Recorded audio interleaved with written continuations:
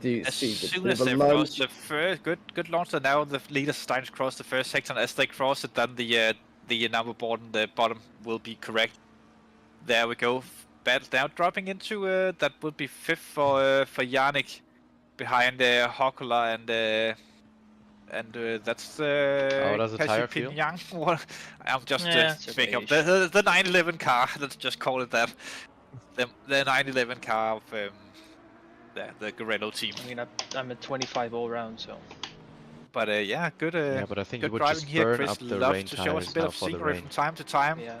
I'd rather stay away from the pack. Yes, we had a big thing about that when we did touring cars about a year ago, where there was a lot of good.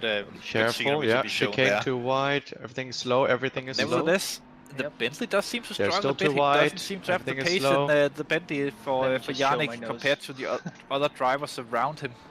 Yeah, Crash, stay left, stay left. Porsche, Stop. Of course, McConnell as well, who is now Hakola. So they have just suddenly driver changed halfway through a lap. How are we? Have actually one tap on the gap rear. towards the Bentley, now on board with Joshua, who is trying to put a bit of pressure there on the current leader. These two being on those Got him. dry tyres will improve their lap times That could have been quite much worse. suddenly as well, until that rain comes. But Sam is being able to create a tiny bit of a gap between That could them. have. But It is Joshua much worse for everyone around us. going to be able to catch up going through the back everyone straight around if us, he I can has that see it's extreme much advantage. worse. If he's under They're about gonna be 4 all tenths, slow. there will be quite an improvement They have for a lot him of in damage. terms of how actual close he can be. But he wants to try and create a bit of a gap for himself there, Sam, before the back straight, and then obviously the start finish straight as well. No, I'm already alongside. Yeah, I think from Josh at this point, he's just trying to stay with Sim. Sim does know this track quite well, at least I've been told out there in the rest of the community. But for Joshua, it's just staying with Sim for as long as possible, and careful. Yeah, just being close enough to if Sim makes a mistake, that you can be up there applying immediately pressure on him and maybe getting the move done.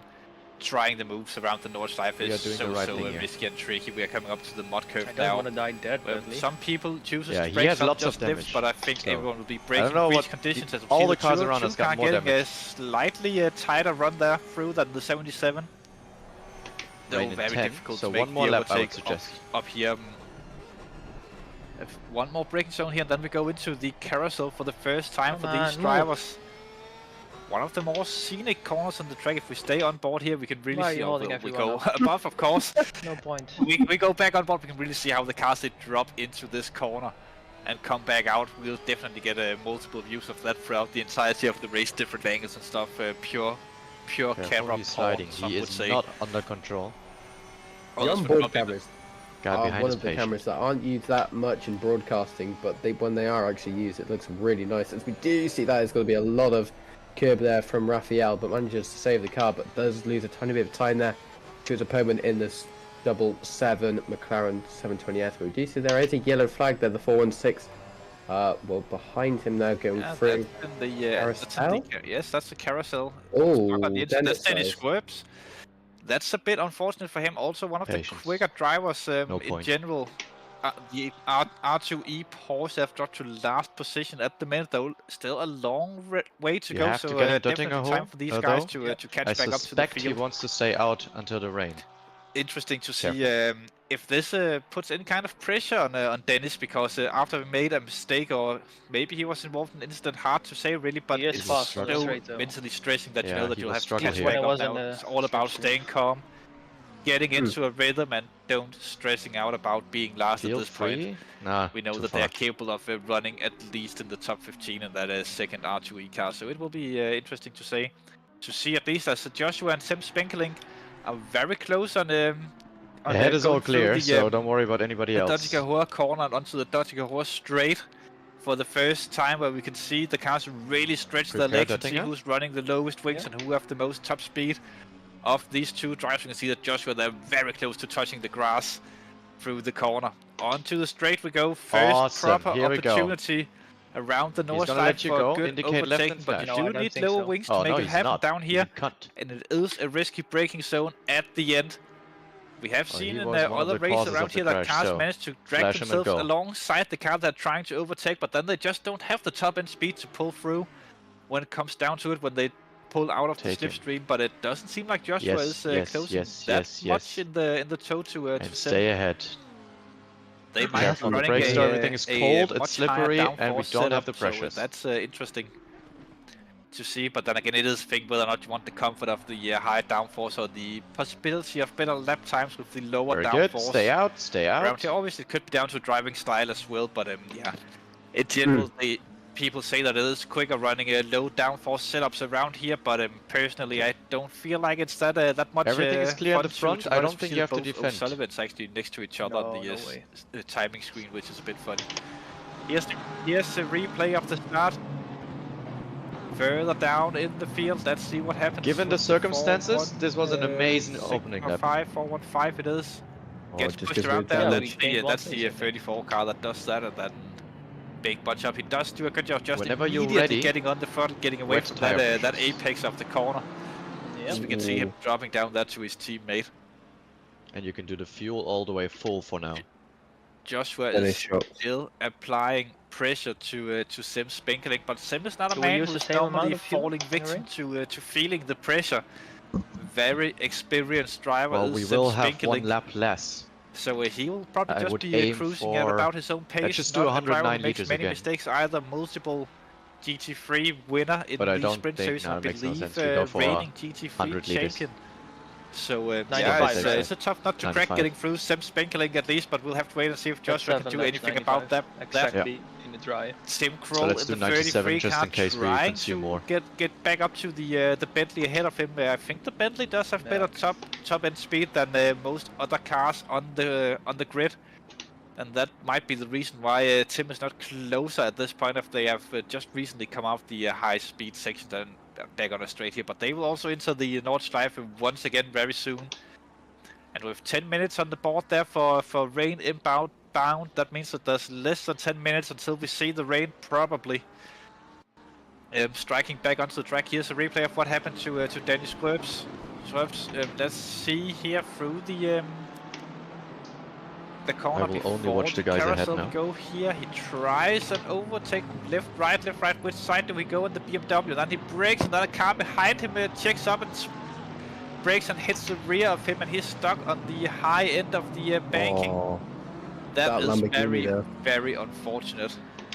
That Lamborghini being absolutely paralysed with Dennis Shops' car in front of him, not being able to move and having to come to practically a halt there for him, and he's going to also lose so much time to the rest of the field there. But back on board with Tim Kroll now under quite a bit of pressure in that Ferrari 296 from the 77 of Kappelhoff behind him, and then we also do see then Kazompel as well in the 202.992. But he is going to be going through the final few corners now of the Nordschleife loop, I believe. As he is one of the drivers who haven't completed the first lap, I believe, or are we onto the? We are onto the second lap already. We will be too slow for 8 laps. my days, sorry. Oh right, okay. We have already passed Flugplatz even, but this is actually quite good for Yannick Velendog in the Bentley, as he gets some whenever you want, I have pressures. Now they're feeling the pressure as much anymore in that 23.9, 23.8. Big boat he's driving. Check. The 101 car spun, I can see on the track. Very big, unfortunate there for Mr. Dominic Gies. As he got going once again, but yeah, it is a beautiful study of style watching these cars go through. We see a big gap forming further down the field as well. Behind the trees they go. Reminds me of like the old days the current days as well with touring car racing and the old Formula 1 racing on Brands Hatch when they went through Druids and they just disappeared behind the trees and came back out on the other side. Oh, it wasn't even Druids. Corner 2 at least on Brands Hatch. In the next few corners, next few minutes, we will start seeing the rain appear. It will start quite light, as you can see on the weather radar in the top right of the corner of the top right of the screen, and then it does get quite heavy practically just after that light rain, so we will start seeing the pace improvement from the people on those wet tyres, who will actually be struggling quite a bit now as it's a fast track. So however many people are on those wet tyres are probably trying to preserve their tyres as much as possible for that rain to actually start. Check everything 1 up. Yep. Yeah, as I've just been tagged in somewhat some instant stuff regarding my team. Someone is apologizing for hitting hitting Dominic. So apparently he didn't bin it on his own, though it was a very likely outcome or possibility that he would have done something like that. Yeah, further down is a little early, but I think he's very far down after he had that contact or spin or whatever happened earlier on this lap. But it's interesting to see that Justin de Jong is all the way down in 10th position. So is it correct that there are no GT4s? Chasing down Nino Torben here from like Astro Racing Team. Shame.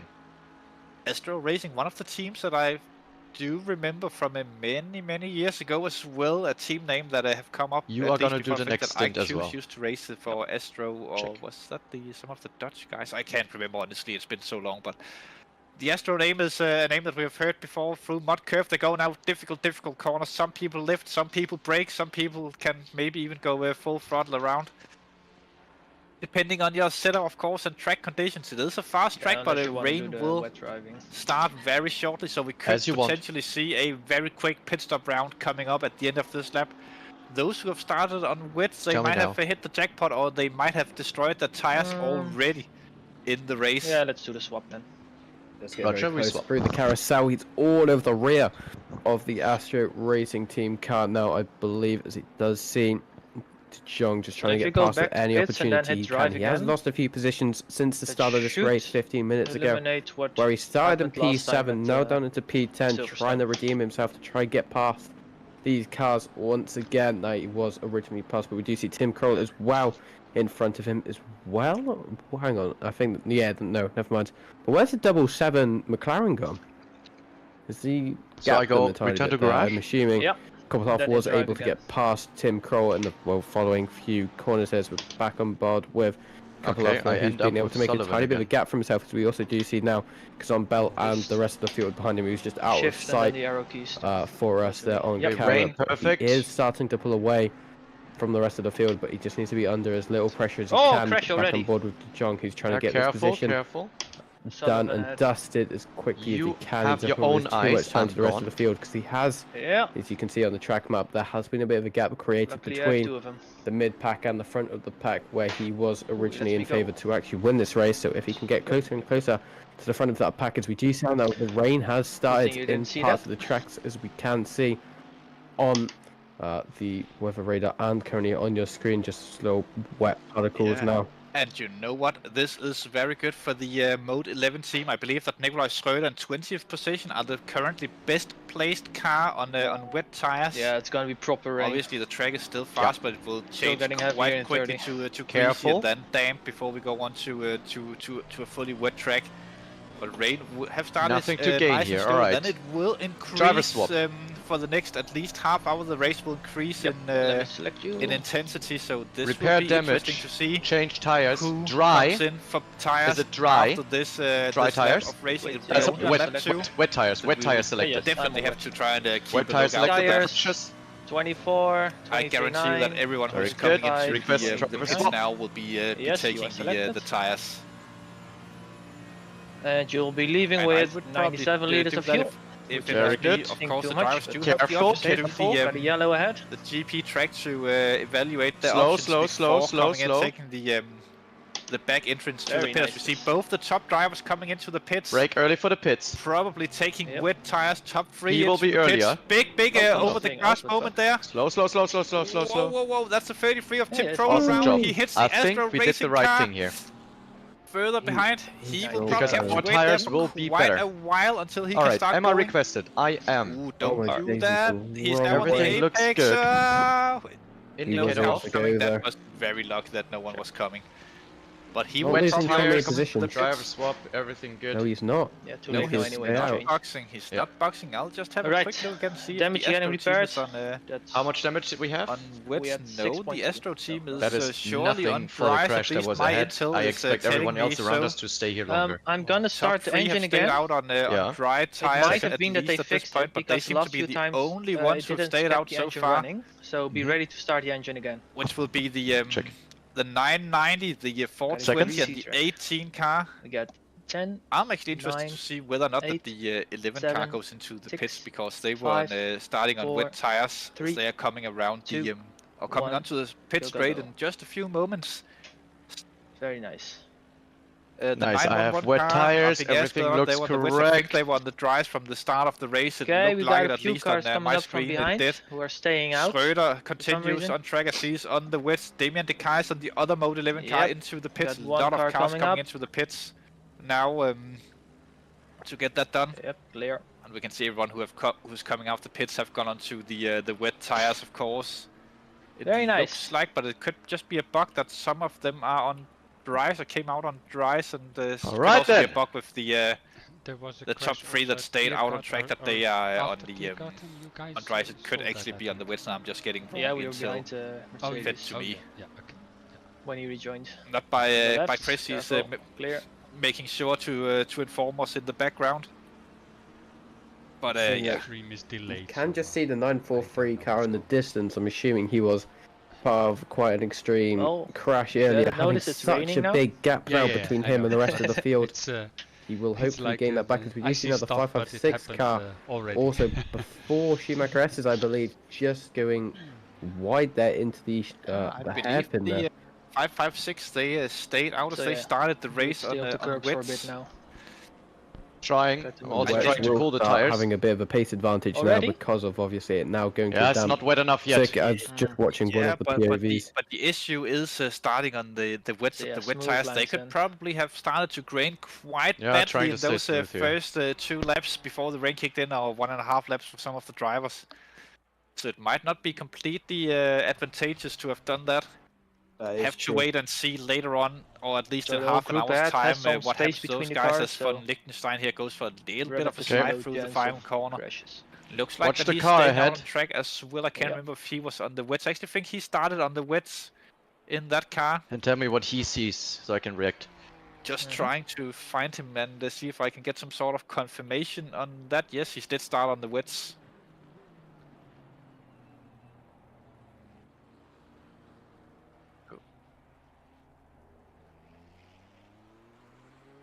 Chris is just talking in the background, saying naughty words that we can't say live on stream.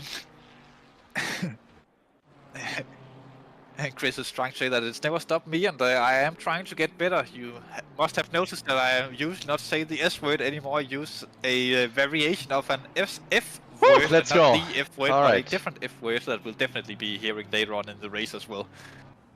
The F word being feces, of course. Oh. What position? Politically correct. I think that there's a stop go 30 for the 1.5 or the 1.35 car. That will be probably speeding in the pits. Yeah, I see them. They might not have practiced the pit entry. This is a little bit tricky around this track on the Nordschleife because the pit boards come up earlier than they do on the normal GP track around the Nurburgring. At least the pit speed indicator. So it is difficult to get that right. Also, the entry for the pit lane, if you haven't practiced that, it can be tricky to find, but we assume that most people have that down and done and dusted and knows what they're doing. Anyways, Ryan O'Sullivan of Big Brain Racing, it looks like he's chasing down some sort of... Whoa, someone spun around there. That's Maxime O'Brien from MSR Esport Eternal in the 212 Ferrari. Not up from him, but it looks like that he will now drop down to being close to Dominic Gies. Of course, he will. Further up the field, the Bentley of Yannick Wallendag in 7th after the pit stop round. Shops is driving like shit. Little bit surprising. He have dropped a few positions, but then again, there are the 3 ahead of him who didn't take the stop, and that's why he's those 3 spots further down. So I'm just mumbling a little bit to keep entertainment going.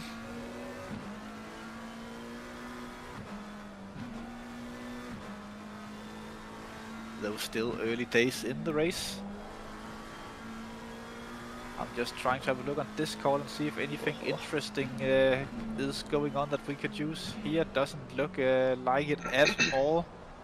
Memes and stuff happening. I do have a kind reminder to the people out there on YouTube if you want to come in and get interviewed during the race. Either because something interesting happened, or if you just want to tell us a bit about your team, maybe have a fun story about the name or your origin or whatever you would want to talk to us about. Or if you just want to get interviewed about your race basically and get some screen time, Then go on to the SSRI Discord channel, the Sim Racing International, Yellows, Sim Sport Racing International Discord channel.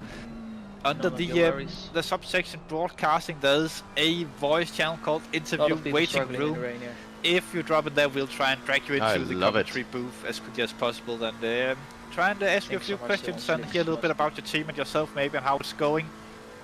Kind reminder to maybe do a little bit of a message in the YouTube chat saying that you might be in there, or you'll be coming in 5 minutes or something like that, so we have an actual chance of noticing that you'll be in there. As we have a little bit of a spin on the stream from Eagle Racing Samuel Dietz, German driver in the 15 Ferrari. And he could have damage that caused that. He could be also on slicks, yeah, as Chris just mentioned. But we also do see Charles as well down in P3, one with a stop go 30 seconds. He is dry? Are you sure? Wow. It shows so. Just mentioned that. Yeah, it always shows that. Yes. Oh, no, but some are wet and some are dry. Oh, okay. I can say that Dietz are currently on the wet tires.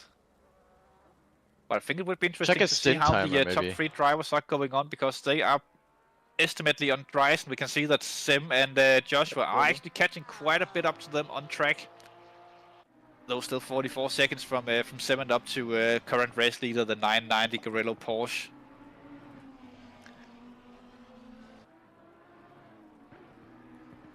What was his number? Car off track. Hoppa. Yeah, Chris is saying some interesting in the background that is Scholz's driver, who have the stop go 30, who is currently in a 2-man team for this event. He is the one driver, the legend himself, who did the 24-hour charity event on Kialami last season, all by himself. The man who did 24 hours of driving and swore to God he might just burn that he up would his not tires. be racing Kialami anytime soon after that, as he got so sick and tired of going around that track for 24 hours. But he is the guy who picked up the stop go 30, or his teammate might have been the one. Oh, bro, come on, find the throttle. Having another spin in the 212 Ferrari of MSR Esports Eternal. That car is severely damaged at the minute. Him anyways. He will surely be taking a stop at the end of this lap as well, but he will not be the only one during this race who will cause severe damage to his car. But this brings a tricky situation for the cars behind, whether or not they dare to go for an overtaking move on a car that is so unstable, as we see him just hitting the wall, spinning back out. This might be the time where he probably wants to just for 0.3 or 0.4. Take the return to garage to not cause any issues for other drivers, but he is still going, soldiering on, trying to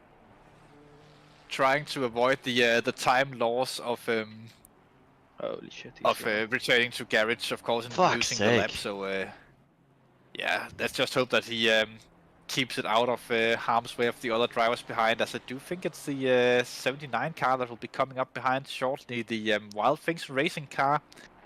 One of the liveries that we'll surely be talking a bit about later on in the race when we get there, as it is one of my favorite liveries on track. Nice gap. The Wild Things liveries, of course, designed by Denise Pope. I'm not entirely sure if she's racing the race or not, but truly beautiful liveries. They have updated the BMW livery. It used to be the classic dark blue or black kind of livery. I couldn't dare. On the roof. But new sponsors on the car as well. The nice. They get past the 212, but it looks very good in the hot pink. Mercedes. It's a very, very notable car, noticeable car on the stream when we get to see it, and the super in the middle detail of the on the livery. Looks very good and very realistic. The only thing that I would personally change was the side, so it didn't overlap the number board. Can't do anything. It is what it is. It's nevertheless still a top livery in my opinion. Vincent Wilczek actually doing quite a good job. Freeway battle here with the 101 car. That would be aim for a good exit on the next one. Roll as well, and then Vincent Wilczek, 2 Ferraris and a Mercedes. He's probably going in anyway. That Mercedes will not be happy being in the middle of a free ride down the Dönniger. My tires are getting too cold like this, actually. Whoa, sliding out wide there. It's hard to get side by side through that corner. Nevertheless, free wide. Car on the right, clear. Good aware driving, at least from Dominic and Vincent. At least Vincent there backing out of that one, not making it free. Yes, very nice. Free car side by side through the corner and move over. And just not lifting there. He basically had baby. He would not be lifting through that corner until he got the overtake done, or he saw guard himself. Here we go, free air. So and here is where we shine with our setup. I've been left alone in the commentary booth for unknown reasons. So shame on you out there. You're stuck listening to me now. A lot. Yep. For the next foreseeable time, as Yannick is still applying the pressure to the 77 car. Or he have caught up to. I actually think that he got. The rain is lasting very long, which is good for the people starting on dries. He's at least behind the 77 car, and they're trying to put pressure on to get a move done, overtake done. But it will be difficult if he doesn't get it done before we go on to the Nordschleife. I think we've done very good so far. Should be nice if it lasts 60 minutes or something. So it is what it is at the minute. Yannick trying still very hard into the corners. Yep. This the is one of the things in the front you have to be careful slow. with the curbs.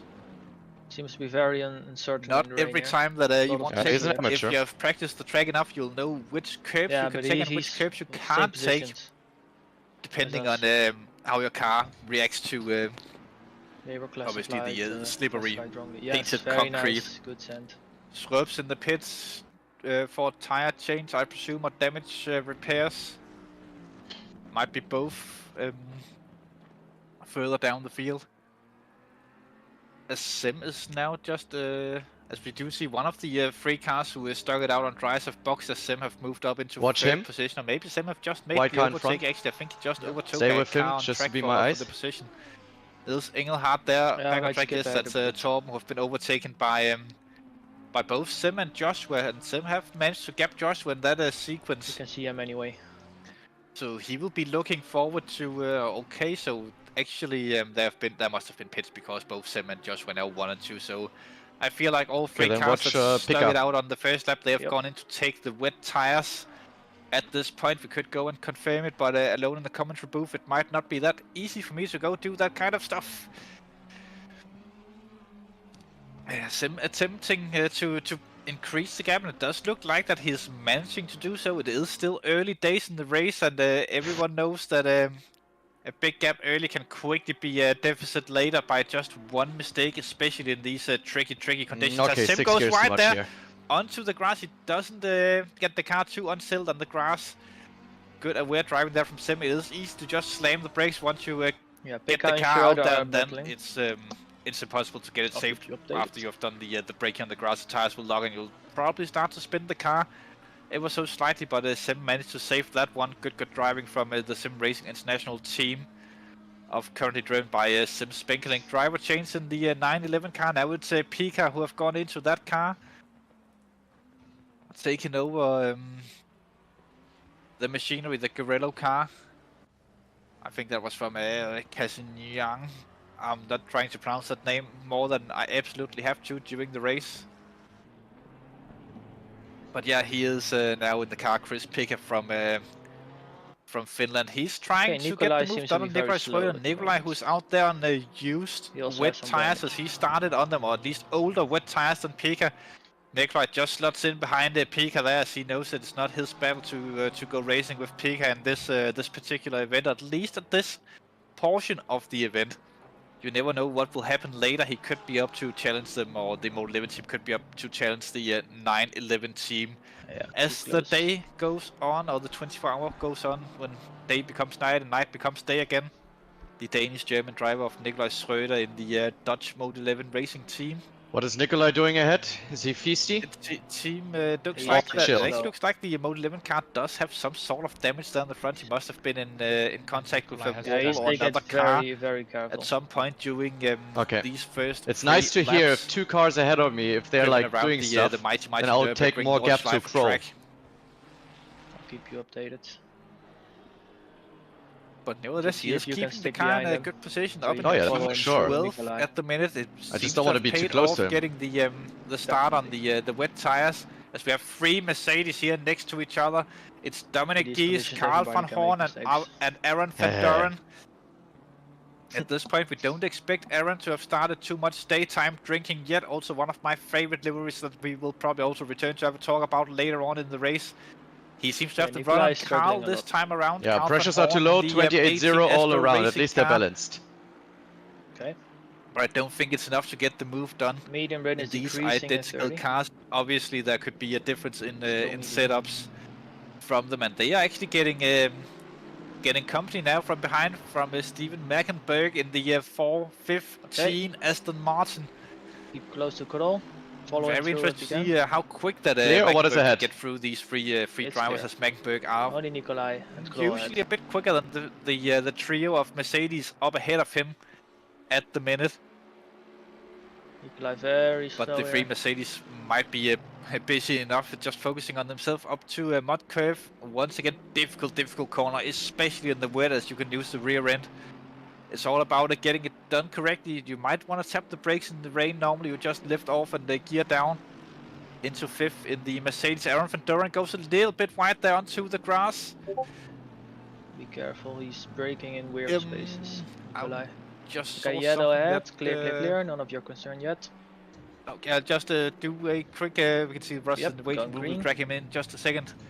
Actually, we'll drop you in now, but just before we go on to the first interview on the evening, just a quick reminder out there that when you do your instant reports, it have to be the correct file, either through WIT transfer or Google Docs. You cannot submit short clips on your phone, Twitch streams, YouTube clips or whatever. That will not be confirmed as, they will not be seen as valid incidents. Hello there, Mr. Russ. Good move. Hi, how are you guys doing? Not that bad. Just can you quick tell us about what car you're in, because we have no clue. I don't have the list open next to me. We're in car 135 in P31 at the moment. 135. Were you the guys who had the stop go 30 just a few seconds ago? Yes. I didn't want to do what he does. We assume that was for speeding in the pit lane. Yeah, we were wondering if it was going to be a disqualification because he drove 85 in the pits. So we were really hoping for a stop go 30, but luckily we got the stop go 30. It would have been a shame being disqualified so early on for such a minor thing. Was it the early pit board? Is he driving safe or idiotic? That they come a lot quicker here than they do on the normal so GP might track. Go in box now. No, so actually when you enter the pit, there's like a little bump, and the guy's button is on the top left of his steering wheel. One of those Mozos. And then as the bump came, the bump just completely threw him off, and it accidentally bumped the button, the pit limiter button again. And then as he's trying to, obviously everyone goes flat on the with pit limiter on, and he went flat, and then he realized, oh no. Passing Sullivan. So you probably we had a difficult start of the race, to be honest. Do you reckon you can bounce back? As we just see two Mercedes in the background going side by side and half spinning both of them. But do you reckon you can bounce back in the race? I'm not doing it. Obviously, it's a shame with the early stop go 30, but you will at least have some clean air to drive into now. Yeah, that was what we were hoping for. We were actually tempting on just doing an early pit stop for the wet tires, and it's kind of working out for us because we enjoy the clean air, so we're just gonna 2.5 stay safe and have everyone else crash and ruin their races, and then we're just gonna continue doing in consistent laps, making sure that we stay off the wall and just set consistent lap times. Yeah, just mentioning it quickly, just interrupting you here. Yannick Valendok in for an unscheduled pit stop early on in the race as well. That could be damage or busted tires. But yeah, what's you mentioned just being safe out there. Is that your main strategy don't for worry the race? about Just Pika. keeping He the cars is clean as possible throughout. pretty quick.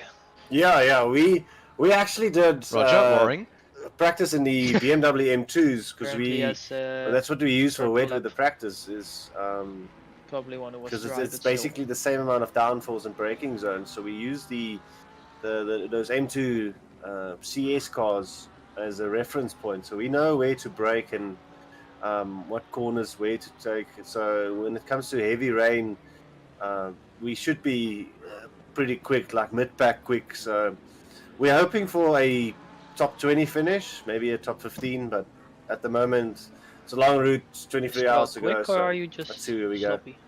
Yeah, I think the top 20 is. I think a lot of the midfield teams or usual midfield teams, they will say the same. The top 20 are the goal. Okay. Obviously, the midfield battle all season have been very tight. It's basically all the way from like 10th position and down to the low 20s are all within like one normal big I am catching up to him eventually. Who tracks the longest straw at the end of the race from time to time. It seems like in this endurance season. But top 20 you're going for in the race. Yeah, top 20, definitely top 20. We qualified P30, but it was wet weather qualifying, and just more consistent. We've never done wet weather qualifying, only wet weather racing. So it should be interesting to see where we end up. And I mean, obviously our position is not in favor of us at the moment, but we are catching everyone ahead about 1 or 2 seconds a lap. So we are going to push forward, just having consistent laps, staying out of the walls. You are the team with the only 2 drivers, and we'll just mention that out there for the people watching. Do you reckon that the tiredness will become a big factor during the night and the early hours in the morning? Not at all. I mean, we're two young guys. I mean, I'm 25 and Schultz is 23, so we can survive on energy drinks and sweets, so we should be fine. And we're on different sleep schedules at the moment. I went to bed only at 4 this morning in order to be able to do the graveyard shift, and he's going to then wake up at 3 a.m. and do the rest of the graveyard shift. 27 and a half all around. Different schedules, energy drinks, so we should be fine. I remember the good old days when I could do the same. I will be trying the same for this race, as I unfortunately woke up too early here in the morning. I had to do the briefing, as of course you were probably there. Maybe if now doing commentary, and then I have to do the graveyard shift as well. So we'll probably be seeing each other on track. Though I do have company of my good teammate Britt Barthes, but I haven't been up with by the use of just energy drinks for many years at this point. But energy drinks is my buddy when it comes to 24-hour races. It's otherwise halfway through. It happened to me once. Halfway through a lap, you just start falling asleep, and then you realize you can't call your teammates because no one else is online. So it's a struggle. Yeah, it's the thing about these races, especially when you enter as just a 2-man team. Is it because you're not more on your team, or just because you like the challenge of being just the 2 of you? No, actually I had to beg Schultz to take me on as a teammate. He wanted to do the 24-hour solo. Again. Again, which is kind of crazy. So I said to him, no man, let's do it 2-man group, and then only last night he informed me, hey man, we're still doing the 24-hour 2-man. I'm like, oh yeah, 100%. Never driven the Porsche before, never driven it around Nordschleife before, so last night I was just doing weather training with it and quick laps, but I'm not too bad. My dry times are the same as my wet times, which is kind of scary, if you ask me. Yeah, that's a bit crazy actually. I did notice in qualifying that some of the people were going quicker on the wet qualifying that I was doing in dry racing ordinarily. But I guess that's part of one of the things about the Nordschleife. I also found it quite a bit easier to drive in the wet than in the dry for some reason. Do you have the same feeling about the track? Yeah, our setup feels a lot more stable in wet weather racing than in dry. I don't know why. Once we had a setup on for the dry, and it kept feeling like the tail wanted to come out, and then we took the setup over to the wet weather tires. Put on the wet weather tires, and then it felt like the car was extremely stable. They didn't change anything. It felt like, wow, this is a wet setup. So we reckoned, because there was a wet practice server, we just decided let's stick with the setup. I think the majority of the race is going to be wet, because in the end it is Germany, it is in Europe. There's a lot of rain there, so. Oh yes, definitely, and another thing, there's a little bit of a fun fact about your team, if I'm not mistaken. You are not actually racing from Europe at all. No, we're from South Africa, down south. Yeah. Right at the tip of Africa. Have that caused issues for you previously in races with connections and stuff? We do see the ping bars a little bit higher with your team than the others, but not anything to be worried about at the minute. It is still so your car is not a rubber banding for anyone, but have you encountered issues due to connections before? Normally to Europe, no, because if the ping is anything below 250, it's fine, because it's not really fast-moving items like in shooter games where there's a bunch of bullets traveling around. But with racing games, we should be fine. with sometimes when I drive, my ping shoots up to 300, but then normally I'm not around someone, so it doesn't affect anyone. But if it starts affecting people, then usually we do a driver swap, just to change back to Schultz, with Schultz as the most stable ping here. Yeah, and I guess that's something that will come in later on. You mentioned the graveyard shift. Have you done a lot of nighttime practice around the track as well as the daytime? Not at all, no. No nighttime driving. It is actually a very beautiful track in the dark. You can see there will be lights around the campsites or the crowded areas with a lot of crowds and some big projectors going up there. You really get that feeling of the Nordschleife. The only thing that's missing are the smell of the barbecue and tons and tons of drunk Germans around the track. No, we're actually we're talking about just before I come on here. We're talking about going to Germany to have I cannot do this. To go watch the 24-hour. So we're actually discussing, how much is plane costs, how much is camping there. So we're actually planning on doing it, and it's one of the. I know I have a top 3 races that I want to go watch. Is Nordschleife 24, Le Mans 24, and then the Monaco GP in Formula 1. So that's the 3 races I want to go watch one day, and definitely we are planning it. So hopefully in the next, I say 5 years, I can send you a message and tell you, hey, show me around. I would love to go back to the Nordschleife again to watch the 24-hour race, but do remember to plan what you get at least an idea of what you're playing and doing while you're at the track, broken? Because it is a humongous track. Still flying. To get around. Obviously, there are shuttle buses that can take you around the track to different key areas, but just walking around it, that will be very, very tough if you're bringing your tent and all camping equipment. And don't forget the beers, of course, as German people love those. With both drivers. Yeah. One of the priorities are we have to camp near a beer tent or a beer bar. They're not around the track. There's actually not that many of those, as it's basically mostly around the stadium area where there's sort of that. Elsewise, again, you can definitely pick up beers from the locals out there around the track. They're very, very friendly. The Germans have a good culture of sharing the adult beverages with foreigners coming around the track. Yeah, we'll. So we don't call barbecue a barbecue in South Africa. We call it a braai. So once we're there, we'll show the Germans how to barbecue, and then the Germans will show us how to drink. Oh, I think that sounds like a great plan. Definitely, but I'm gonna go back to Schultz. He's probably we're starting on coming up on our first pit stint. So yes, thanks for the interview. Do that, and please feel free to drop in again later on in the race and tell us a bit about how the race is going and the tiredness scale that you guys are running on. Not really. Will do. And maybe keep account of the energy drinks as well, because we would love to hear how many it takes to do a 24-hour race without sleep. Alright, thanks guys. Thank you. That was Russ. I forgot to the last name. I'm definitely going to butcher that. Russ Kilias, I'm going to say. I think that was pretty close to a South African pronunciation of that last name. While we were talking to Russ, we did see the 321 Bentley was stopped on the straight on the GP straight. Might be holding Seems to be a force feedback issue from Yannick Velndok. They are back going again, but with a different driver in the car. So Smeets have gone into the 320, the Boldly, the Team Rocket ship in 24. Great name, of course, on that. They are running in the 20th at the minute. That's not that bad, as they took that unscheduled pit stop and the what? That was a track cut. Not too far down after the early issues. They can still get a good result here and climb back up the grid. Quite easily. Nothing is over this race yet, as there are still 23 hours and 13 minutes to go. As Aaron Van Doren goes on to the offensive on Ryan O'Sullivan.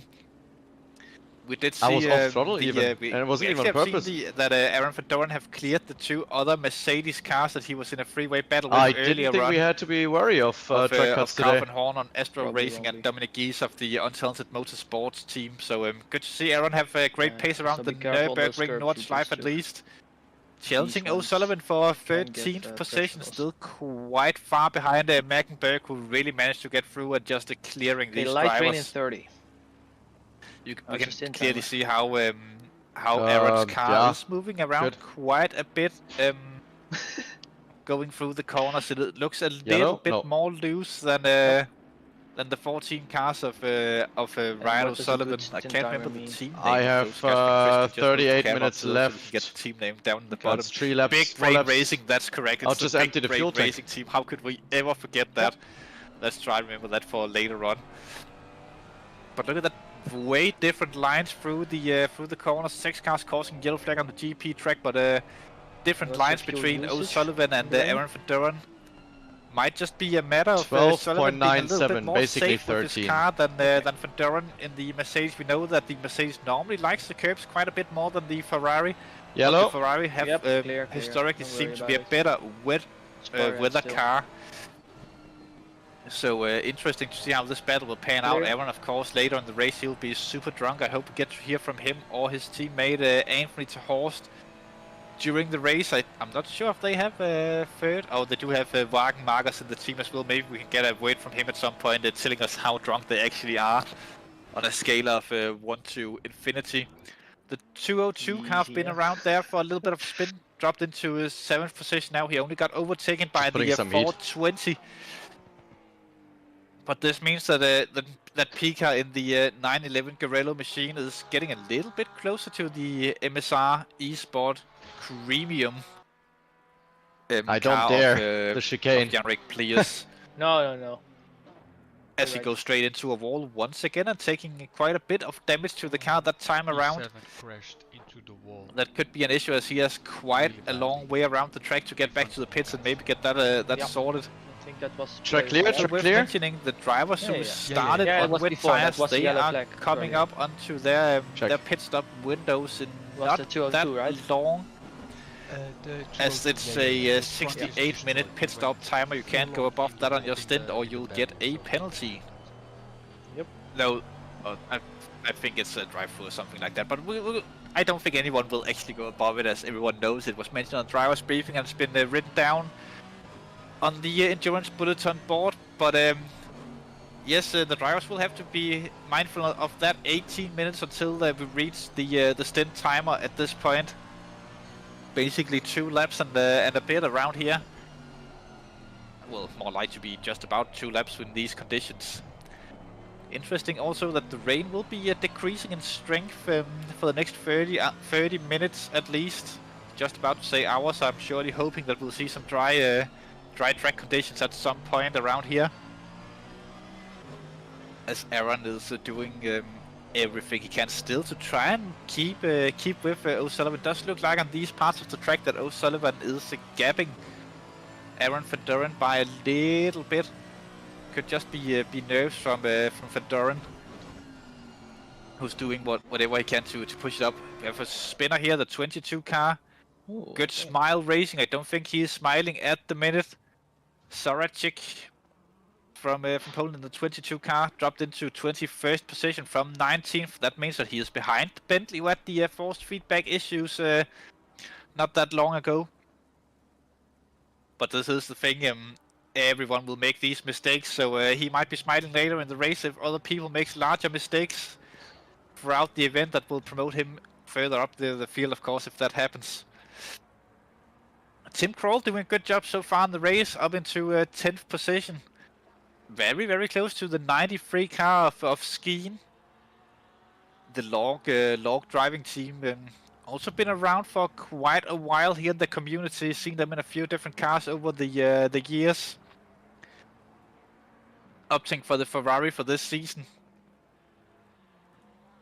Putting the pressure on Skeen. Through the corners they go. I think they're right around Brunchen at this point. I think that was Brunchen they went through. A little bit hard to tell on the track map, but it sure looks like they're up and around that area at least. Or is this Brunchen? Yeah, this must be Brunchen that they're going through now. Yes, it is. Hard to really tell on the map as there are so many cars in that area. It's getting blurred out by the moving dots. At least on my screen. What crap weather to start the hardest track in the game? No, it's all good. It's the perfect weather conditions for endurance that was a bit hot. This really applies the pressure for the for the drivers. For the first time after Flansgarten, I managed to do full throttle the entire wavy stint. A lot of teammates to the drivers. And then the braking zone is much extended. For all the drivers out there who are crossing the fingers that their chosen starting driver will not bin the cars. Justin De Jong is applying the pressure now to what's that? Klappenhof for fourth position. Justin have really progressed through the field here on his first stint. I was so proud of myself that the wavy bit I could finally do full throttle and then this. That down the Dutch Cahors, but will the Kappelhof have? All right, I have 3 laps after this. Down the same straight. That is a possibility. Of we might be able to go into dry. 30 minutes dry. I don't know for how long this been there. Try to force Justin into going as late as possible on the brakes. Okay, then we should go to dry. Control of the car. I say that a little bit next earlier. Settinger, I'm ready to copy the pressures. The exit of the corner, putting himself immediately under pressure. Once again, heading onto the start-finish straight. But Justin up into 4th position now, but still almost a minute behind Jonas Hokola in 3rd at the minute. Yeah, it's not to be fully dry then. No, but I think we should not go on to wets.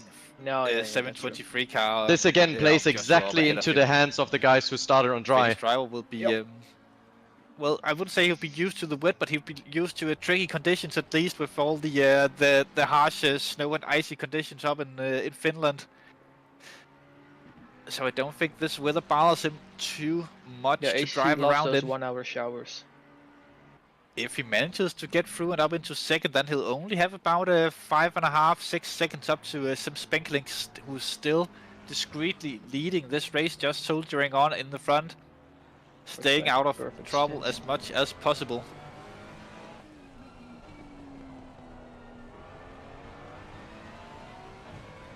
Alright. On to the Nordschleife we go. Me too. For the be that 6th or 7th time during this race. A stint will be about 8 laps long in good conditions. Probably the same in the wet. As the track length is so long that you normally don't have the additional time to do the extra. I was looking for the gravel section of this stage, but Go left, go left. Hokola through the corners. You can really see that the rain is kicking up from the car ahead. Not that easy to see the apexes of the corners and the track ahead. In the rain conditions and with the window wiper running back and forward. Nikolaj Schröder comes into the pits. He started on the wet tires, coming in to get a fresh set of wets. I assume though in half an hour it seems to be clearing up in the skies. The rain will stop during the next half hour of the event. All struggling a bit. Hokola gaining quite a bit through there on the inside, little bit later on the brakes, not touching each other. Good job of keeping it clean. That was one of the best overtaking opportunities during the lap of the Nordschleife, at least when you're out there. But they managed to keep it clean between each other. A respectful room was given out there from Joshua in P2 to Jonas Hokola. Of course, both of these drivers, they know that the race is not won this early on, so having an instant now could cost them in the long run. Don't worry about it yet. Just keeping it clean, but trying not to lose time whilst doing that are a little bit tricky. And as a racing driver, sometimes you forget that it's a long race and you just want the position so badly at the minute. Especially when you feel like you can go quicker than the driver ahead of you on track.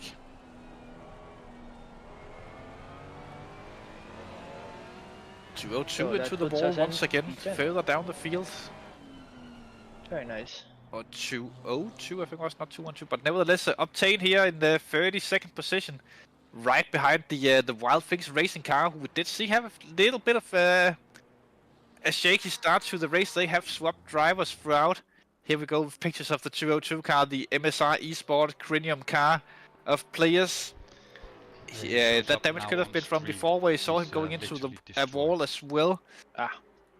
He has now dropped into 11th position, and that's Boys, I'm telling you, through there. Now he'll be 12th. Driving the daily wins the race. In the Porsche, it will probably be a somewhat long pit stop for him next time he comes into the pits, and they will definitely want to repair that damage. They might even want to do it at the end of this lap. Recover from that. Oh shit, so he will just basically be trying to recover the car from this point on, losing as little time as possible. No damage wins the race. The tricky part. When you want to go hurry, but you need to hurry up. Just but being careful at the same time can be a bit tricky, as we see him touch the grass. Wasn't even going fast. I don't know exactly what happened down there. I think that the tires are starting to give up. A bit difficult closing up on the foxhole, being about 2 or 3 corners. White flag. I mean on the exit, yeah, but I went wide on the exit even though I was slow. I don't know. He does seem to be managing to keep control of the car at least up until the foxhole. Yeah, but it's nothing with braking. From this perspective. Interesting to see if Ryan O'Sullivan will catch up to him during this lap. I think I just carried too much speed. The tires are giving up quicker than I thought. It was much less speed than last time, but I think the tires are degrading faster. Still ahead of... oh, there we go. There, O'Sullivan and Aaron Van Doren go by him. A little bit of a moment from Van Doren. We saw the back end stepping out there, and also not the most optimum place to try and overtake a slow-moving car as Van Doren. Yeah. Finds out the hard way that he misses the before that, then goes a little bit wide into the next corner, then just touching the grass. Loses quite a bit of time. But good drive nevertheless so far in the first stint from the CBSR driver of Aaron Van Doren. Apex a bit. Have been some small corrections on the wheel and stuff like that. Oh shit, was that on stream? Incidents or crashes worth mentioning at least, or we have seen on the track map. Doing such a good job so far, Van Doren keeping the CBSR car on track. And that's the thing in the race. Just keeping it going will grant you a lot of positions by the end. As I believe that the team who goes through this event with the next fewest driver? Incidents and fewest mistakes, they will be the team favorite to win. I meant it's from not us. all about the pure speed around here. Ooh, big crash! That contact for in the battle for P2. Jonas Huckler and Joshua coming together up at Brunchen. It looks like left-hand racing team of Joshua Groening there cannot be too happy about that. Although we didn't see the full scale of the incident there, but from what we saw, it looked like that that Huckler came up on the inside there.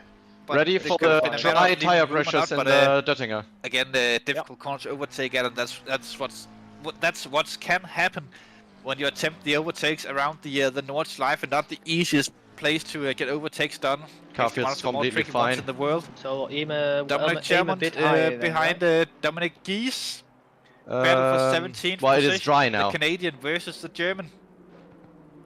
BMW versus Mercedes. But aim a bit higher for the 101 versus 225. What else can we say? White versus I don't know for how long though. Grey.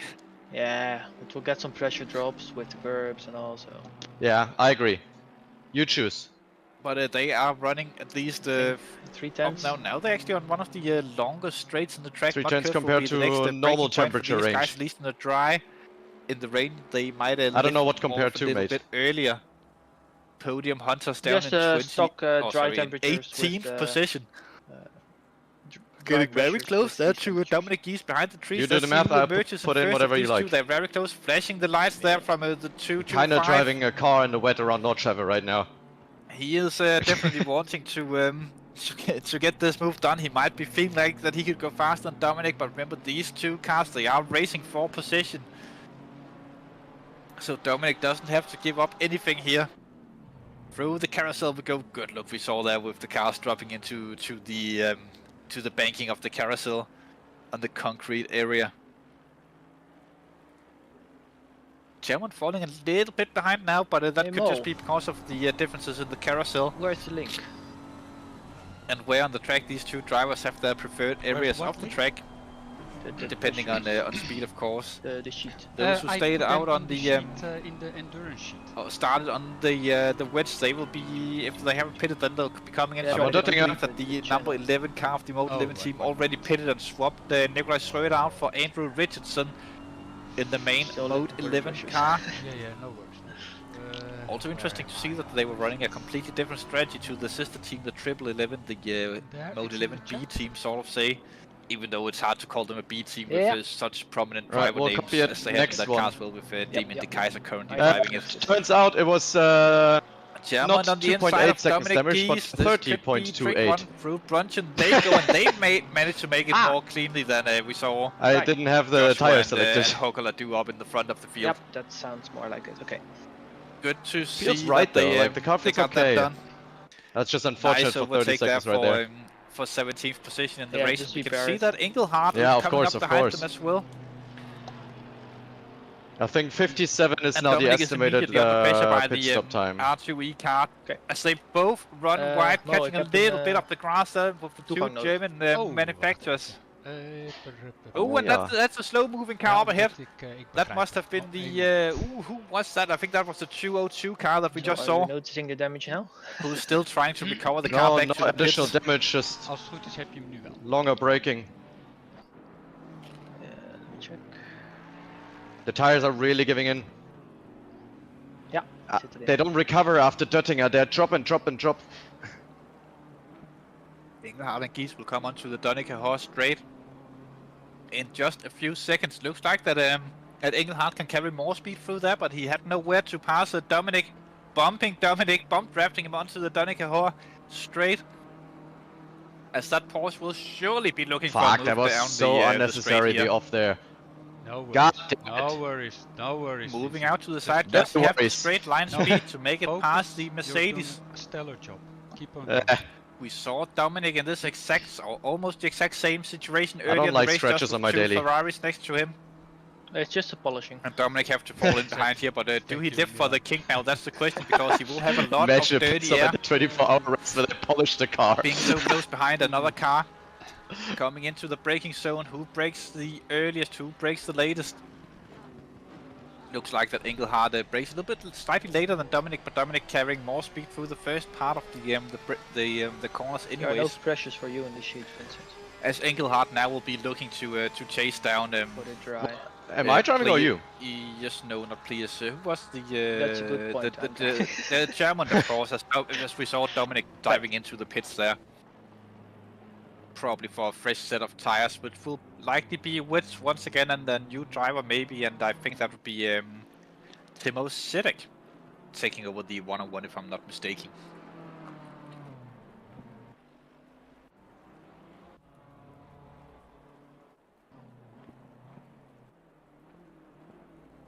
When you're ready. Döttinger. But let's wait and see what happens there. Damien de Kaiser in the Mode 11 Triple 11 car. Still out on track, but he will be closing in on his stint timer as well. This lap, and maybe one more he can do before he have to come in for driver change.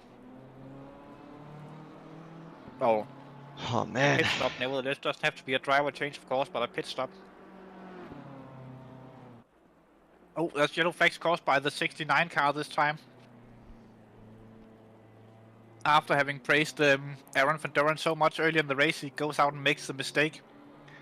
As Niels Engelhardt made the move on Chermont even before. Yeah, brake bias much the further GP to the rear than I over. had in the beginning. As the 202 car finally manages to get that Porsche back into the pits for much needed repair.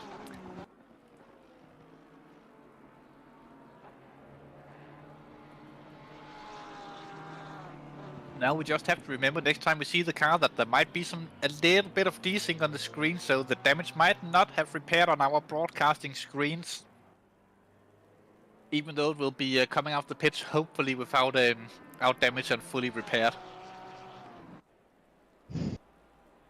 Here we have them stopped in the pits.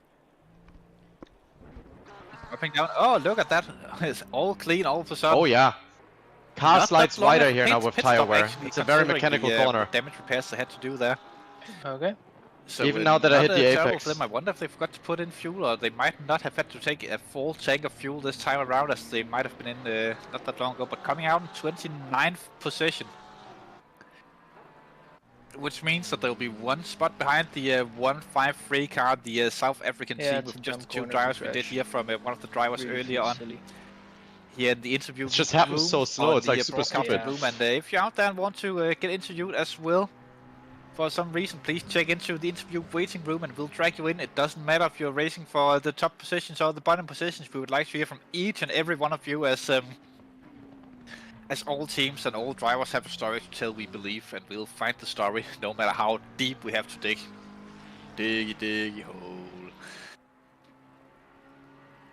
The 77 car of Kabelhof under a little bit of pressure, looks like, by the 420 car of Mushelji.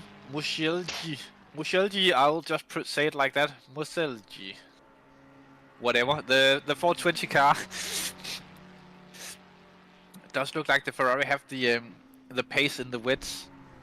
Also looks like that Dominic Gies kept control of the 101 car, but that might be because he just wants to go to the dry period and then swap the drivers at that point, changing a little bit in the strategy from before the race from that team. As a driver of the team, I obviously know what the plans have been around there.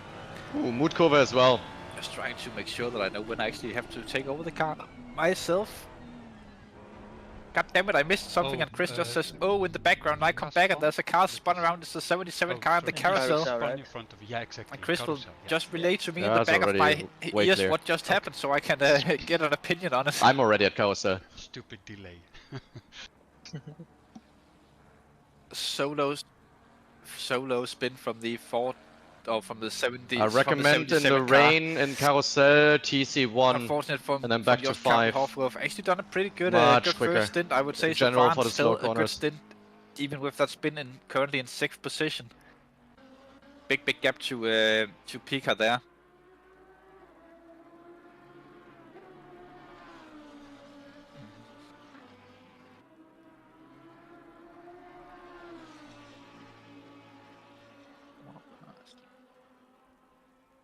I wonder how deep Dominic will actually take the car now. I can see on the stint plan I'm actually supposed to take the car in 45 minutes, but we'll just... I'll wait confronting the team until we see whether or not that Dominic pits again within the... or if he pits on the... when it gets dry in just about half an hour's time. And now something's wrong with my Discord for some unknown reasons. I still have a video on the race, but there we go, now it's fixed. Battle further down the field, Dominic under severe pressure once again, this time from the 141 car. A little bit of a touching there that pushes Dominic to get onto the grass, and unfortunately it ends up spinning him around. He will have to get that car going in quite a hurry as there are traffic coming behind. That's the triple 11 car. No, that was the 11 car of Andrew Richardson, who just made it through. Unfortunate situation for Dominic Gies and the 141 car. It is one of these things that definitely happens when you're going racing on the Nurburgring Nordschleife, and in these conditions as well. That can be very tricky to negotiate between two cars.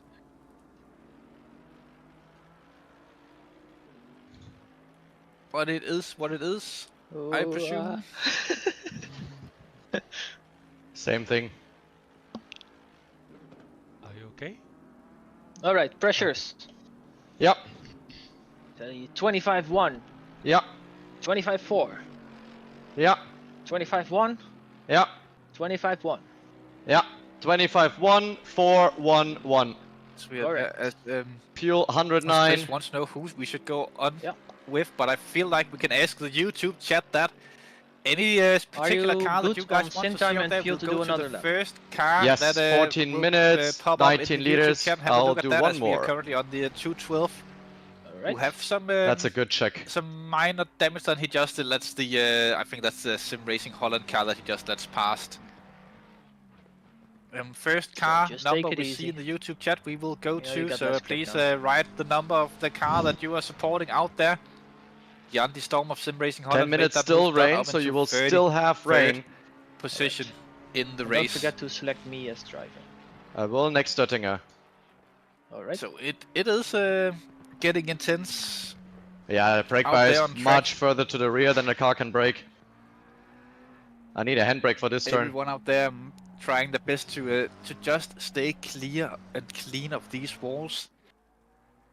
It is one of the things that that drivers often forget in these races, that they are very long. But I do believe that most of these people have spotters yelling in their ears if they get too close to the barriers. Yeah, the first people must have pitted now, no? About last. The ones that started on the wets. Race. Although I do believe he overtook Obtain there, but he still shows his 33rd. That's because he's several laps down. Maybe nobody start on the wets during the race or something. I don't know. Since they are so far behind them. A bit unfortunate. Everybody that started on the wets should pit now, no? No, before even. Yeah. Before last lap they should have pitted already. The ACC servers are down, so people can't actually join the servers at the moment. And that's why we haven't seen the driver swap in the 101 car, I think. So yeah, it is a little bit unfortunate. For the 10 minutes dry. I think strategy on point. It will take a while to dry though. My team that I don't have to take over the car until approximately 15:45, so I'll be here for about another hour, which means that we'll get another half hour of commentary, considering the schedule that we planned on earlier. So everything is working out in the favor of the people out there watching in the YouTube chat. As we are currently following Joshua Gruning, who was mentioned in the YouTube chat, of course, by a Mr. Salad. Great name for you. And yes, they had to disconnect the number 6 count. That's why they are a couple of laps behind, unfortunate for those guys. But still early on in the race, they could probably still recover quite a few positions. Yep. Okay, they are. Other people crashing and could have the disconnects as well. Joshua Gruning of the Left Hand Racing, we saw them involved in a little bit of an incident early on with Jonas Hakula. The Brunchen corner in the battle for second position. So once you leave, there's no way. We currently have 11 seconds up to Mr. Hakula. Did seem like okay, so you have to take over basically at the minute, but it's still a motor race, so he would have to get through, through nice and cleanly. Does it still work that you can take over? But he's at around the same speeds as Justin Jeong. Just once I leave the server, I can't find the server. Take into consideration that check. In which case, I will stay in the server just in case. That the gap haven't come down that much in the last couple of minutes. I think that you need to stay anyway because I think you will. If anyone from the hashtag 16 would come in and tell us about their experience with the disconnect, well, now we don't have a choice. Yeah. We'll keep that would be something to talk about on the stream. Until the Italians do their disconnects are one of the things that could occur for a lot of these teams on the track. That'll be in 3 to 5 business days. Quite the bad reputation of quite the bad habits of having disconnects in basically all the races that we have done in the last almost the last year in endurance. Actually, I think in the last 8 events that we have been racing, in the 6 of them we have had disconnects. So not the greatest of statistics from us, and after getting Timo Sedek known for being Mr. Disconnect and Brett Baptiste from America also with high risks of disconnects that could happen to us later in the race as well. Quick transition. Myself often disconnecting as well, speaking of disconnects, but that's one of the things that are out of the driver's hands. Basically, it's not something that they can control themselves. Quickly gonna run but it could happen potentially to anyone out there on track, so yeah, keep your eyes open and mindful for that, as we will be joined in the commentary booth. Hello, Michael. Hello, Oliver. How is it going for you? You read it on YouTube, so... Yeah, not so good, I can see, but it is unfortunate losing a few laps early in the race, but it is a long race and anything can still happen to you. Just pace-wise, do you reckon that you can claw back some of the laps and get a few positions back in the race? I hope when the other drivers are driving. Hey, Jan is now a lot quicker than me. I'm the slowest one of the team, but I know my place, and I made a mistake here at the carousel, so that's why Jan now was driving, because I had some severe damage on the rear, so I need a pit, or else, or I just was driving, but now Jan is driving, and I hope Luke and Dick van der Klis will drive the gap back to the other cars, so we can fight some positions later in the evening. Surely your team is able to do that, but you mentioned you were on the track not that long ago. How did you find the conditions out there with the rain and the Nordschleife combination? Yeah, it's a little bit slippery. It started with light rain, then it was medium a while, and now it's getting drier. So it's hard to get the right tire pressure. Yeah, definitely is. But speaking of tire pressures, just from practice driving and stuff like that, at least my experience are that the tire pressures fluctuate a lot during the lap, and setting up the tires are basically a matter of where you want them to be in the optimum pressure range. Do you want that in the first half or second half of the track, and how much are willing to go above and below the estimated optimum pressure ranges? Which parts of the track are your team, let's say, preferring to have the better pressure set, if you would have to get the choice? Because we're not the quickest guys, we want to have the most grip in the corners, so it's the middle section of the track. Yeah, that's basically what I've tried myself as well, getting it there. But it is one of the trickier things in of the setups for this this event. Speaking of setups, did you all agree in your team on what you were about to do, high downforce, low downforce suspension stuff, or was there a little bit of a controversy there? No. Everyone did agree. Track is already in dryer. Oh, that's always good to see. Because we that's light right now. Two drivers that normally not drive with us. Only normally Jan, ik, Rogier are driving. But Rogier isn't able to drive, so we had 2 guest drivers today. Do you reckon that they are up to pace with the rest of you guys? Yeah. Guest drivers, yeah. Yeah, they also driving in the Sim Holland championship. It's also your livery are one of the more, I would say, getting to a point where it's one of the more iconic liveries in SSRI, also with the sim racing coming in colors and the Dutch flags on the after rear. this lap. Very beautifully done. Be ready. Does the liveries for you guys? I'm ready. Frans makes the liveries. He is doing a stunning job of that, at least. When are you expecting to take over the car again in this race? Just after the stint, Jan is ending, so that will be, let's say, 40 minutes. Ooh. I think. Yeah, just a little snap. I think you as well. How have you guys split up the driving with the team? Dry, set number 2, change tires, repair damage, 57 seconds predicted, 25-1, 4, 1, 1, Jan is fuel 109 liters. I'm driving a stint. And select me, Jan, that is a good point. And then he's going, you shall be selected, Milan. Going to sleep. And I'm till 11 o'clock, and then we have Dick. He is coming from 6 o'clock to 3 o'clock, and Luke is also coming from 10 o'clock till the morning.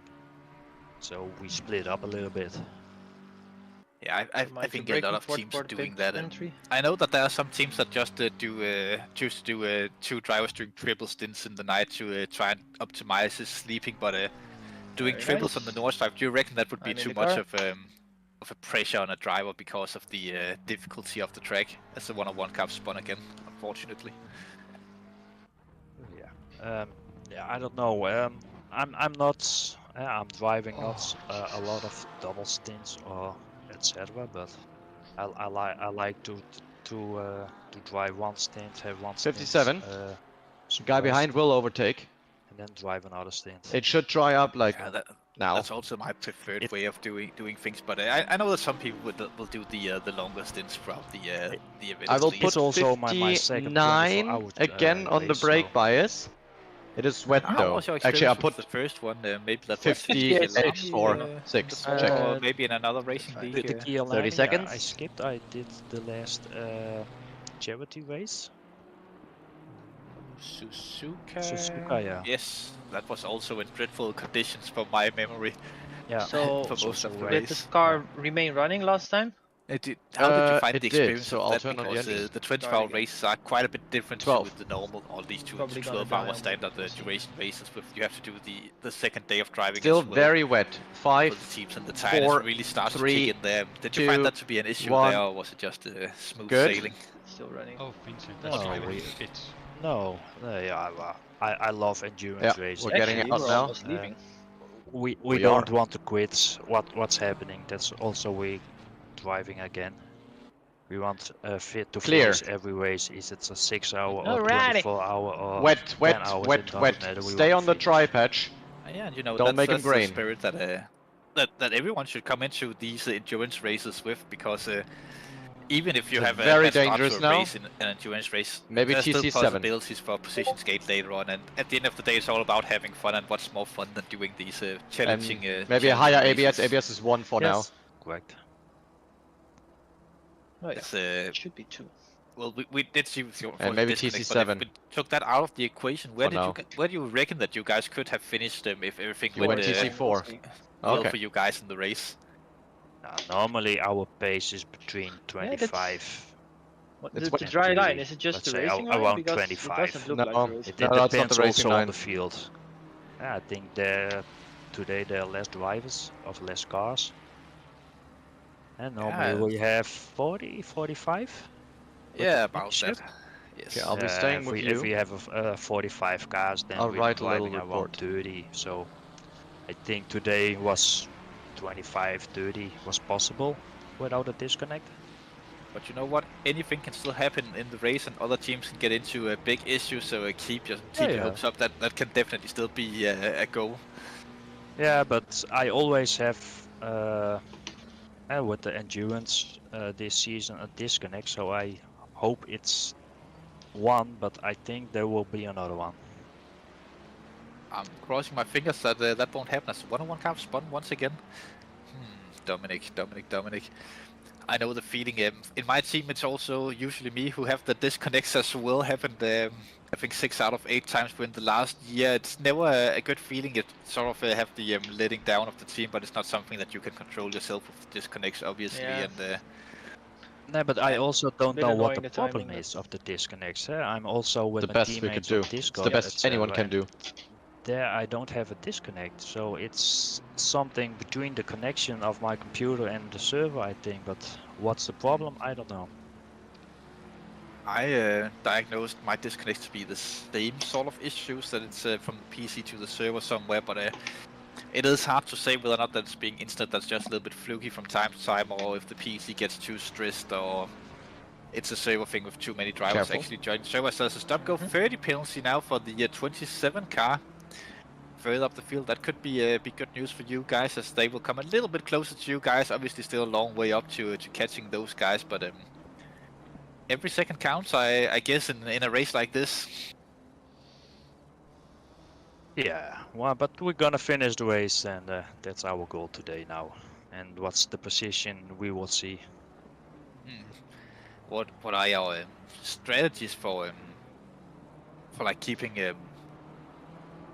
the energy levels up during the race? Is it the correct food, or is it coffee, or is it like the young guys that they just do a lot of energy drinks?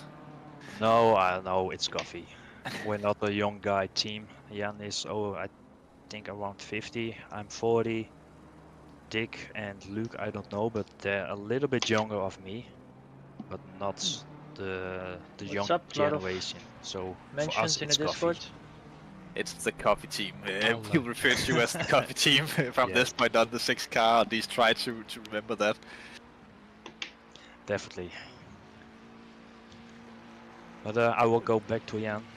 Yes, please enjoy the rest of the race, and come in and join us again later on if you do wish to do so, and tell us about how your race and progression is going. Okay.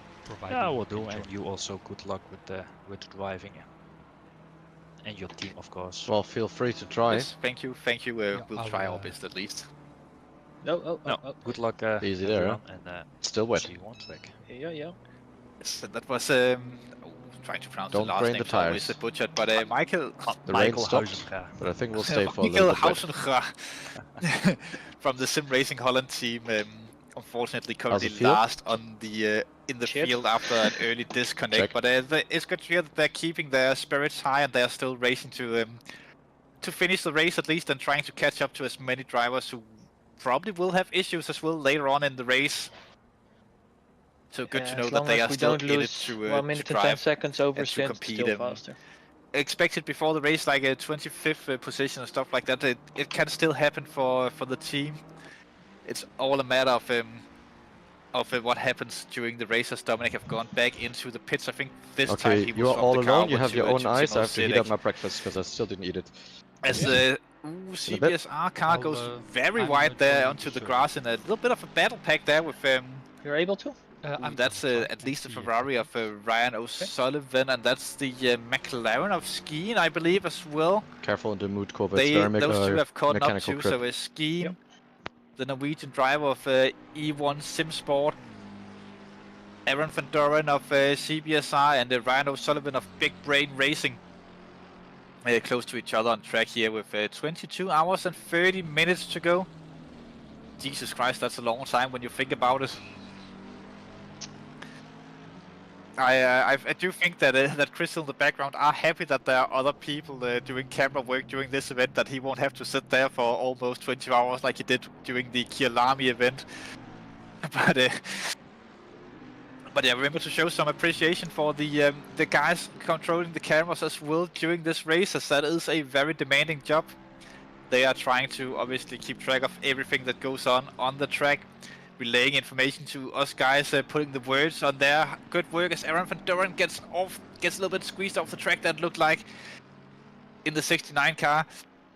Trying to relay their information to us, putting the words on there. Fine work. And of course as well trying to keep an eye on the Discords and stuff like that. Especially for Chris Hill being an admin as well, who will try to keep a tight grip on the community as well, while being in the position of controlling the cameras, or at least putting out the necessary informations out there. As I do believe that due to the server details and issues at the minute, that you are allowed to be 3 drivers per team online at the point, if you so on wish to.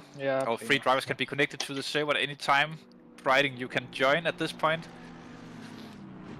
Yellow flag. Just for the people out there, that's a little bit of a service information, as it does seem to be a little bit of a struggle getting onto the server at the minute. But all in all, the racing is still going good. A few larger battle groups are forming here. We have Samuel Dyert of the Eagle Racing Team, German driver in the Ferrari. With, I think that's Tomlin behind him, and then it's Krobel behind him as well. And that battle pack, Carl van Horn have been around from the Astro Racing Team. Getting going once again. Back up to the freeway battle here. And that will be for like 9th position-ish between Tuja, Markenbergen and ooh, that's a Verhelst, I think. I think this is the battle for 8th position actually. That's Verhelst in the Mercedes that have just been overtaken by both these drivers. That's the 34 car. That's the car with Justin Dijon and John Betten as well. In it, I'm just trying to look over the driver list and see who else is driving that car during the event. Actually, quite a few guys in that team. Is that auto 18? And they're carrying some damage, I think. So I don't think Beton is driving this race. It looks like it's Verhelst, Kund, Van Veen, Dijon, Van Thielen and Tang, who's doing the driving from the 34 car during this event. Or maybe there are just so many drivers that it won't show up on the... No, it would just been very small littering if there were more drivers in the car. Good luck. But yeah, they are still going strong. And he will try and get the car into to better positions once again. It could be desync damage. It could also be actual damage on the sim racing part of the car of the 34. Yeah, guys, you need we'll to wait and see what happens in the race for these guys. We know that they do have some strong drivers in the car as well. Just Verhelst is not one of the drivers I would call slow by any stretch of the imaginations. So he's out there just trying to maintain top 10. If he's carrying that damage, it can be a little bit difficult, as there will be a time loss involved. That could also be just visuals. I think that one of the drivers from the team could maybe confirm that in the YouTube chat at some point. So you only had a small window, as Jost Verhelst still going around. Engelhardt into the pits, Van Doren comes into the pits, same does Carl van Horn. If he can't join or we can't this does seem to be another pit stop round that's going on at the minute.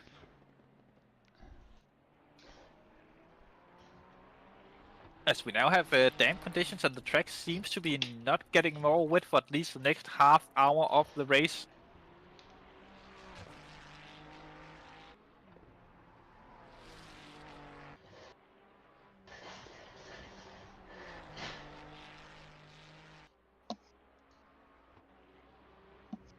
I could have taken over the lead of the race, by the way. I think that Sim Spenkling might have had a pit stop. And that's the reason why Jonas Sakula have taken the lead of the race. It's been confirmed in the back of my ears that Sim Spenkling have already taken a pit stop, and that means that Hokala owes us a pit. Whether or not that he takes it next time around, we'll have to wait and see. As the first round of incidents have been looked over by the stewards.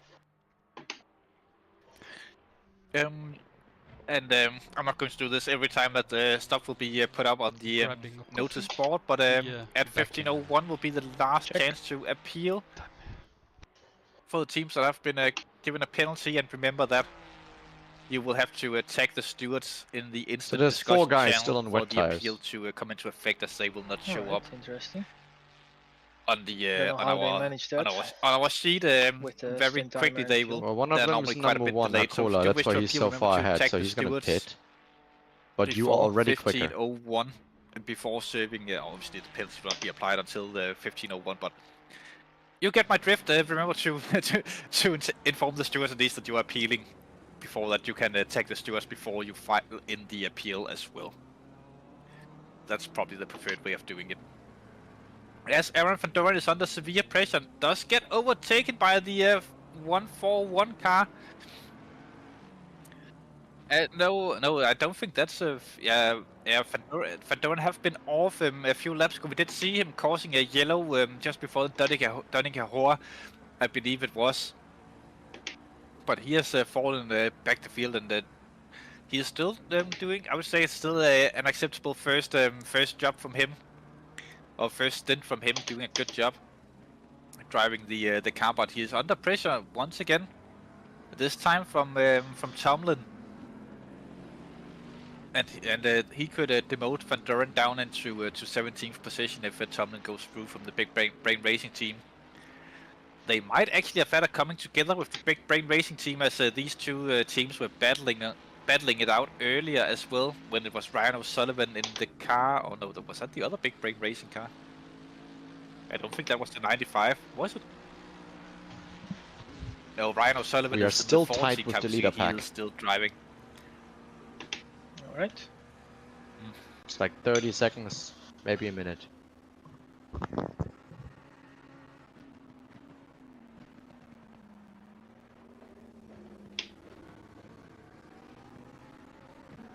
Racing is still going on. I do believe that the CBSR team, they are at the CBSR headquarters. Some people might have seen the pictures of their famous sim racing room there. And there are many crates of beers that will be digested during the race. It's Arwin in the car, so they have swapped last time in the pit stops. It looks like. And now the 69 car doesn't look damaged anymore for some reason as well.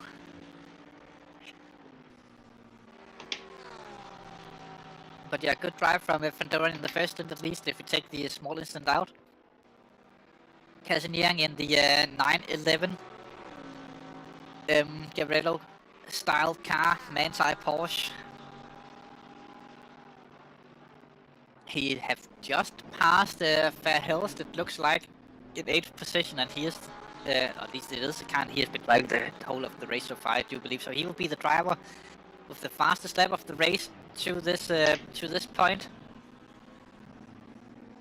He can be a little bit happy about that, as it have been mixed condition racing. And every time a car crosses the start-finish line now, they will be in better and better track conditions, basically. Though earlier in the race we did see a fast track, now it's still damp, so he will probably maintain the fastest lap for at least a few more rotations. I don't want to say laps too many times, laps, for a few more rotations of the circuit. Hokala comes into the pits from the lead. Your lap can be 2 seconds quicker at the moment, a little more. 63-second lead to Sim Spenkling. Interesting to see how long time that the pit stop will take for him. Likely going to be at least 30 seconds stop, but how long does the pit stop cost around this track? We'll find out as soon as pushing a little more. It's all green. Back out we on track, have 3 airheads. behind Sim or how far ahead Sim Spinkeling but will the tires are still too low pressure to really take curbs. Who's still driving that car? Then warm up. 23.5 over. It's a long stint. The car yet Sim Spinkeling. It's obviously Kieran Dargo, Clyde Barney, and Nard Cox that are his teammates in the 74 Sim Racing International car. Now we have the split screen. We can see the stationary Jonas Hockler in the bottom right-hand screen. And Sim Spinkeling now on the start-finish straight. Hockler just dropped down off the jacks. And Spinkeling is coming down the start-finish straight now, and he will retake the lead. Now he's in the lead, and Hockler is still in the pits. But they will be somewhat close to each other, as we now can see the bend in the split screen. And there we go, now he's out on track, lefty that had got into turn 1. Not that big of a gap between the two drivers. We will have to wait until they cross the first sector to see the actual gap. But I could try and estimate the gap for you guys, and I do believe it's about 7, 8, 10 seconds-ish. That ballpark, a little bit tricky to say exactly the difference. And I do believe that Hockler have gone off the car, and it's now Holm driving it. And now people might be asking me how I know stuff like this, and that's just because I do. Simple as that. Yes, Scholes, that was a yikes of a first stint. Yes, Chris is just talking to me in the background. Yes, that is the teammate of Ross with the funky last name that I could probably try and pronounce again if we could find out what was his last name. What was the car? Russ Killers. Russ Killers was the name of the guy we had a talk to earlier in the race. And going out of temperatures. Stop go 30 for the car 22. That's with our Polish friend driving that one. Both of them in the non-championship cars. A few other We're those currently around track, but exactly 2 minutes behind P1, so we're very close still to the pack. Colors, unfortunately, and P1 is already far away from the rest. Wolfgang Garcia makes the overtake. On Diets, it looks like an up into 22nd position for the Mode 11 racing team. Good drive there, and looked like a solid enough overtake from the Mode 11 team in that particular situation. And they can be happy about that. Ryan O'Sullivan goes into the pits. Interesting to see where he will come out in relation to Wagenmakers.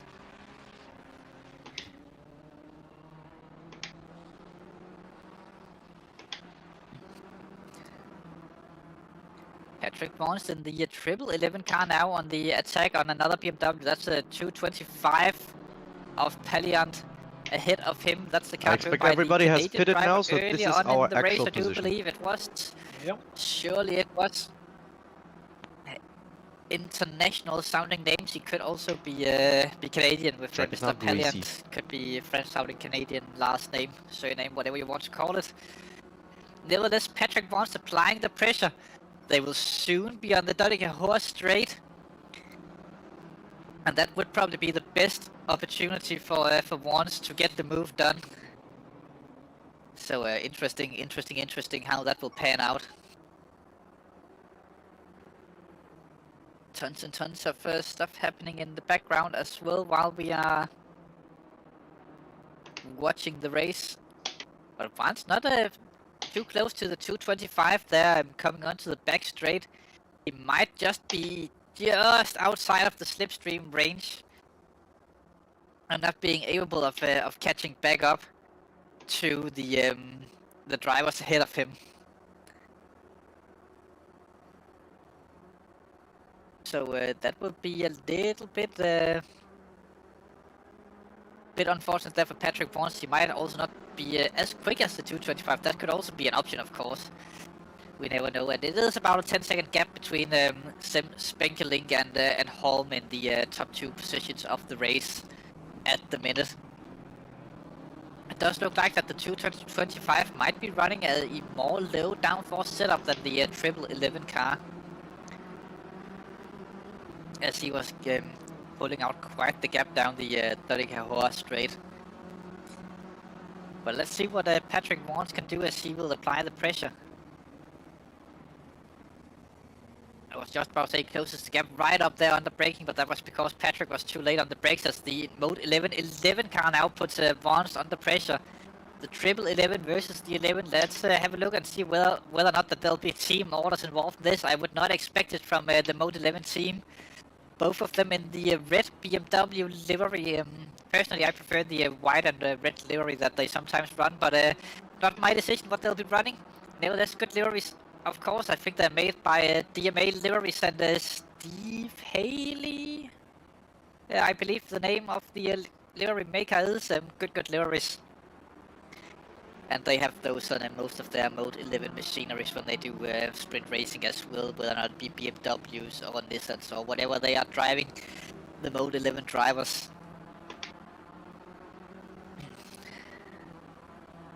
But doesn't look like that that Patrick Warnes is willingly giving up the position to Wolfgang Garcia. Nevertheless, they are racing it out between them, and they will be coming onto the Nordschleife soon, where it will be a little bit more tricky, or quite a bit more tricky to overtake, sort of say, than here on the GP loop. Still with the 225 BMW ahead of these drivers to make a triple BMW train. Whoa!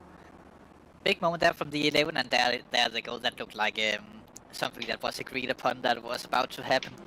Wolfgang Garcia moves up into 21st position, and he will now be the driver applying the pressure to the 225, who just sees a sea of Mode 11 cars. That's the interesting thing here. If Wolfgang Garcia goes through, will he then try to hold up the 225 car to let the... Confirm, this is your second lap, right? 101 car, it looks like this time Timo Sedek in the car. Not the best of starts from the 101 team, it looks like, but will Wolfgang Garcia, when he gets it, if he gets it after 225, will he then try to hold him up a little bit to let the other Mode 11 car have a chance to go through as well?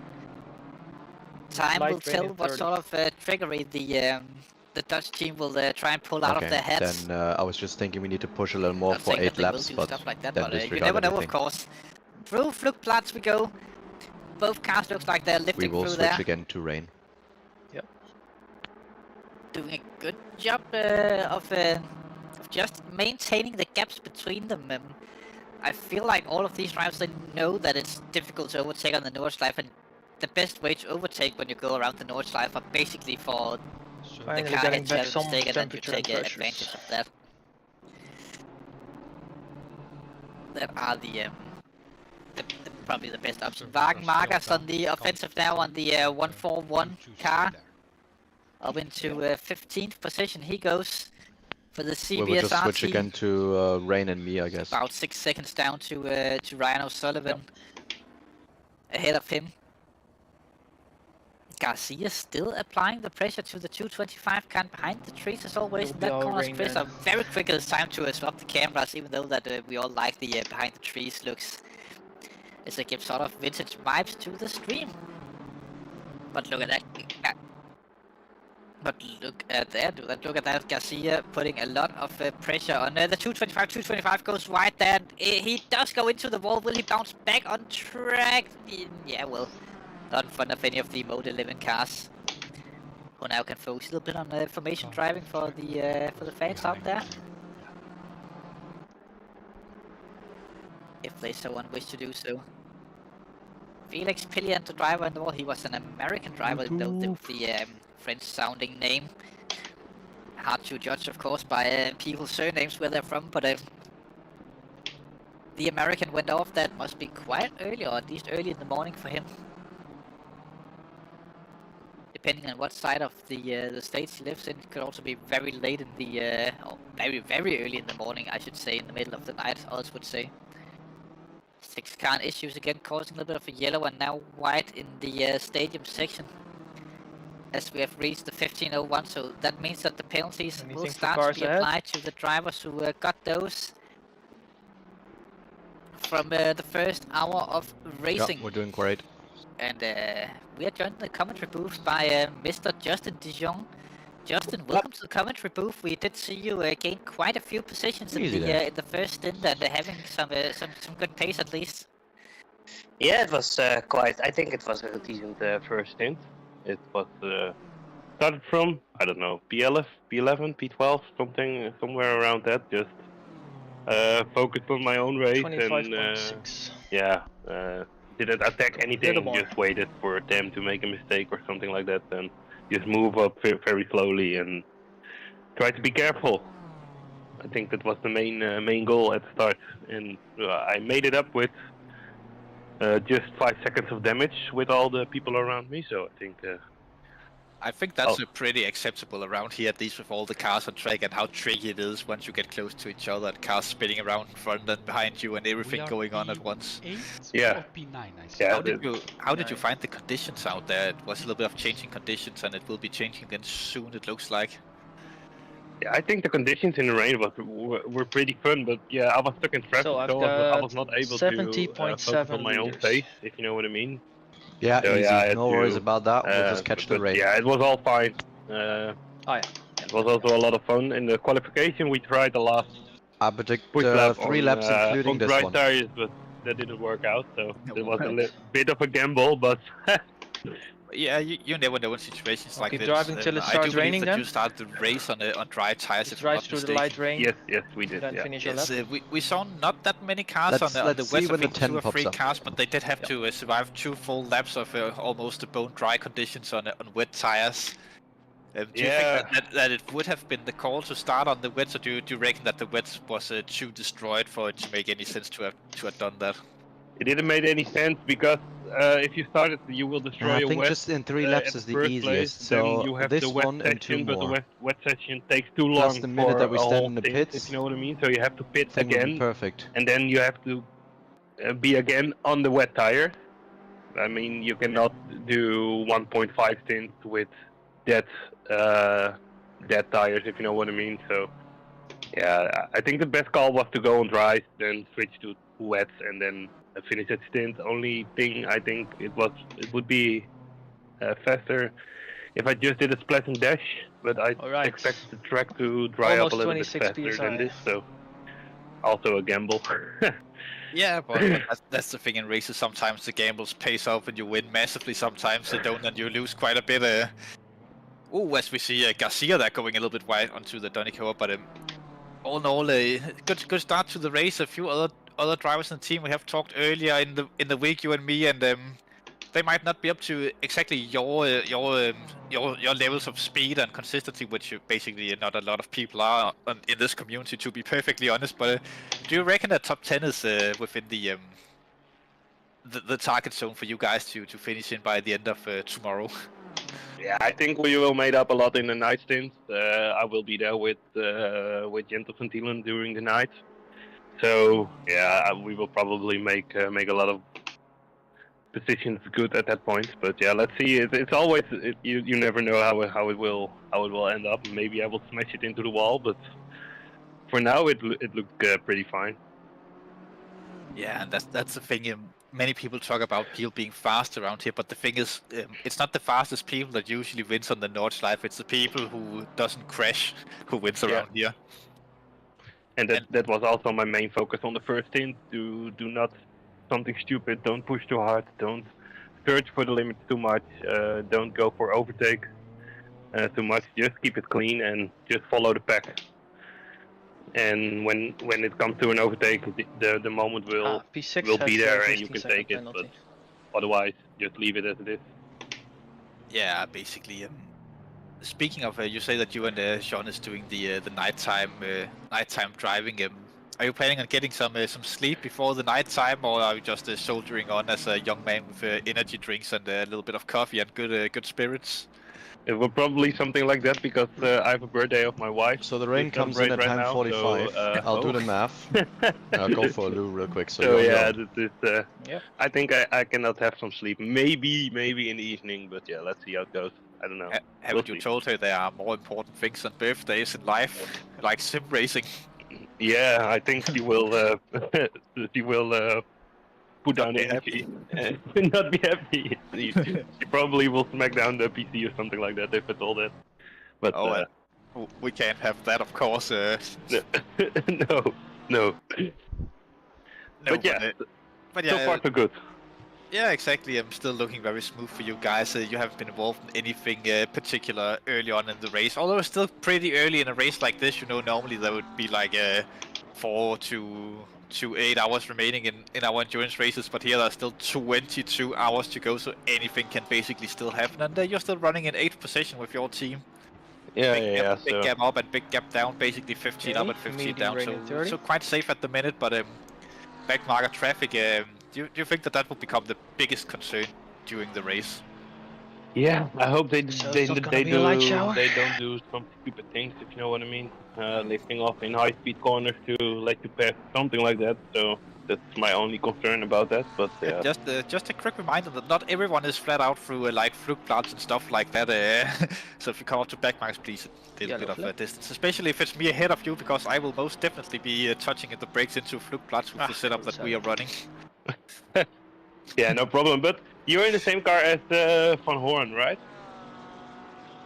No. Ah, okay. I thought you were in it. I think Van Horn it was also part of the survival at the start. He dive bombed a little bit, but yeah, I opened up the steering to avoid the collision because otherwise. I think Van Horn is in the 18 car. That's the Astro Racing team, currently in 17th position. Yeah, it was also tricky conditions. It was wet, and yeah, sometimes you maybe just brake a little bit too late. I don't know, but nothing special happened because I just opened up the steering, so I gave him the corner to already 2.5 avoid the collision. seconds. Yeah, that's driving smart and not too hard. That's the main thing in this race at this point. Yep.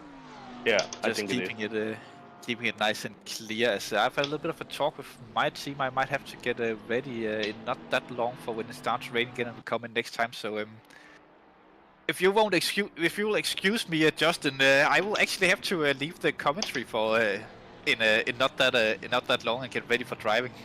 Yeah, I have to leave also, but yeah, I see you later. I wish you good luck on the track, and you too, and say hello to the wifey for me, and say happy birthday from the Danish guy. Yeah, I will do. Thank you, thank you very much. Thank you, Justin, for coming in. It's been a pleasure talking to Justin. I'm also leaving you guys in just a few moments. I might have to get ready to race in not that long. I will be back commentating as soon as I'm done with my driving, basically. So yes, just enjoy.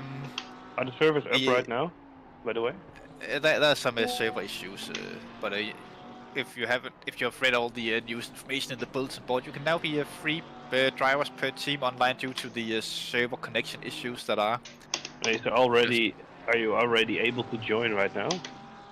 Yeah, I've actually been on the server all the time, as I needed that for the broadcasting. There's some additional information that I could grasp from that. Yeah, but I mean, okay, yeah, I don't know if the server is already up again, but yeah, we'll see. It doesn't matter, I haven't been offered, so it'll be fine, If not, then I'll just hand out penalties for all the other teams, basically. Oh, I didn't say that live on the stream. I wish you the best. See you later, and thanks for the commentary. Also the other guys here in the commentary and making this possible. That's so we'll see you definitely at night. Oh, yes, I'll be here. I'm catching up to P8 quite quickly. Yeah. So see you later. Bye. I think we should pit in 2 laps. I've been Oliver Anderson, and I'll then be back in 1 minute maybe before the rain 2 to 3 starts. hours, roughly. I think that Chris will also take a break at some point and hand commentary over to Daddy Van der Meer instead of Grandpa. Yeah. Chris Hill, so that will be interesting to get that done. If you are lucky, guys, there'll be someone joining in for a brief setup or for some commentary in between my current and next stint here in the booth. But yeah, it is what it is. Okay, if not, then there'll just be exactly when we leave the pits, it should start raining. Chris and Tom, they'll do the best they possibly can to get as much of the action for you guys out there as possible. Yeah, but it takes some time as well. Thank you guys for tuning in, and stay tuned for the rest of the race. There will be more commentary later on. Yes, I'm just dragging this out for no reason. Anyways, bye guys. I don't think that's a good idea. A whole lap in the rain. As long as you keep the pressures up on slicks, you are quite able to drive in the rain. Yeah.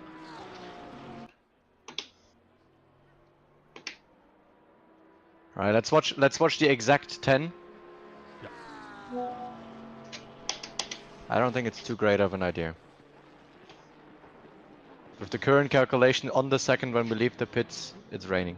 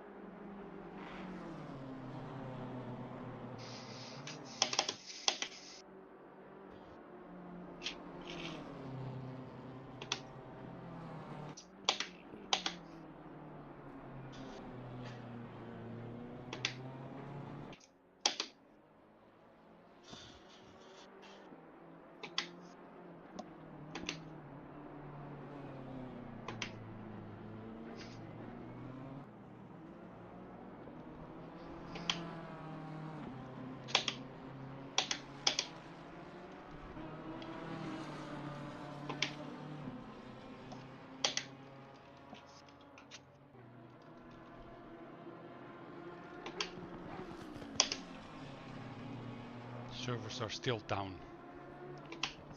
We'll keep you updated on when they're up. This might give some DNFs then. Yeah, I already read that people need to leave for stuff and... Yeah.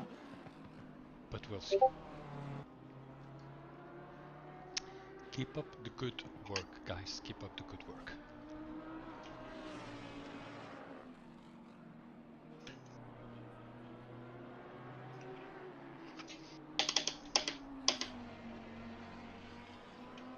You have your own eyes?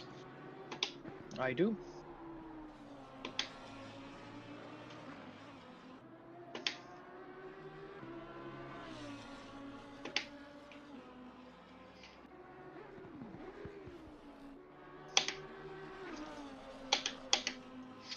Hero. He has been struggling. Yep. Last lap he was 14 seconds ahead of me. I wouldn't expect an easy fight though. Careful.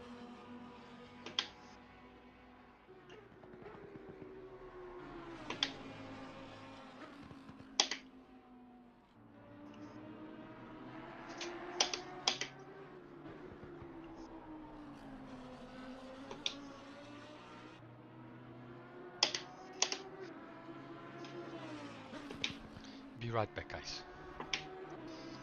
Yep.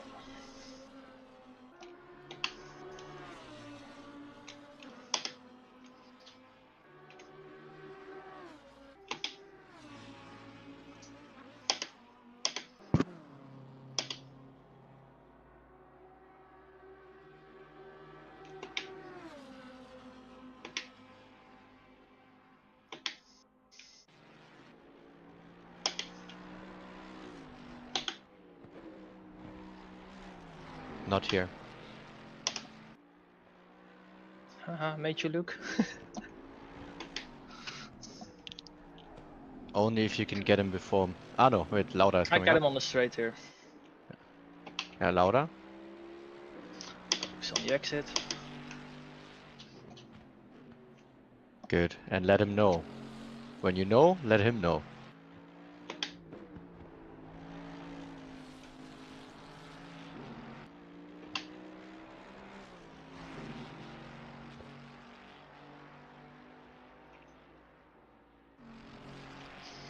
Very nice.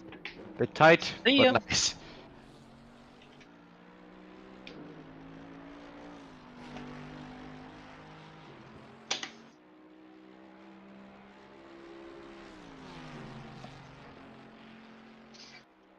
Yeah, some big damage on the front.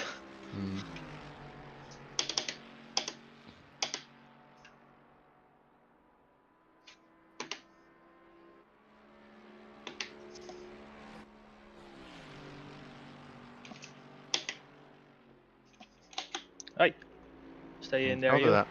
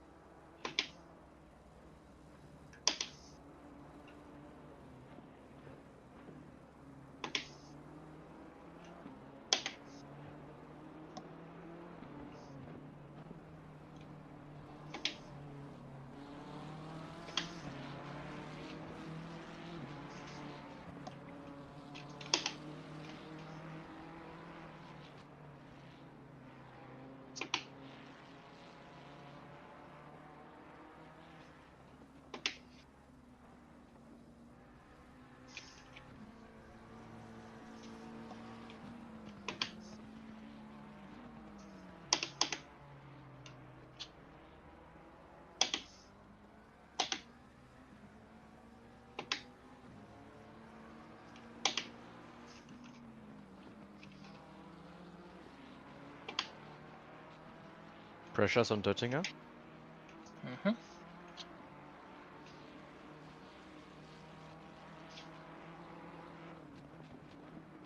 Tires wet. Wet tires. Moment. Yeah. 26.3. 26.2. Yeah. 25.9. Yeah. 26.2. Yeah. 97 liters. You are selected. Yeah, another lap minimum. Yep.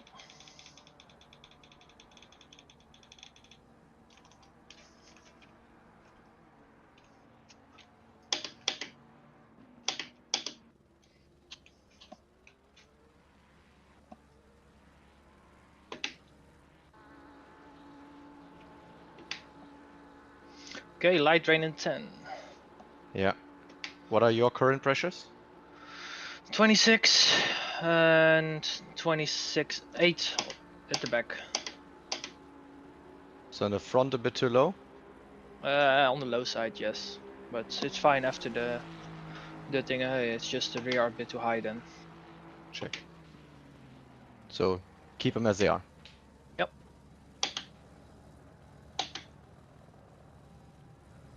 Hello.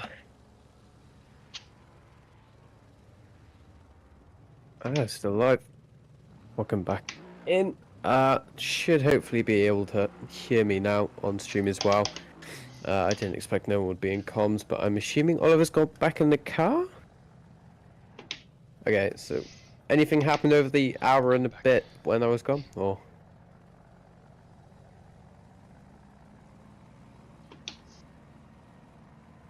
Oh, really? It's all sorted though. It's still down. Oh wow. Okay, so we might actually see if there's some people who are unlucky enough to be solo in the car right now, in the server for their team. They might be stinting for quite a while, you could say. We do see P5 does have the fastest lap as well, but we do see now what is Raymond. I am not going to try and pronounce that second name. Going in the 943.296, looks into battle with P20 and triple 1 mode 11 BMW M4, I believe that is. Alright, boy. As it does seem to be an optimum track, but in 10 minutes there is a source of rain, which is going to play another factor into this race as well. Apparently a huge Aston crash, I'm not sure. Yeah, Oh, I see. Do you see now Raymond all over the rear now of that mode 11 car of what I think is Wanst in the car? Does seem though he isn't going to be able to get past just yet. We go into the back straight now. This is where we should be able to see Raymond overtaken with that slipstream. He's already very, very close, so he's going to be in pretty much good range to actually go side by side with him and try to get that side draft as well. I really think we should see him now going side by side before even the halfway point of the straight. He might be able to get past, but we could also see some retaliation from the mode 11 driver as well, but doesn't seem the overspeed's going to help him too much just yet though. Mode 11 car being able to fight back almost going into the end part of the race, but end part of the straight. Drive carefully. But we do see now the mode 11 car is now behind the 943 Ferrari 296. I'm still in the car, I'm assuming, but it's only been 2 hours into the race though, so that's not... Oh, was it 3 hours now actually? 3 hours into the race, but that is still not... Actually, no, it is 2 hours into the race. I'm going insane. Lucas Whitehead part 2. Oh my god, that Lucas Whitehead thing though, back in the VEM was absolutely nuts. Came P3 in the end or something like that. It was actually great to see. I didn't watch much of his live stream, but I was watching the LFM live stream quite a bit as well, but Raymond being able to get past now. The triple 11 BMW M4 already creating about an 8/10 gap from south going on to the GP circuit now, or what would be about sector 2 of the GP circuit.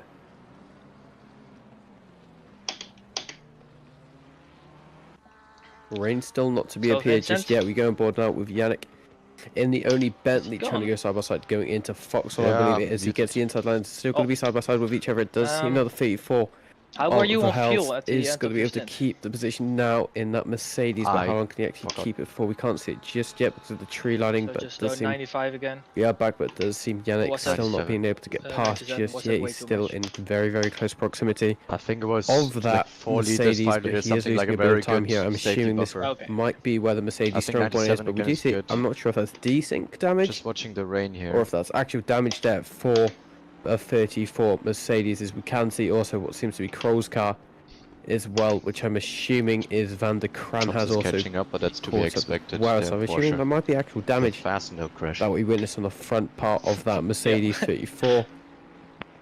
But by the sound of it as well, it does seem his pace is starting to drop off as well. I'm not sure if we're coming to the end of his stint as well. If your guys okay. But there is no stint timer in this race, is there? Side by side through Tiergarten, and he was on the outside. 58 minutes. Okay, so there is a stint timer, so we should have seen. Yep. Actually, it's kind of difficult to tell because obviously that first part of the race where it brought rain did cause a lot of mix-up with pit stop patterns here, but we do see Yannick still all over the rear of the 34 Mercedes. So I'm starting to think this is damage here for the Mercedes, so he is at a massive disadvantage compared to Yannick in that Bentley. That was totally safe.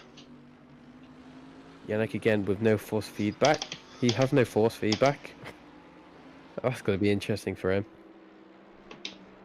He's already been able to try go side by side here with the 34 car. They go side by side before the fast left-hander, I believe, but it gets past without ease, without that force feedback. So we do see Rhino Sullivan now in the BBR racing Ferrari 296 just stopped to the side. A lot of damage there to the front part of his Ferrari 296. Or you have to drive struggling to keep it into a straight line. It's also that point of just contemplating whether you return to garage. We do see him returning to garage. You probably would have saved a lot more time by doing that slow car compared to just having to just try and tow it for the entire circuit. But we do see now Van der Kran all over the back of Yannick after losing quite a bit of time after being behind the 34 Mercedes, but he's still currently ahead right now for Yannick going through the carousel. This is where the Bentley will be at a higher advantage compared to that Ferrari 296 with having that front engine car. You can probably abuse the track a bit more, especially with these huge apexes that we witness here at the Nordschleife, as you can see pretty much everywhere. We don't know how the rain shower lasts, so that might just get us over the 60 minutes. A lot more than the Ferrari, but we do see the McLaren as well being a car that we did see has been able to take quite a bit of the apexes here. Yeah, it's getting heavier in 30. It's still probably not as good as those Bentleys and the other front engine cars like the Mode 11. BMW M4, for example, as we do see there are a few penalties popping up and about. Get heavy, like with the 135 Porsche 992 down at P27, but I'm assuming that is live stewarding. So you have 1 lap light. That is going to. I'm assuming that was quite a while ago. Maybe even less. It's went to medium rain. Thingy time. Right? Cheers for that. Yeah, but by that time, about 2 hours ago. By that time, we pitted. That's 2 hours ago. So we're staying out then, but be careful. Oh, you said 1 minute past. 1 minute past 3. Oh no. Good work, guys. I thought you said 1 minute past 1. Cars, crashing out. So yeah, 17 minutes ago. So it's still quite a relatively new penalty. So we haven't seen them come into the pits just yet. With that 10-second penalty around this track and with this duration more of on all sides. Racing, 2 ticks it's more. Probably not that big of a deal unless all of the cars are quite similar in pace, which they aren't here. We do see there's quite a variety in pace and confidence of these drivers, as we can see from P1. Watch out. I think it was 36. Was it 36 or 32s? I believe it was during qualifying all the way to I think it was 9-minute lap times. So there is definitely quite a variation in pace there, but we do see Tony still trying to get past once in that Mode 11 racing car, but he is starting to pull away Everybody's pitting in that BMW M4, but how much is he going to be able to pull away before the back straight? As we do see some nice trees there, but he is being able to rain keep in 1 minute. For 1 now. minute. Carousel is where this BMW will shine quite well, because it's going to be able to take a lot more speed into it. But we do see there's a bit of an understeer moment there from the Mode 11 car, which has caused Tony to catch up quite a bit, and he's all over the rear of him going through the carousel. You see that Tony is being able is, to just keep last up time with we him did, going through the the carousel. Now Spa this 12 is hours, where he might be able we've to had try the go for a fast move guys. in They terms of stayed out confidence, through because this is the entire part of the light track range where you hours. don't see On drivers slicks. knowing as much as probably Sector 1 and parts And of they Sector 3. matched pace, so that's Sort of what Sector I was. 2. Is it really called Sector 2 or is there multiple sectors around this track? Yeah. I assume there's probably multiple because I can see more than 3 white lines in this track, so I'm assuming it's like 5 sectors? That's not nice. No, I see quite a few white lines, so I'm assuming there's more, which is actually kind of useful though because of the timing board. So yep. I'm hoping it is more than 3 sectors, but I'm not too sure about that. On the second, stay focused. I will leave you alone. But rain's supposed to be appearing in the next few minutes or so. We will see that will play quite a huge factor into this race, as we're not sure where everyone will be pitting. In terms of how far they are into their stints. People could be about 5 minutes into their stints, some people could be 55 minutes into their stints, or even longer, but as we do see, is that rain, or am I, no, that is rain there.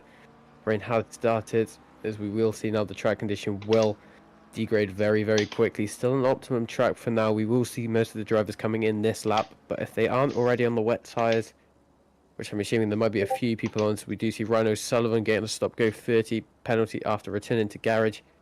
And I'm assuming he's sped out, maybe forgetting to put his pit limiter on, which is sometimes what usually happens. But we do see now Leonardo being able to get the slipstream onto the back straight. Will he be able to go side by side before the Bilstein corner? It doesn't seem he's going to be able to get the overspeed just yet, but he is able to have the better run through the downhill section, and he gets past the 943 for R296 with ease there, and goes up into P16. Track ready now, greasy. So we have went from optimum to greasy pretty quickly there, so we will see quite a few people entering the pits. But I'm assuming Leonardo is already on those wet compounded tyres, because he would be very risky. It would be very risky if he was able to just stay on those slick tyres. But we do now see Patrick Wanst under a bit of pressure. That is wow from Tony in the 141 McLaren 720S Evo, who was able to get by just even before the last few corners of the Nordschleife. This should be fine.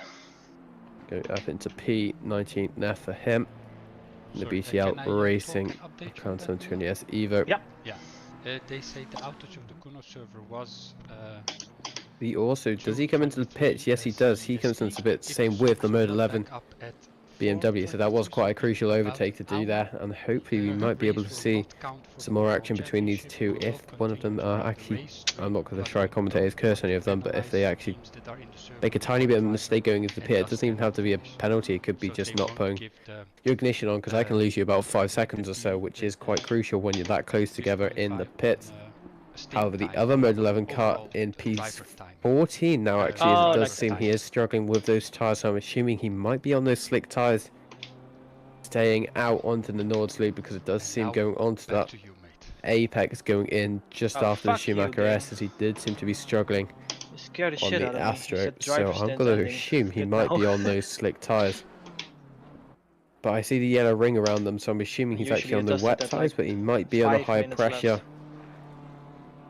Setup. I'm being a tiny bit more over. It's probably better than being a bit under in tyre pressures.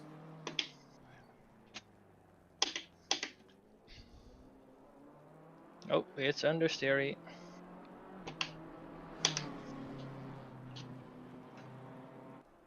I think it was a good call though on his strategy. Just be careful out there. Yep. Yeah. A lot of people went on. Even P14 that crossed start finish after the rain started is also confirmed. And they are faster guys. Consider higher TC for now. Yep.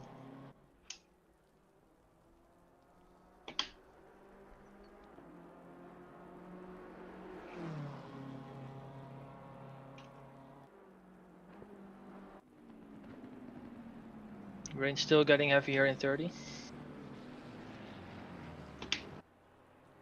So I'm back, sorry about that. So we do see now what is Tony Chopper under a bit of pressure once again from, I'm actually not sure who that is. Who is that? That's the IDC racing car, I'm assuming.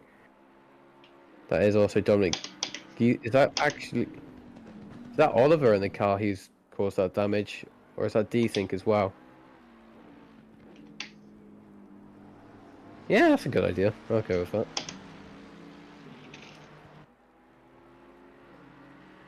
Oliver getting quite a bit of damage. It does seem he's still going, so I'm not entirely sure if it is damage or not, because it doesn't seem he's losing too much time. It could be desync from that original crash earlier. He doesn't come into the pits. Well, he can't go into the pits actually, so he has to just wait until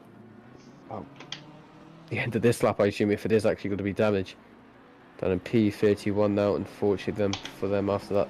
It wasn't even a small accident at the start of the race. I didn't really see what happened, but I think it was Dominic Geese who got taken out, and it caused him to lose quite a few positions and have quite a bit of damage as well, So, which is just something that did you has adjust happened these with quite a few of pressures these for cars medium already. rain? But so you're not that low, is like, just the thing with the Nordschleife and They are just correct endurance now. racing in general.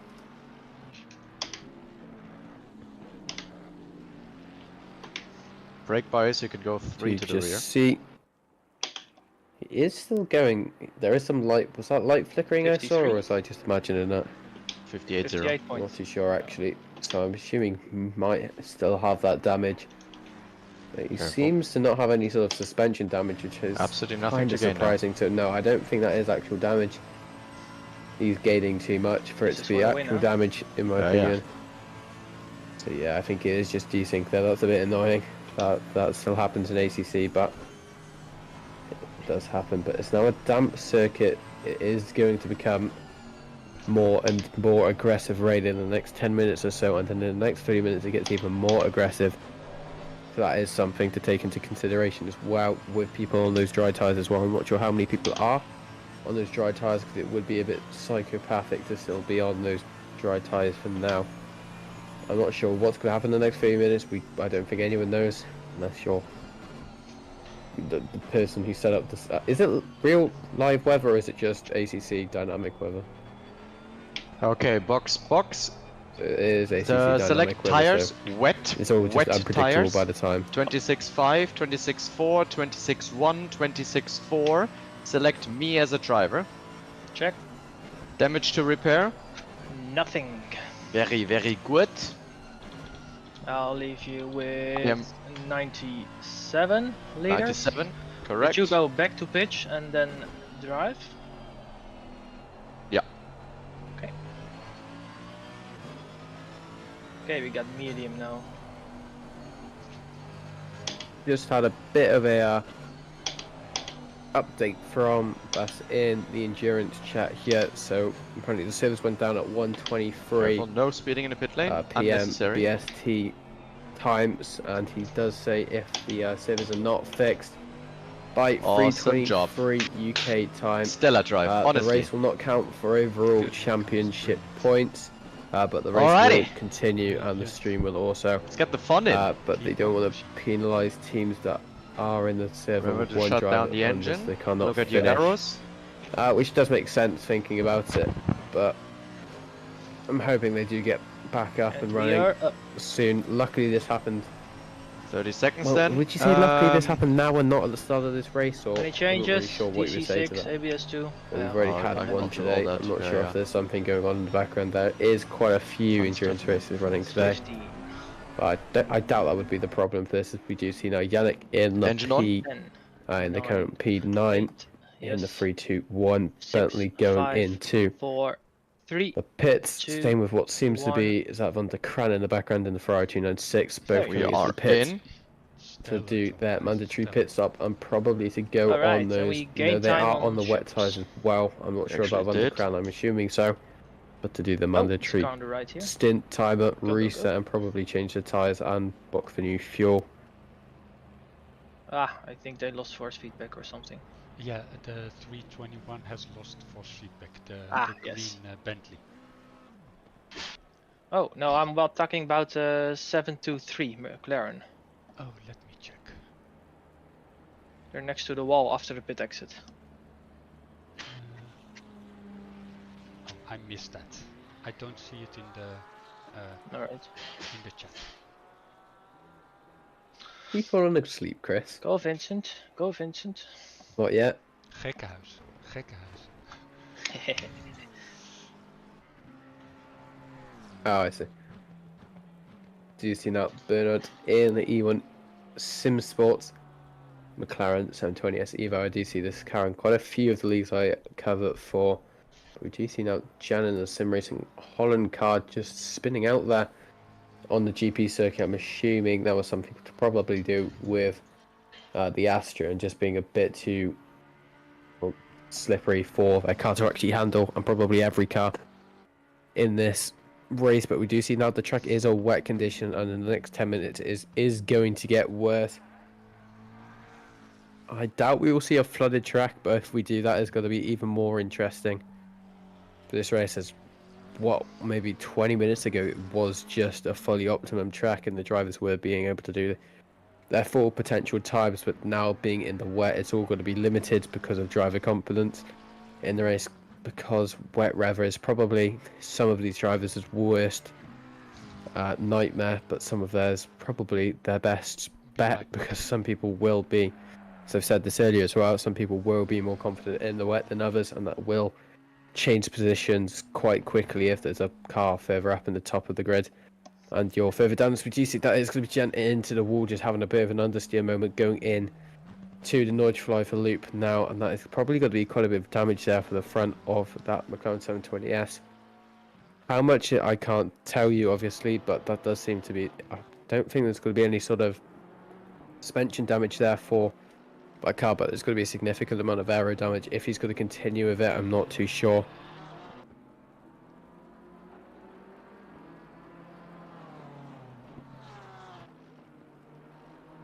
"48 people still watching though, 3 hours in. Good to see everyone still. Yeah, if you are watching it in the background, just keep it open. The more people that gets in, the algorithm will kick in.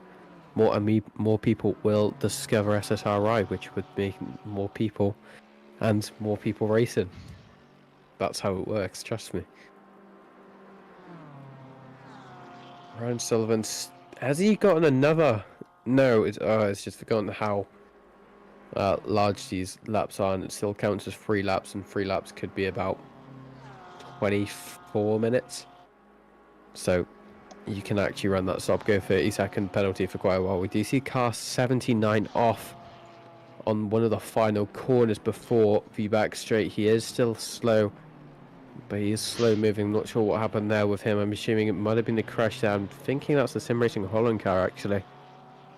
He might be off once again, but he is up and running again, but has lost quite a bit of time. We do see the leaders starting to get closer and closer to the rest of the pack and starting to overlap more and more people.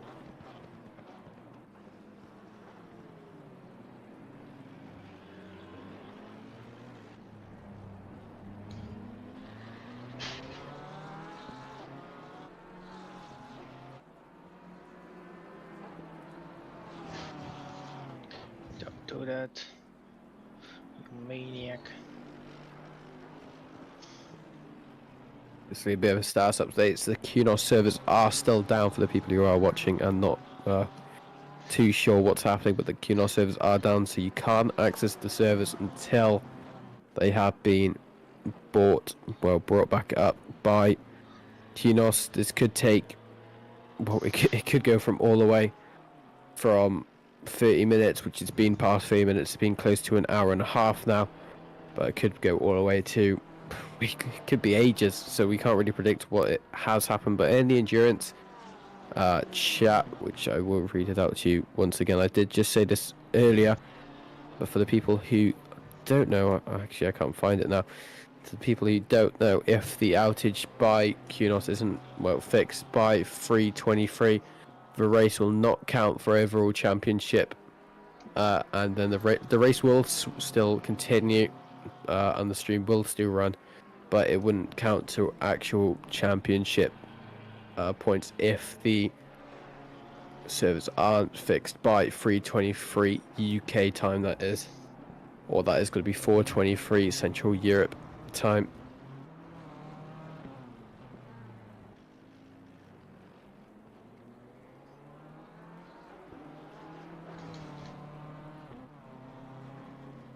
It is going to be... I don't know, it's fine. I was just going to waffle. What was up? There we go. The SSRI car, the Sam Spanky Link, still in the lead of this race and start to maintain a bit of a gap to Ben McConnell in the 169 Ferrari 296 behind him, with about a 14-second gap between them both. Will change under pit stop conditions though, so we could see Ben regain the lead. I'm not sure if he actually ever gained the lead, so regain probably the wrong word, but gain the lead position until he has the pit as well. We don't see Sam going into the pits just yet. He does stay out to do another lap or so. I'm not sure when he needs to pit. So we go on to lap 17 here for the race. His last lap was a 9:43, but his best lap was an 8:15. That is an absolutely mega lap there. I'm assuming only Sam has actually raced, or have we seen enough? Yeah, oh, my days. He's done what, 2.5 hours? 2.5 hours isn't actually that bad thinking of it, but I'm assuming 2.5 hours at the Nurburgring is probably quite bad, especially with the weather change as well. But he's still doing quite good to keep the lead, and he's actually gaining about 3 seconds so far since I last spoke to P2. So there's now a 17-second gap between P1 and P2, but we do see pickup currently in P4 does have the purple lap in that 911 Porsche 992, who is about, I'm going to say he's about 30 odd seconds off the leader, but he is doing an 8:14.5 as his best lap, and he did do an 8:46 last lap, so there might be a bit of competition starting to arise within the next few hours when he might be able to catch up. Obviously, if this Kunos thing isn't sorted for quite a while, Sam will lose concentration. I start to feel a bit more fatigued, so we might see his pace starting to drop off, as well as probably some of the other cars as well, who are currently doing a 24-hour race solo, because his teammates can't actually access the servers just yet. But everything will be updated in endurance chat when it's happened.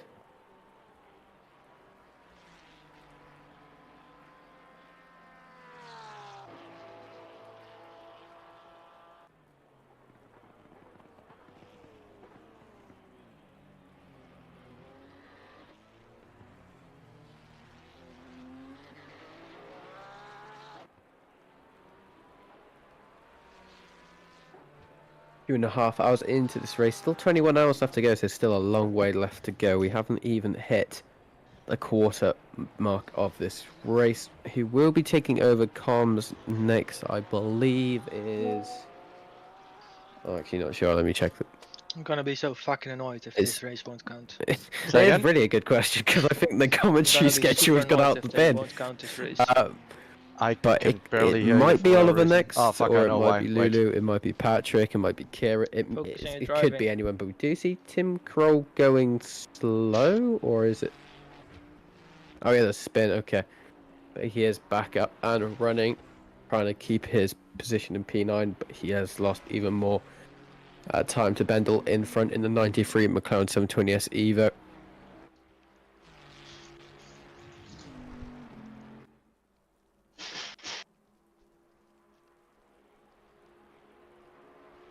Now, second. Yeah, then I'm gonna be annoyed if this race won't count. Yeah, me too. We're prepared so well. Yeah. And we got this, look at it. P6. See, actually, there is someone in the interview waiting room by a driver who was in the car. Never mind, he left. Ah, yeah. Oh. Please! I didn't get to read your name, but whoever it was, please give some sort of entertainment to the stream, otherwise I'm going to lose my voice and I've still got to do comms tonight twice. Oh, got a new person. I'm hoping this one's actually intentional. But Hakola, welcome on into the stream. Vincent, you made up. Hello there, and thank you. How's the race gone so far? Because you've had quite an up and down race so far, but at the moment I think you're doing Pressures pretty are all good to say the least. 30.0. Yeah, I think mostly it's gone pretty well. The start we lost a position that we regained. The rain is still gonna be get a bit heavier. Again, well, maybe 2 minutes into the lap. Well, the corner after Schwedenkreuz. That's where I managed to slip down the inside of the Bentley that got fast in the start. Since then, it's really been chasing, and yeah, we managed to get past the McLaren as well. It was in P2, unfortunately, not completely without contact.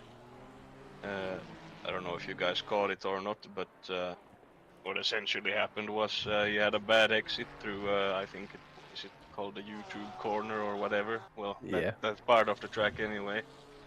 He got wide into the gravel and got a bad exit out of the corner, and I decided to go for the inside line there, and I don't know if he then didn't notice me or what, but turned into the corner, and yeah, I got squeezed onto the apex, and he unfortunately spun and lost about 7 seconds. Reduced train in 30 minutes. Now, with the issue we're currently facing with the servers, do you have any other people actually in the server, or is it still just Ben? We have 2 people in the server currently, and yeah, I did ask after my stint from Ben, is it safe to leave now? And he said, yeah, go ahead. And immediately the servers go down. But yeah, for now, we do have 2 people in, but I believe it's the time limit, like in half an hour. If the servers aren't back, then race is over, which would be quite unfortunate, of course. In terms of, well, position, you want, like, a goal you want to set for the rest of the race. Nice one. What would your initial goal be for the entire of the team? Our goal would be to win the 24. That's a pretty good goal. Yeah, I mean that's what we were aiming for. Unfortunately for me, the qualifying was in wet conditions, which, well, it wasn't even completely wet. Rather, it was like sort of on the damper end of damp, and the tires were just overheating all the time, and our car was not able to handle that as well as the other 2. But if in dry conditions, I would have been pretty confident about myself, but who's to say what would have happened then? But I hate this corner. Without calling out any of your teammates, have you had any spins or crashes just yet? No. None so far. Oh, that's actually quite surprising. Not yeah, saying you no. It sounds wrong. I didn't mean it like that. Well, he parked the bus there. We have been in the car now, so anything can happen. No, but both mine and Jimmy's stints were pretty uneventful in that sense. I did occur 2.5 seconds of damage from contacts in turn 1 at the start. Probably a tenth or 2 from the contact with P2 at the my time. sweat. But other than that, little sweaty balls there. That's a lot better than the quite a few people. Well, thank you very much for chatting with us here today. You're more than welcome to join back later on when you get to see sleep deprived me. But in terms of your race, very, very good luck. If I don't see you by then, thank you very much. Yep. Thank you. Bye. Have a good one. You're going to tackle it from the RNE Team Teal SSRI Racing. Team currently in P2 trying to fight for the top step of the podium. P1 currently at 22 seconds off Sam Spanky, who is in that Lamborghini and is flying at the moment. They aren't catching them at the moment, but we do see Oliver off again. I'm not sure what's happening just there. I'm assuming there's a tiny bit of a spin that could have occurred there, but he doesn't seem to have any damage to the front or back of his car. But he is back up and running once again, to say the least, trying to catch up with the rest of his, well, the rest of the pack. But we do now see what seems to be Yannick and what seems to be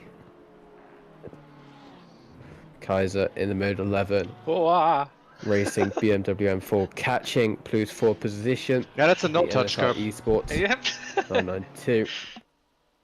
It does seem to be catching quite rapidly here as we go on to... I probably should pull up a track map. I need to learn these corner names. But going on to the straight before the top right.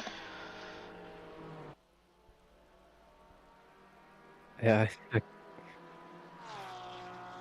Gran Turismo corner, let's call it that. If you've watched the movie, you'll understand what I mean. You haven't? Oh. Or if you watch the actual race in real life in 2017? Nissan going airborne. Know what I'm talking about there? Oh. Worth a shot. Do you see though? It does seem though Yannick is starting to create a bit of a gap with the Mode 11 racing BMW M4. In fact, you can barely see them in the camera sight just yet as we go into the foxhole.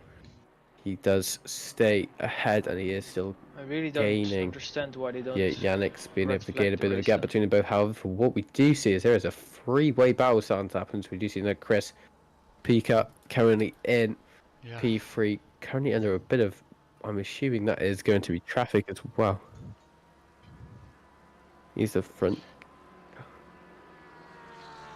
Oh, I see. So the 420 of the Ferrari 296 behind him that you see, who was just fighting with the BMW M4, which was a back marker, I believe, is currently catching now the Porsche 992 of, I think it's Chris Pika in the currently in P3. In fact, did they just overtake? I think Pika just overtook because he was just in P4 a second ago. But it does make sense, he does have quite good pace here, but I don't see there's going to be any sort of retaliation here from Harris in the Funtech Racing Team livery by any chance just yet. Go further down now, we do see this is the SLRT BMW M4 putting some pressure on the CBSR Mercedes here, as we can see in front. Two front engine cars, the Mercedes in favour to be the better car around here, but it does seem to go wide there, going into turn 58, I believe it is.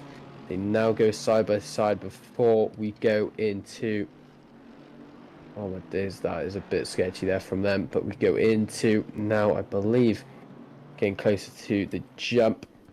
Oh yeah, okay. In fact, earlier. we do see now Eric was able to get by as we go over the jump now. But there is a blue flag there, so I'm assuming, where's that blue flag actually coming from? Because I don't think the CBSR car braking is whilst turning. I'm not sure what that was. But we do see Eric was able to get by in the SLRT BMW M4 GT3, and now the CBSR car of Van Horn now currently losing quite a bit of time here to them for now.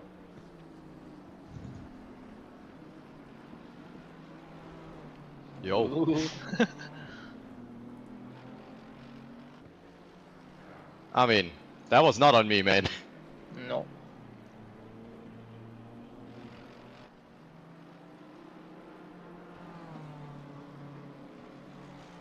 Well, gave you back your gap.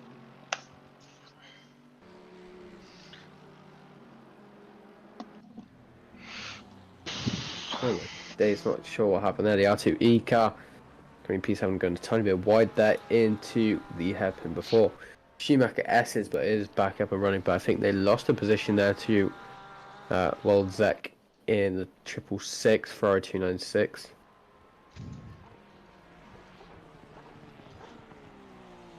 So I will say again now, interviews are open throughout the race. Well, throughout when I'm in the commentary box from, I'm not even sure if this isn't the scheduled thing what I'm in right now, but from, when does my stint start?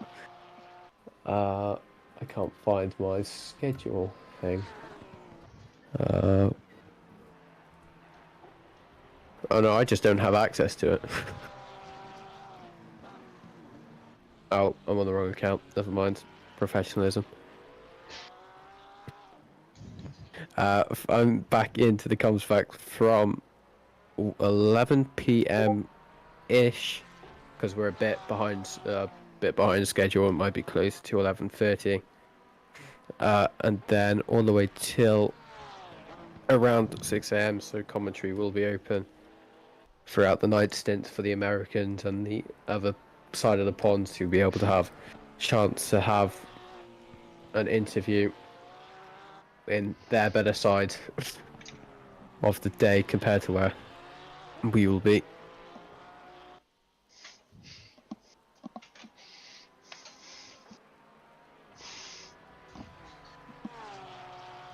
Great question. You're the admin, you should know this. How much do you have left on your stint timer? 47. 0. Random car now, and Novak in the Advisor Racing team. We have seen this car, which is quite a damaged Porsche 992, quite a few times. I think they've done the entire series actually. So far, if I'm correct, I do remember seeing them in Valencia. I'm not too sure if I'm just waffling, but I believe we saw them in Valencia. But they are currently in, well, P26. Woof.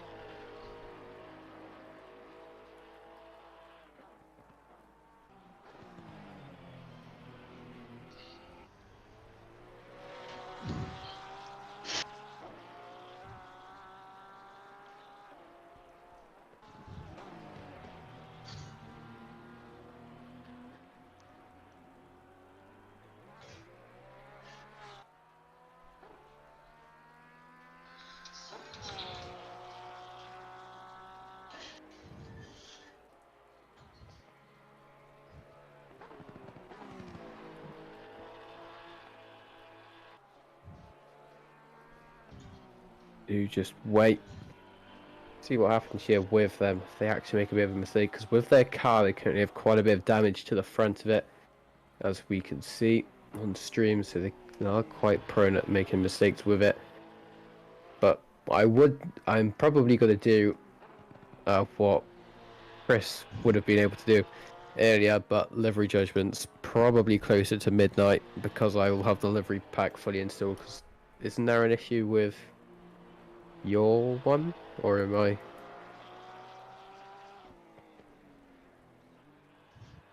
Oh, who? Dominic. Oh, that's yeah, okay.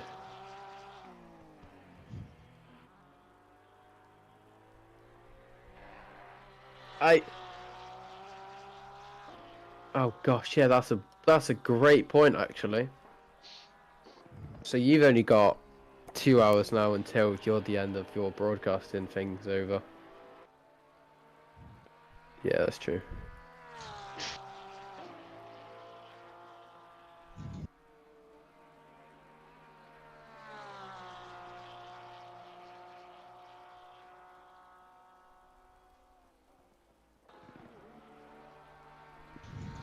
Clicking the wrong button on my keyboard and it keeps making my Discord go ballistic. Well, that's really, really irrelevant, so I don't know why I said that.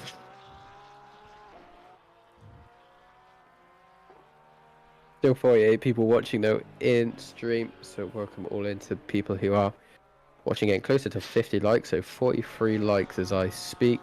Could go up if you just spare a like. Make it sound like I'm begging for money, but begging for likes. But 49 people watching now. It's actually going back up again, as you have actually gained 10 subscribers since the start of this, Chris. You can't hear Chris, but Chris is celebrating. Could get closer to 1.75. I reckon that should be the goal. I'm not sure how achievable that is, but what do you mean? Yeah, K subscribers. Should be listening, Chris. Occasionally, yeah. To be honest, I can't say much at all.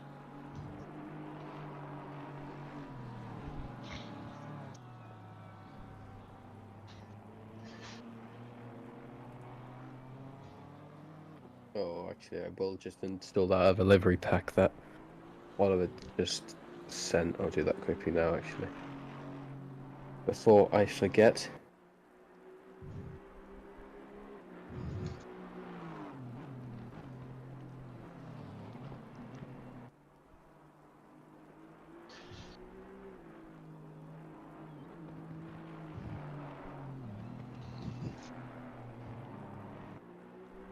I didn't know you can oversteer in the small carousel.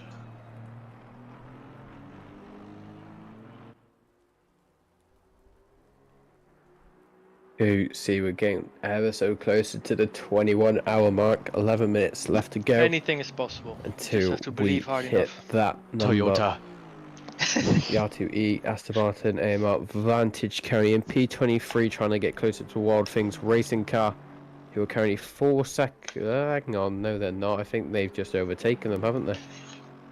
I believe I see that Wild Things racing car behind them, just coming up the cliff now. Yes, I am just right there. Come on, Kunos, get the service back up, the please. R2E car was able to pass in the previous laps or so, and it does seem the Wild Things racing car goes down into P23. As we do see now, the timing board does update, and we do see Mackenberg in the 415 Aston Martin currently in P22.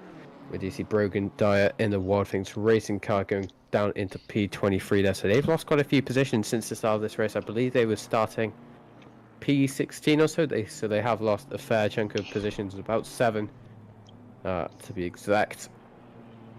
But they are still continuing. Still a long way left of this race.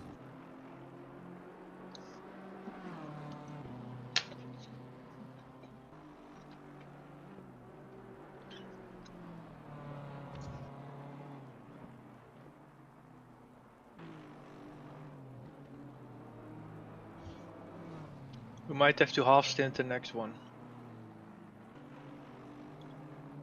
Still medium.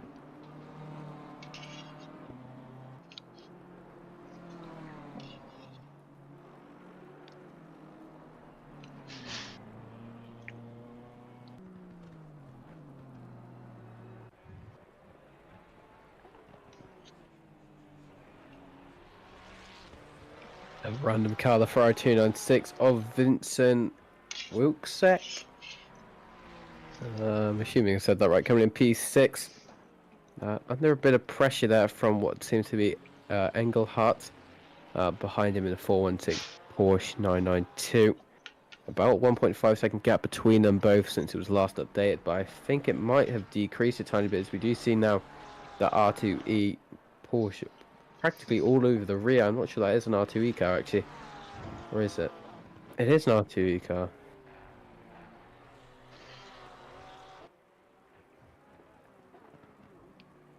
Oh, what? Dennis Shop's car? Just for people wondering why I might be talking to myself. I'm not. Chris is in the background, as I've said probably 5 times now, but I still don't want to be acted as crazy, but he did just basically call out my car for spinning at the carousel.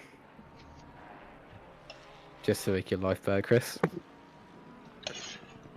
You're more than welcome.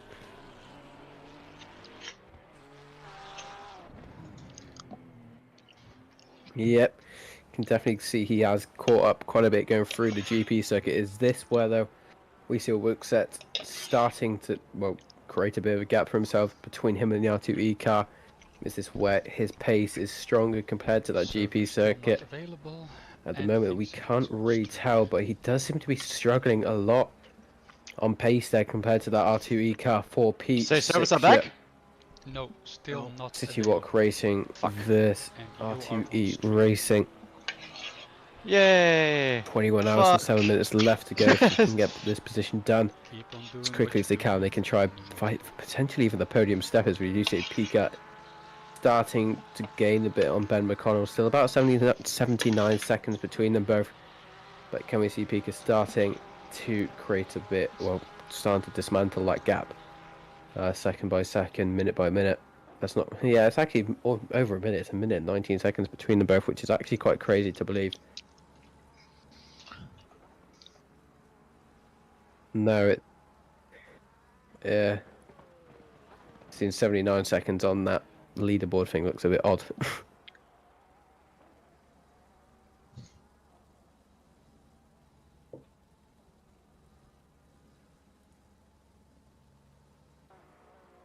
He spun?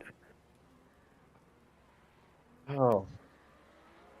Pika losing a position there to Harris, so he has just spun and it has regains the Funtech Racing Team for P3 for now. But can we see Pika starting to regain? I didn't know. Hang on. No, never mind. I just saw a bridge and never mind. I'm I'm speaking random gibberish now. But we do see Nels Engelhardt once again trying to get past Wilk Zed for position. Currently P7 and P6 are racing with each other, but we do see the R2E car does have the benefit in terms of pace at the moment as we go through the little hairpins before the next sector, which I believe is sector 4. Gets closer, but this seems where the 666 Ferrari 296 is starting to gain a bit of time to the R2E Porsche. So I'm not sure if that is just something to do with confidence between this part of the track, but at the moment it does seem now Nils losing a tiny bit of losing quite a bit of time actually now between these two. This is probably about maybe 6 or 7 car gap between them both.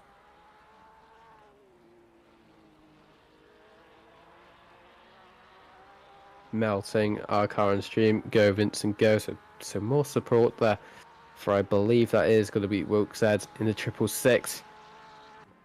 For Iconium P6 under a lot of pressures we were just speaking about, as that's going to be a very, very late dive bomb there from the R2E car of Engelhardt, but he was able to create absolutely no contact between both the cars, and they both fight for another day. But we do see that has caused Vincent to actually create a bit of a gap for himself between him and the R2E car. But going on to the back straight that we will see after the carousels and the final sector parts, this is where it's going to get a bit more interesting, as we do need to see Vincent starting to create a tiny bit of a gap for himself. Do you see that R2E car is starting to get a bit sketchy through the following corners before the carousel? But if he's not being able to create a bit of a gap for himself, which we can't see him do just yet, the slipstream is going to be able to take him out of P6 and put the R2E car into P6 on the back straight, which we are approaching quite quickly now. But we did see the corner before the carousel, the R2E car is able to catch up quite a bit of time on, but the carousel seems to be quite equal in terms of confidence at the moment. But it does seem the gap is starting to decrease once again. This is all down to the confidence part of the track, as it does seem it's at the 95 car going slow. It does seem to be the 95 car going slow into the hairpin, but it does seem he is back up and going.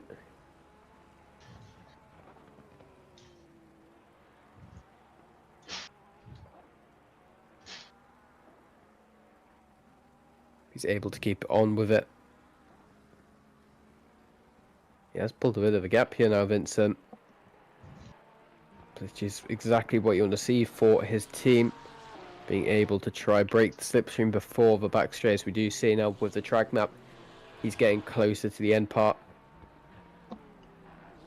One more carousel to do on the final corner, but we do see these are the corners which start to get a bit more sketchy here, as we did see the R2E car getting a bit loose through this section. You know, Vincent is actually starting to create a tiny bit of a gap. If this is just an anomalous part, or if this is actually Vincent's more strong part of the track. Very, very sketchy as we go with the jump now. Does seem both cars were able to make it safely. Vincent has been able to make quite a bit of a gap going through the final sector of the Nordschleife loop. This is where the error wash does become very, very sketchy around here, and it is a part of the track where you need to just try and get the line absolutely right, and you need your confidence as high as you can possibly get it. Otherwise you might either lose a lot of time, or you are just going to bin it into a wall, which is quite, I think we've already seen it today, or I think we did in practice. Good run, man. Good run. Or we might have actually seen it during the race, because people going side by side into that section. It's absolutely criminal. As we do see in the next 10 and 30 minutes, the rain will start to decrease, and we will start seeing the time starting to increase once again, and there's probably going to be another window of optimum track potentially in the next hour and a half, maybe.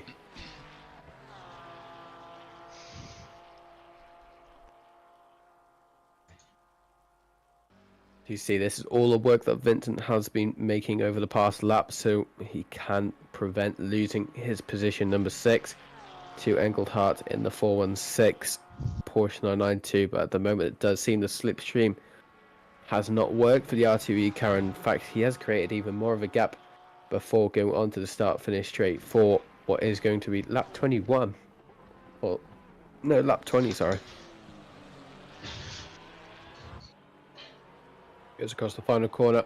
Does seem the R2E car gets a very, very good exit there, but he's not being able to gain as much time that he would like to.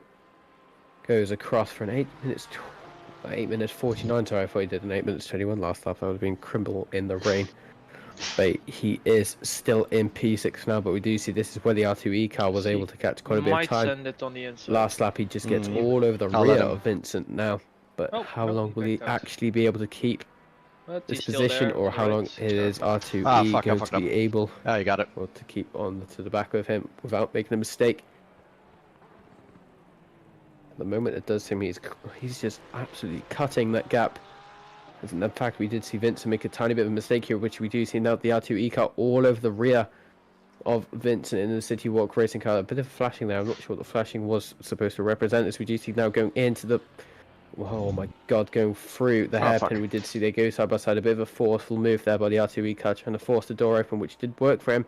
But the R2E car does go up into Is that P6 the fastest these Vipers go? Sort of retaliation here from Vincent at the moment. We can't really tell. But this is where the R2E car of Engelhardt is at its strongest point on the GP circuit compared to Vincent. Well, we did see he is stronger going through Sector 3 and a lot of the Nordschleife loop.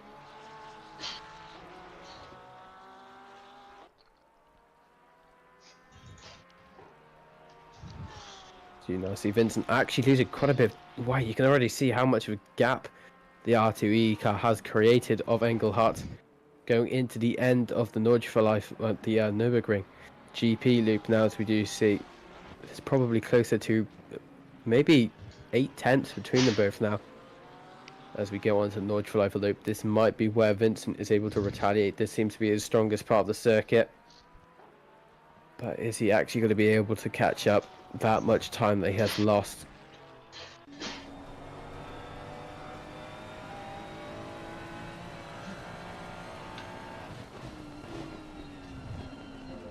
Moment he isn't gaining any time to Engelhardt at the moment. He is just going to try fight with that car, trying to get on the apex without unsaddling the car, which he is actually being able to do successfully. He just has to stay behind for now. You guys moved up some time to P5 as well? I think that might be the end of that battle. Actually, it does seem the R2E car has created quite a big gap for themselves, probably about maybe 2 or so seconds between them both. Or the 77? Now Vincent's going to have to try work back that throughout the entire race to try regain P6.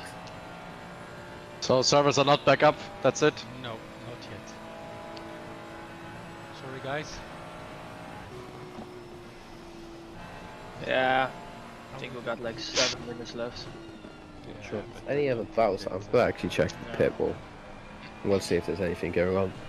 Well, I hope they will be up sometime. You can at least do some driving. And otherwise you need to keep pushing, guys.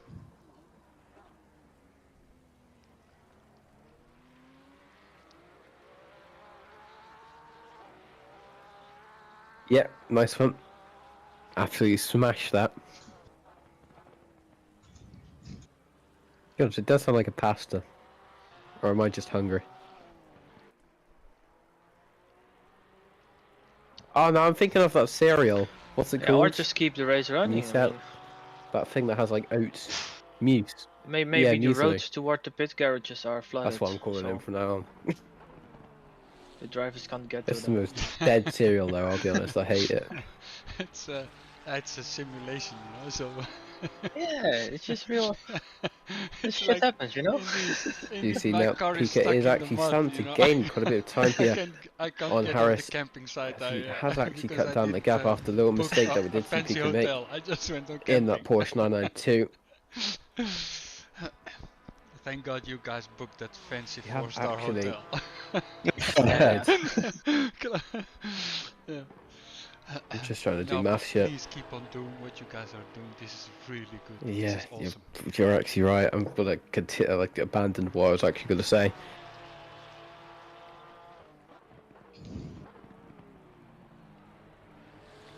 Do you see now? Harris is under so much pressure now from Pika, who has been able to gain so much time even before the carousel. It almost looks like he was going to try to go for a move on the carousel, and I'm glad that didn't happen. But it does seem they made contact between each other there, and it does seem Harris is going to force him out.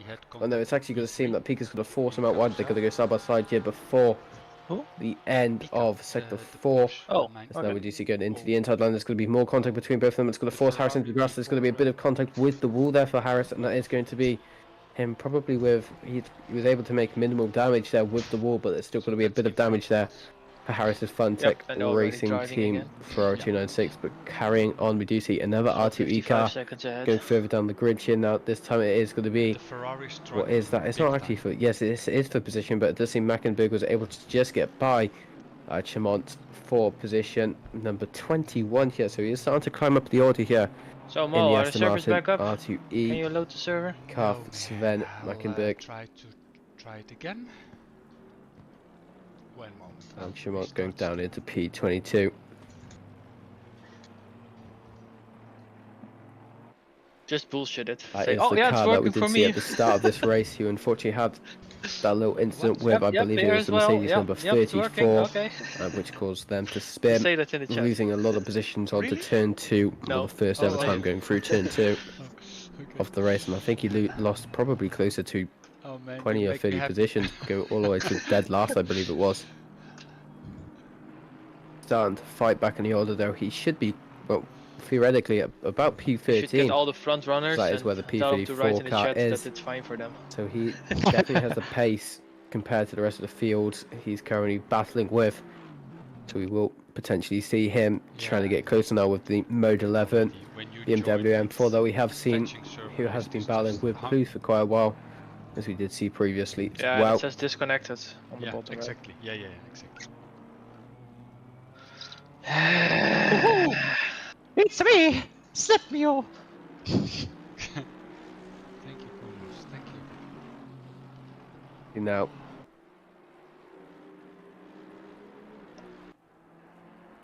yeah, I agree, they are all boring.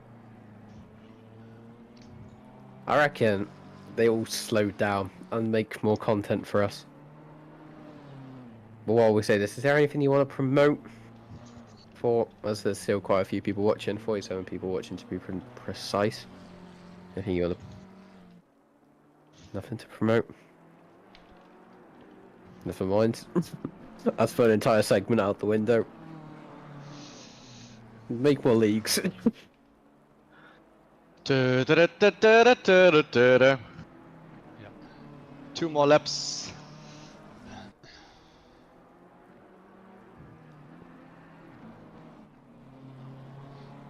Oh, I love a bowler.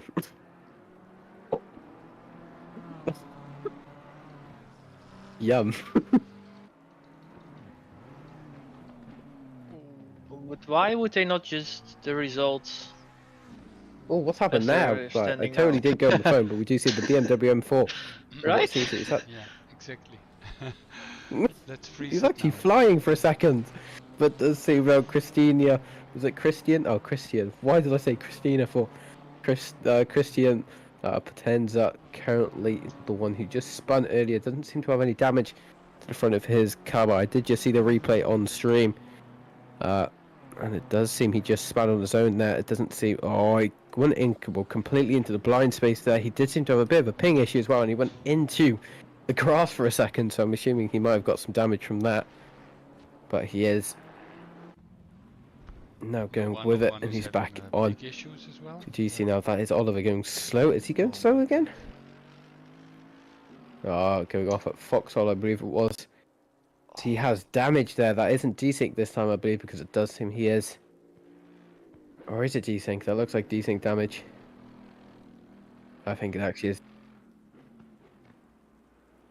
See, ABS2 doesn't work for me. True, but he is also... Can we get on board with him, please? I just want to see if he has any suspension Back to damage. 1. Tried it, don't like it. Yeah, it's actual damage there. We can see how Car he's just having don't to stop. rotate the wheel about 90 degrees to keep it in a straight line. That means he has some sort of suspension damage on the front of his car, and that is going to be quite a hefty fix, but he is actually managing to still drive it, as he is going to be able to do this right-handers brilliantly, but the left-handers not so much.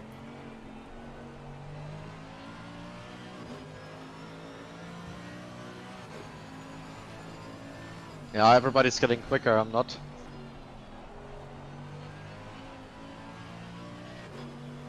Yeah, people are retiring as well. I meant their lap times. The race will continue, but there will be no championship points. Oh man.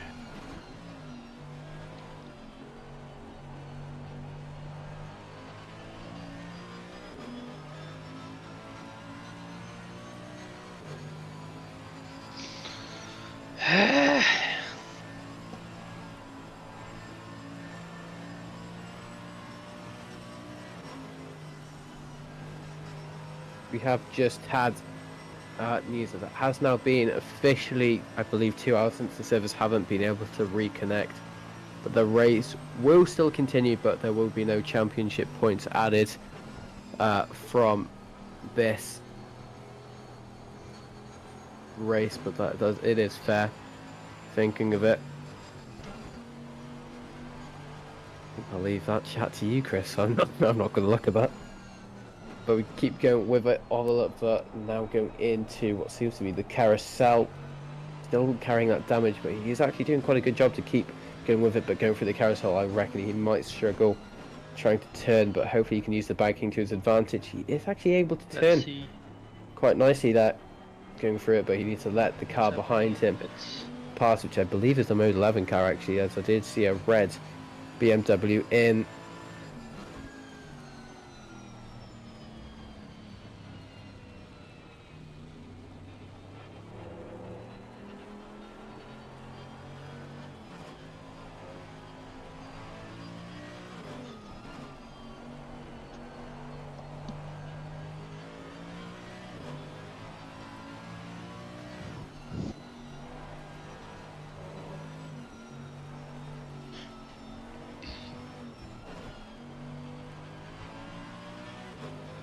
Hours and 48 minutes left of this race. Do you see he is still struggling, but he is actually still doing quite a good job with keeping that car on the black stuff.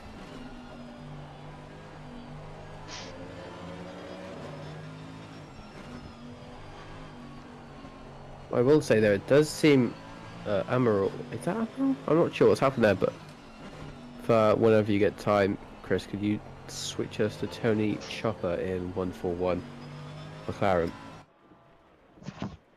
Nope.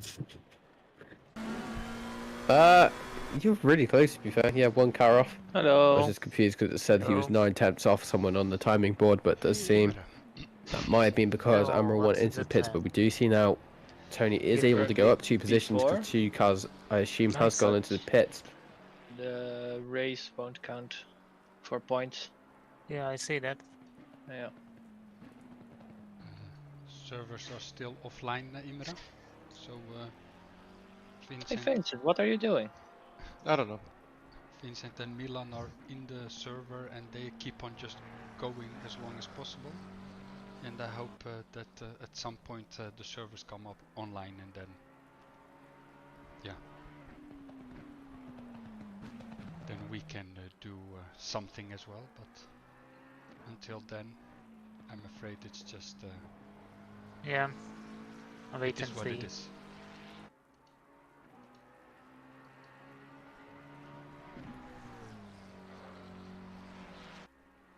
Light rain in 30.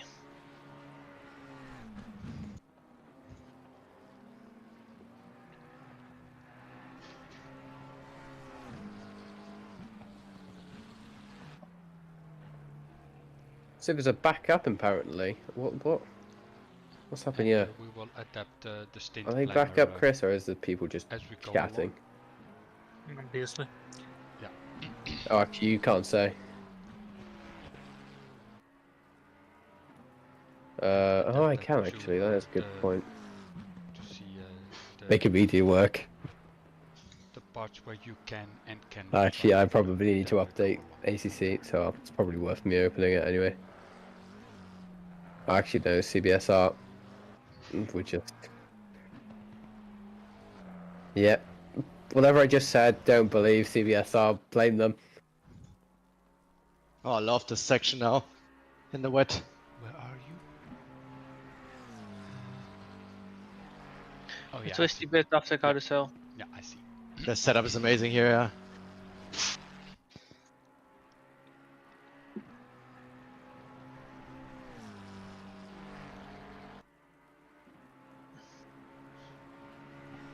Oh, too early.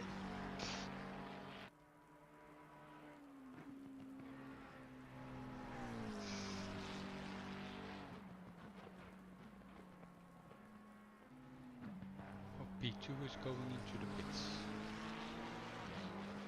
P1 is continuing.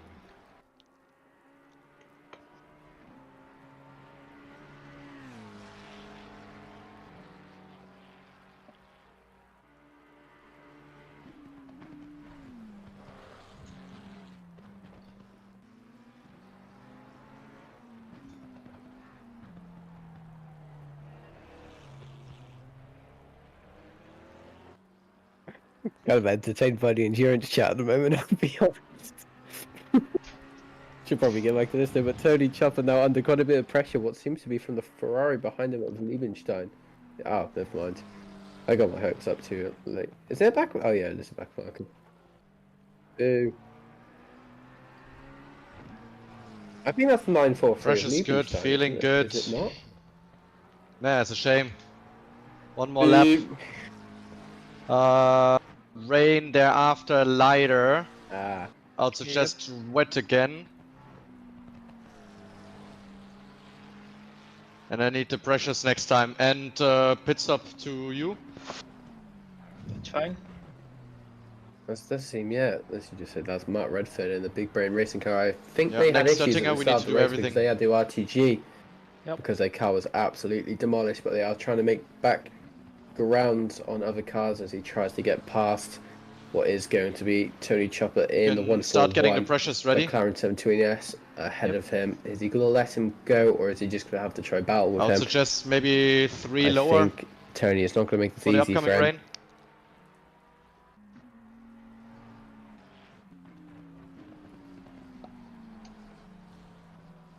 Yeah, I've said that, but I will say it again. Using the Yeah, but now we medium or have light went rain? past the time of the ACC service to be recovered. So the race will light. now be held as a non-championship Very race, quickly and it light will rain, be let's put it classed that as way. a single event, so no points will be given towards the championship with this race, and it is all for fun. Yeah, Just remember looks that. exactly the same.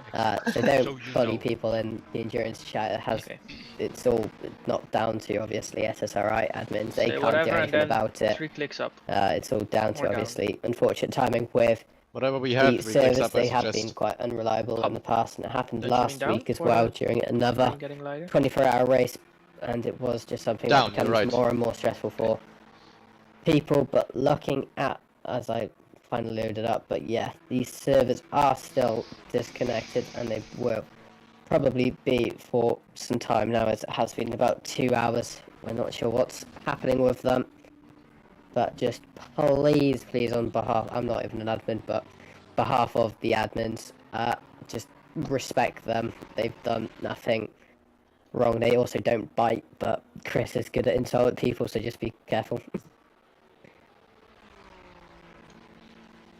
But as Dennis also posted in the chat, you can keep a constant record on what the servers are currently at by looking at what is ACC's status. But you can also, I've also just realised you can just keep refreshing your page on ACC.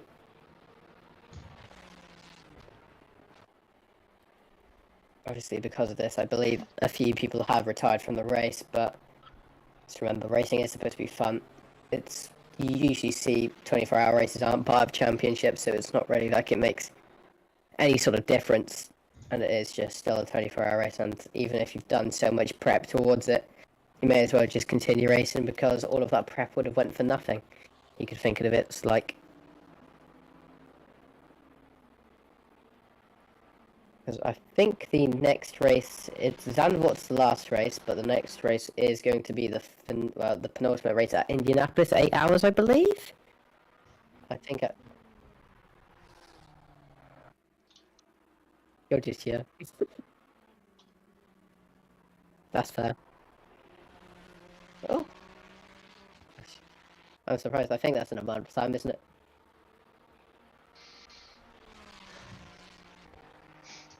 What date? What date? Haha.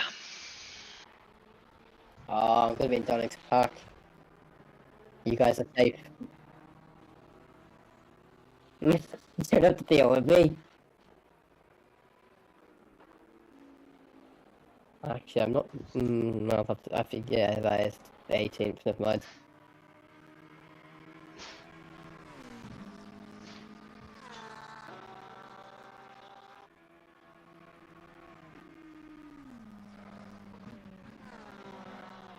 Do just see that I will just say this now. The interviews won't be taking place for at least the next hour. Just until everything cools down a tiny bit. Just so it's easier for people to actually keep on track with the race. But they will be opened back up to whoever's in the endurance commentary thing next, which I believe is going to be Oliver. Or it could literally be anyone, so I can't really tell you who will be next. It's all very unpredictable, but whoever's in next will probably be taking interviews again. If not, I'll be doing them once again from 11:30 PM onwards, because I believe that's when I start. If I can connect. If I can't connect, I'm not sure what's going to happen then, but we'll find out. Let's just hope everything stays up. CBSR esports not looking too happy and chat with it. It's obviously it's not the greatest of situations. It's something that has happened on multiple occasions. It's something ACC hasn't been able to fix yet. It's been in the game, I think, since like 1.8 or something. These like little server bugs, but it is just something that we can't fix. We are completely out of touch with them for. The same with probably QNOS as well. I'm not sure who really, if it's QNOS that is in charge of it, or if they have a hosting provider that might be doing it. We can't tell you because I don't know, and I don't think many other people will know apart from the QNOS people. Oliver! Hello. How's it going, Oliver? Apart from your crash, we did see it, by the way. Multiple crashes, please. Sorry, I forgot to discredit you. No, multiple crashes, please. No, the car didn't feel so nice in the conditions. We also found out that we might have had some miscommunications about the setup in the team, and that's why we ended up with a setup that no one really liked, and not the best of races in total for us. Any of the 3 drivers who got to drive in the event, we all had difficulties and issues. So I will box it is this what it is lap. at this point. And after the announcement came out, that we decided to not continue the efforts in this event, as it just isn't fun when no one really likes the way the car is set up at the minute, and no one can really control the current setup. Especially in the rain, it seemed more understeery than a boat. Basically, when you were turning in, it became Christmas before the car was actually turning into the corner, so not optimum. I mean, you managed to keep on track for a good part of it, right? Yeah, a good few laps, and I even got the fastest lap for the team, but not that impressive. Although a little bit when considering that other drivers had dry conditions, but again, they had issues as well. Does that mean you're joining me for the Midnight Sins later? No. Oh. There I'll be catching some shut-eye so I can go up early and watch Formula 1 in the morning. Woo! Oh, gosh, yeah, I forgot about that.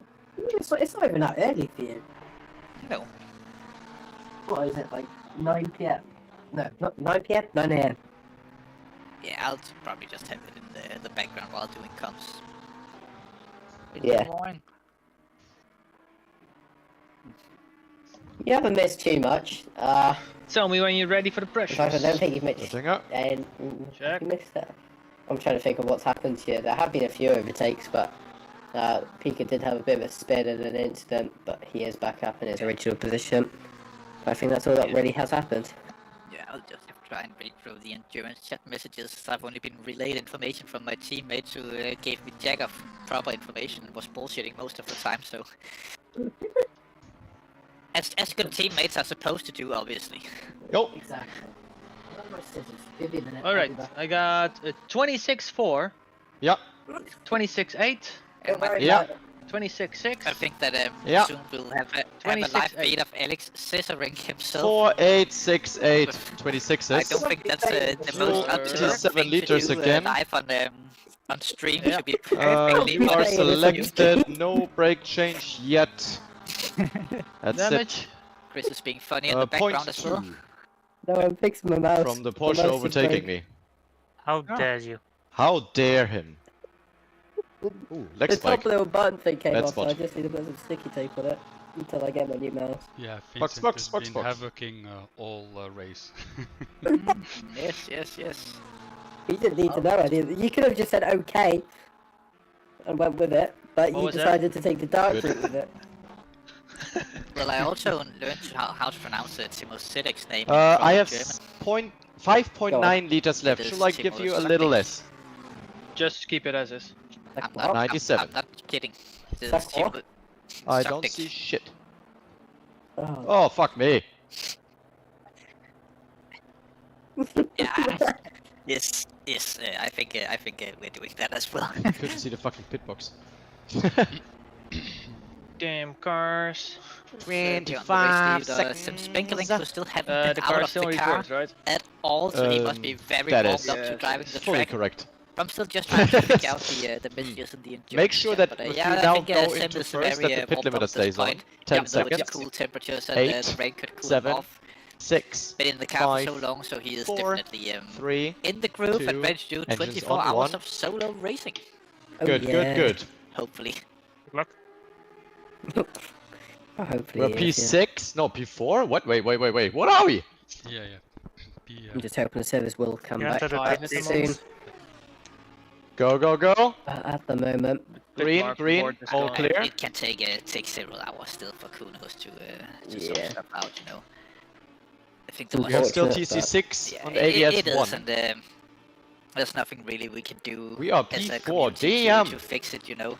No. It is what it is at I this don't know. point, and yeah, it's guess just wait for the end unfortunate. of the It's an event that I session. think Oh. that a lot of people have been looking forward to out there and putting a lot of time and effort Brake bias into, but 57.8, that felt right. this unfortunately happens from time to time with Kunos. I remember back when we, in the old days on the GT3 Wednesday League, when we did that on SRHI, it seemed to be every single week where we were racing, they had a new update for the game that I did kick the screwed us ball over to somehow. maybe half points at the deadline.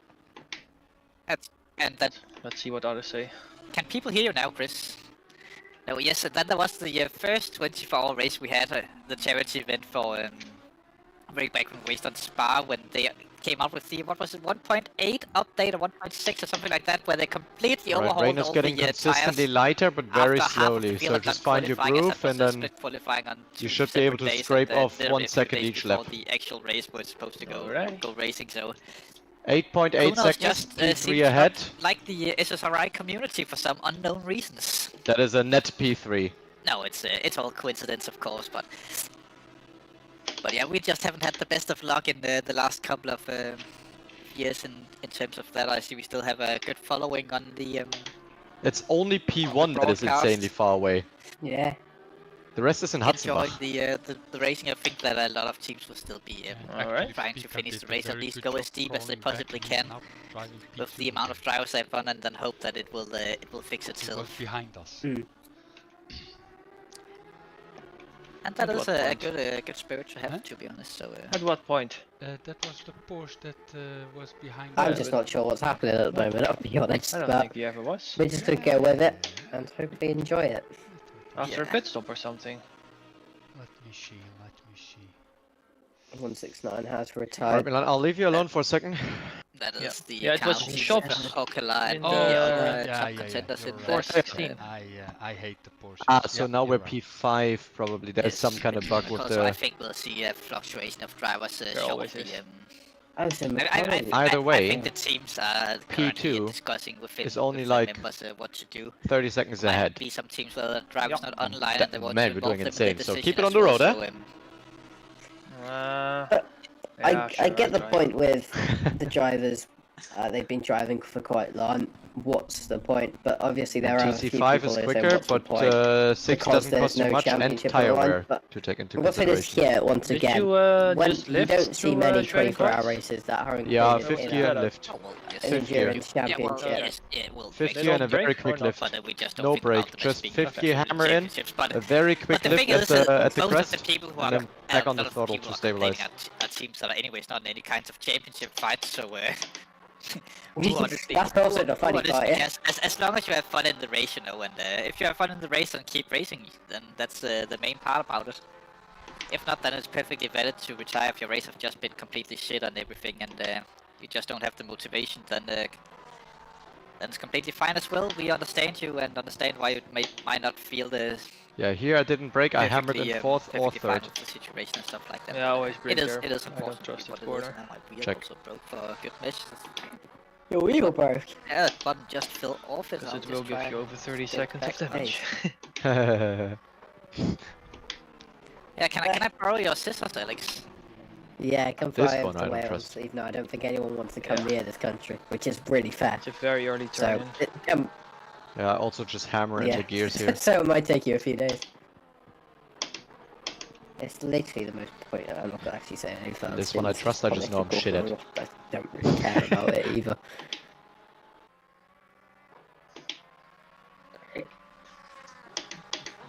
We do see. Oh yeah, so we do see. Musieli going back into the pits now in the 420 Ferrari big Cup. gap to the rear. Wait, did you say if anything, you can focus to the front. Yes, the 169 car. Yeah, RNE. Alright, I'll be done for a They sec. used to be called. I don't know what they are called this season. I forgot, but I think it's the same maybe. 24 hours with 2 of us? But for now it looks like it, guys. So keep up. Don't fall asleep. Don't fall asleep. Okay, so by accident scroll back up in the endurance chat. I'm still just trying to get everything included and suck in all the juices. They need to sort it out, so Imre and I can also have some. Yes, Chris, but yeah. can't hear you, so when it's looking like there's gonna be a light rain stand. It's still light rain in 10 minutes and in 30 minutes. 30 minutes, yeah.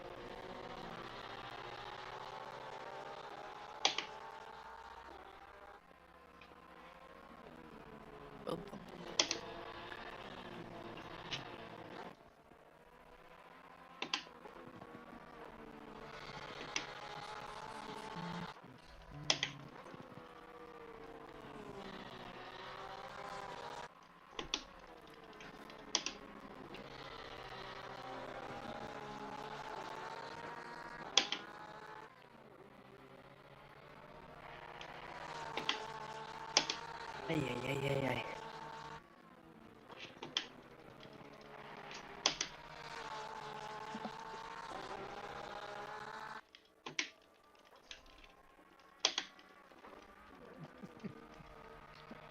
Yes. God, we're not even 4 hours in, we're already going crazy. It's wonderful. Yeah.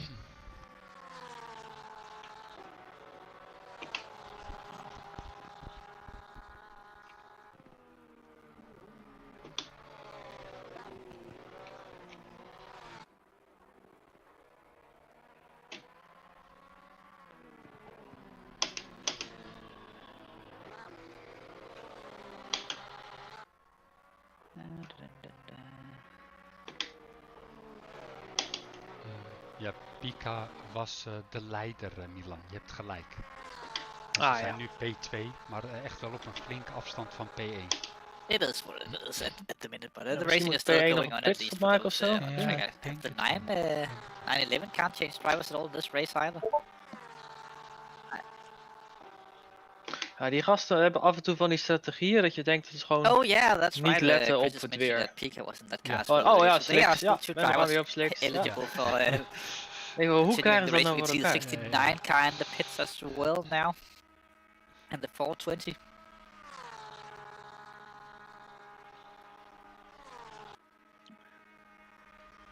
And see if they will come back out on the track. Is that English? And continue the racing.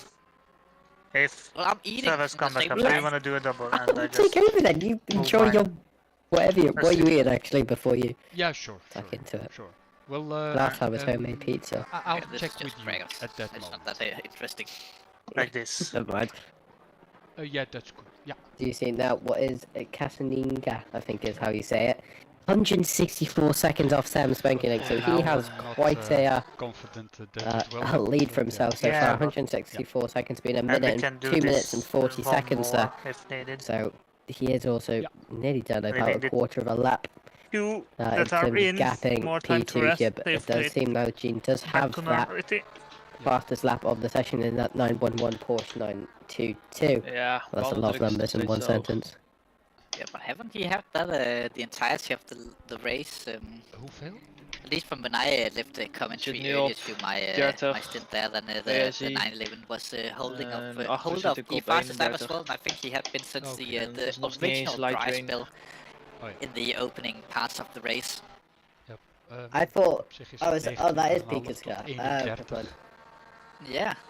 Ja, maar het zal nog veel hoger worden natuurlijk. This is the thing with drivers because I don't know everyone's names. Het is nu nog medium. No, none of us really do. Probably should. But, het is niet anders. It is what it is. Do your thing. Aye, Captain. Yeah, and in the meantime, you clawed back some time to P3.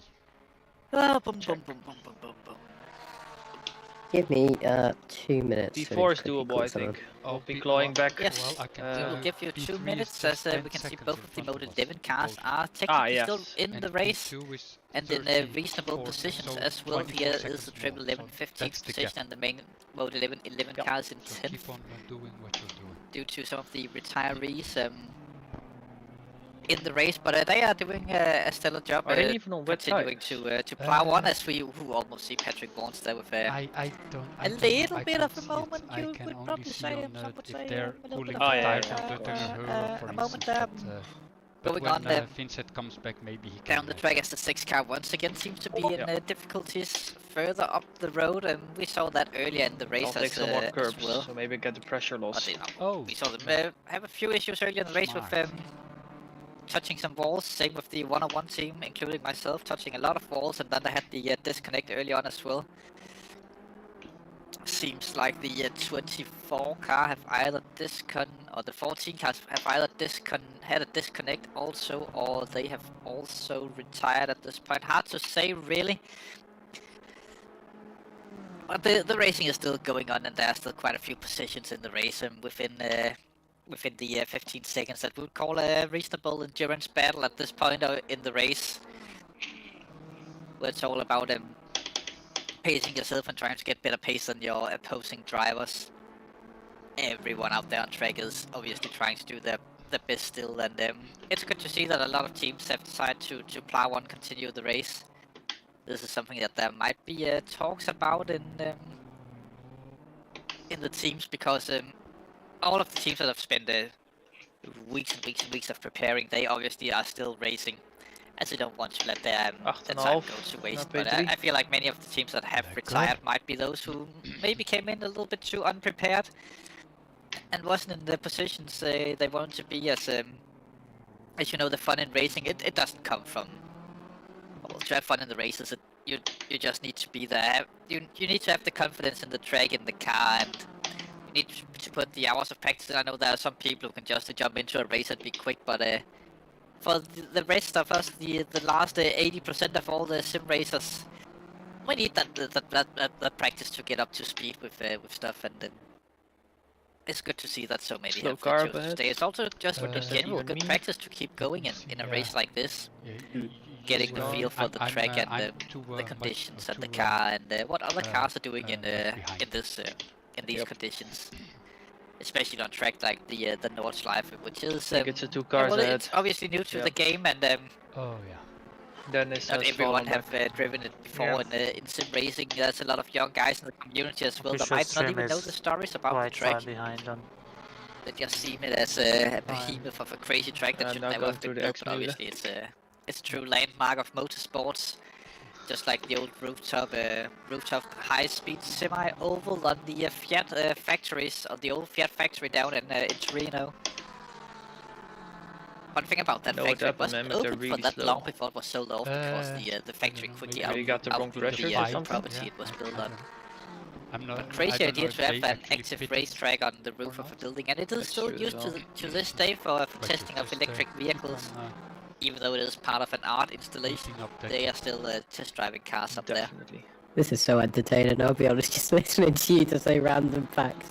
But I'm gonna head off for a bit, because I need to quickly go and get some stuff, but I'll leave you guys in the hands of Oliver for as long as he's doing it.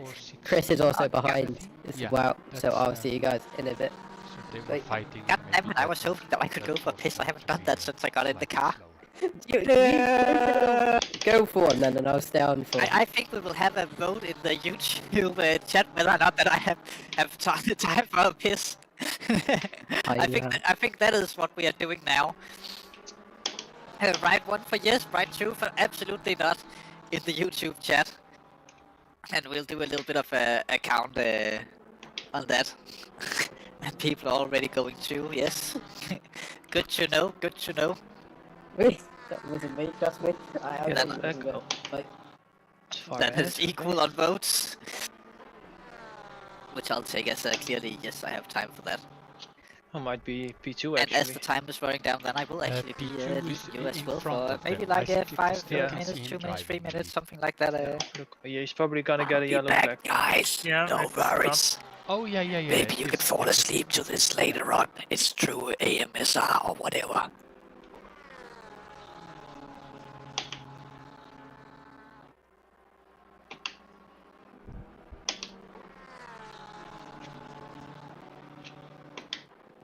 He went yellow, white, yellow on the track map. What's going on? P2 had a little moment, small moment. Oh man, we're catching up? Yeah. Yeah. Holy shit. Slow. Maybe they got the wrong pressure or something? Start of this lap was like 10 seconds. Oh no, the McLaren is behind again. What the fuck? The 93. Oh, is he close to you? Yeah. Yeah? Must have had an off track then, because he's back in front of me. Okay, Alright then, focus. They did. Yeah, he's struggling. Holy shit, he's struggling. Gimme slipstream. Yeah, wait for Duttinger. Keep it cool. Cool. Yeah, just keeping some distance, you know. Got a good exit here. Watch me fuck it up now, huh? No. Very nice, very nice. No. We can't see it, Milan, so don't talk that. Yeah, they're overheating. Look, they're all driving in the wet part the entire time already. Yeah. They must have overheating tires. Yeah. Yeah, Slipstream is not doing much. Keep your pressures, rather.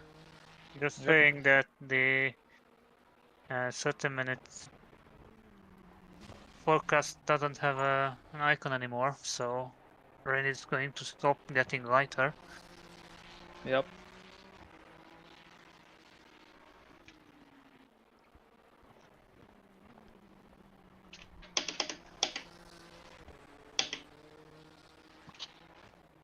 Ooh, exciting stuff, man. Just keep it cool.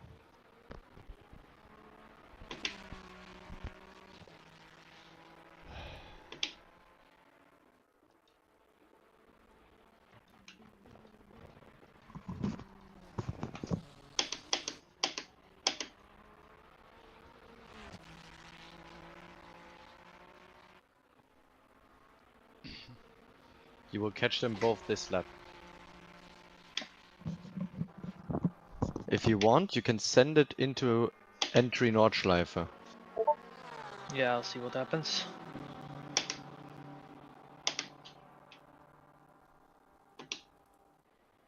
Careful here. And the piss break is over for now, though I do have running diarrhea almost. I don't think we can say that on the stream either, but hey ho, it is what it is at this point. Are your pressures too hot? Yeah. The race is obviously in a bit of a stalemate for the positioning battles. There are big gaps except for these two guys that we are following here. They are within the same camera shot for position. Sure looks so. Which is why we're giving them a bit of some screen time. This is Michael Schulz in the 1-3-5 car. This is the driver who did the Kiel race by himself and had to be persuaded to take a teammate for this race. We learned earlier on as we interviewed his teammate, as we see the 27 car diving into the pits in the background. Robbing us of the 10th spell, but I think there's something going up there for 4th position at the minute between the 77 and the 666 of Milan Dumas and someone Tudja. Maybe too far. Who's going on for some sort of intensified bit of action up there? Ooh la la, eh? Yep. What about the TC6? Remember to hit the like and subscribe button for. Oh no, I think I had to break. For the next. On the slippery part. No apparent reason, but just to do it. I think I was on the. I think would be fun. Red white part. Tudja is the name of Mr. Someone Tudja, of course. RPM. Yeah, you were. Probably some Dutch team name. Oh, both of the cars gets a little bit loose there. Stream, big slide from the 666 car. Good slide there from Milan Dumas, really showing off that he has great experience in drifting simulators as well as you got proper experience racing in drifting simulators, they say. walk racing. On for a good one here. Finding themselves in a good 5th position in the race at the minute. That's cool a bit. That's nothing to frown upon. It's the other two are struggling in front. It's tough conditions out there, and yeah, do more tire management. This will win. In a top 5 you still have a long stint, I guess. That can quickly change if they have a little bit of a slight visit to Mr. Barrier, but we obviously cross our fingers that won't happen too much for any of the remaining cars in the race. Still plowing on. Keep in mind that next time we go racing in the Endurance Series will be in just be safe on the tires. Roughly a month's time when we head on to the Indianapolis. I was about to say the Indianapolis 500, but obviously we're not racing an oval for 8 hours, even though it would be super fun and very intense. And it would be all about being in the right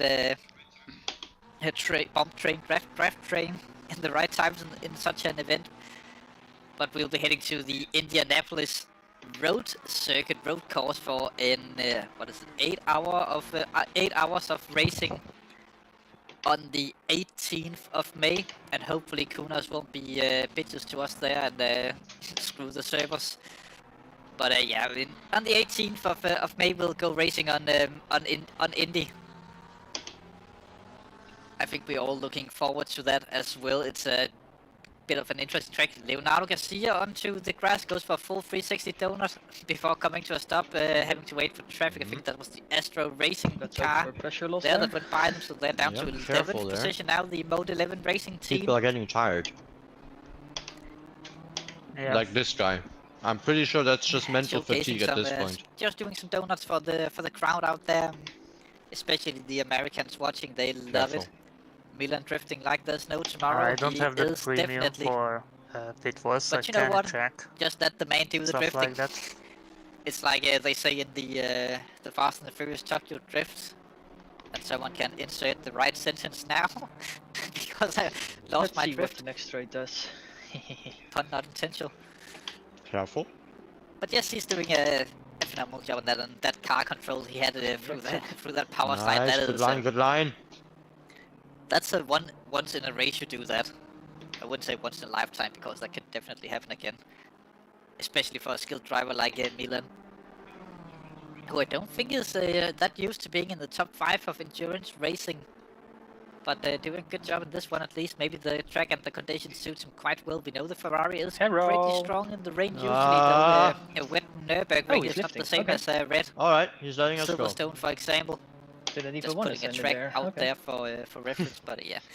It's much longer and much more difficult. Tons and tons of elevation, tricky curves all the way around, as you can really see in these pictures how steep they really are. Most of them. As Milan are right back up with Tudja. Trying for something here. Man, up to a mud curve next time around. A little bit of slide there from Tudja. Milan goes through into 4th position. He is really a man on a mission at the minute. Totally. Full throttling up through the Revenge corners got into 2/10 of a second of repair. It was actually through a mud curve that he did the overtaking. Round and round we go through the top part of the track now, coming into the carousel. After these weird bendy, small bendy straight into the carousel we go for Milan Dumas. Can be difficult to get that right, but he rides it like a boss. Oh yeah, the website. Or at least the drifting king, as he will be known for in the future. I think the drift he did was just on par with what Steve Parker did a few seasons ago in the sprint championship on Paul Ricard. Every time we cut to him, he was just power sliding that car through the corners. Wild spectacle. 50. Maybe not the best of ideas if you want to go for 5-0 more quick laps, but no. But yeah, he is definitely a man on a mission. Anderson, we're 43 to go. Advice at heart. No instance and no damage.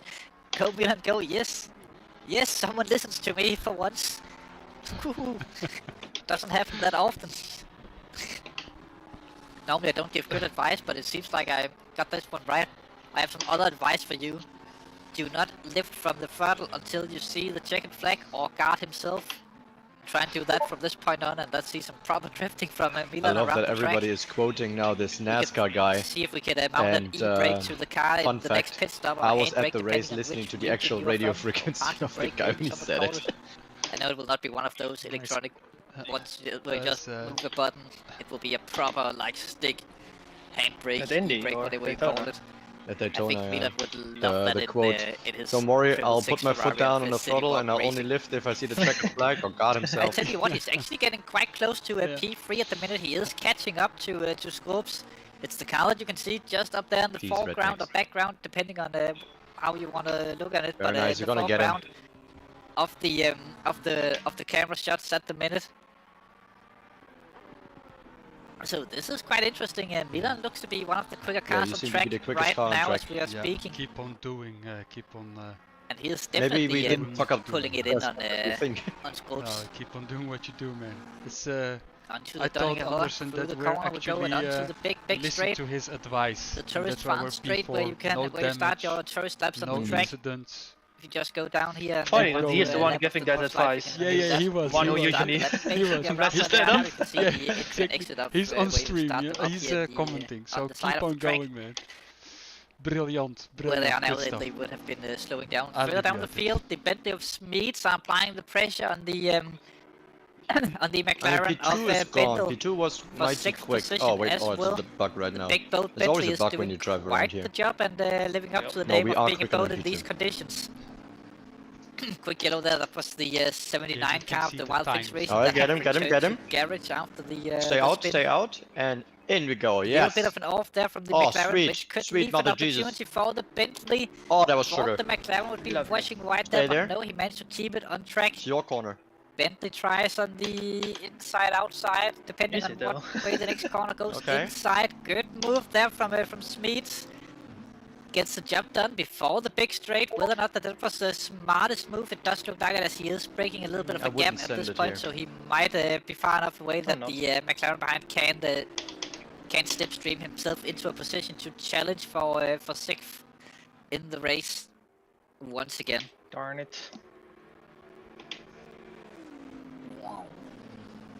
Good sound from the Bentley. Never forget how good. I never seem to forget how good sounding the Bentley is. It's a car that I have been wanting to do for a long time on ACC, getting into and getting some drive time. Pretty aggressive, huh? Be aware. He was aggressive with me too for no reason. Experience as you have the right-hand steering of the car. Some people don't like it. Some people really love it. I'm one of the people that enjoys the right-hand steering, as you have the inside for most corners around most tracks. So statistically, it would be the optimum side of steering a race car from. And all the British people would also say it's the best place to steer an ordinary road Ignore car the from. rear. I don't think Though you're gonna get attacked. I disagree with that by quite a bit, but it is what it is. Milan Dumas have now caught up to Scopes for third position, and he brought Tudja with him into the mix. Free car battle for P3. And free manufacturers as well, Porsche, Ferrari and McLaren up here. Nice. Watch out, slow. There's no point sending Let's it see there. what Milan can do. You can only lose. That was better. Speed at the minute around the track, but whether or not that he can find a way to make a clean overtake, that's a whole nother story. It's not enough to be the fastest car on track in events like this. Wait for your chance. This can go so bad when we are at a perfect location. But he is definitely trying to figure out a way to get by the Porsches. The Porsche might make it easy there as he goes wide, but Milan takes up to avoid running into the back of the Porsche. The Porsche keeps position, but gets compromised through these corners. This could be an opportunity for Milan to go through, but no, it doesn't look like it. He thinks wiser of trying through these corners. Does Milan Dumas? Clever driving. Coming onto the corner that leads up to Flugplatz He will now. not give it to you. Not where you would prefer to be super close, as if Milan haven't been in the ass of Scopes before. He does know he will be lifting or braking up here. There's no need to risk it, Milan. We're in the perfect location, and he will lose the position. Continues with his own line. There's nothing to gain to the Now we front. have the slipstream. This could be an opportunity for Milan. There's a good long straight here, though it is very bumpy going around here, and in the wet conditions it's not super fun. Getting hung on to drive the outside here, it looks like Milan will be. It's not optimum, and the Porsche will definitely understeer out, but manages to tuck back in line before the turning actually happens. So no issues there for Milan and Schweppes. Tudja just lurking in the background, hoping that they will make a little bit of a mistake and take full advantage and make the double overtake maybe. He does have that correct gap up to take advantage of such things. So it's still up to you guys. But they are still plowing on with a good amount of driving. Inside? No. And 20 hours still go, almost 4 hours into this event. Don't worry from the rear. I don't think he's aggressive enough to do anything. Race almost. No. Lots of defensive driving and offensive driving in the frame at the minute. Scopes he will make mistakes, I told you. Coming in, this is where I normally bend the car the most. And then up to... let the man cook his tires, he will fuck up. Now, I have no intention in overtaking. Looks like Schweppes had a little bit of a But be aware, he will there, bounce off the wall back onto the track. Was just a little bit too safe. Great pictures here coming. Ooh, big slide there from the Porsche once again. Now Milan has the run. Will he try the overtake? He does go for the inside here, but no, not enough. Overlap there, as he thinks wise off it once again and backs out of the potential move. Still on the back of the Porsche. I can only imagine these drivers are having the time of their lives. This is such fun. You know how he defends here, huh?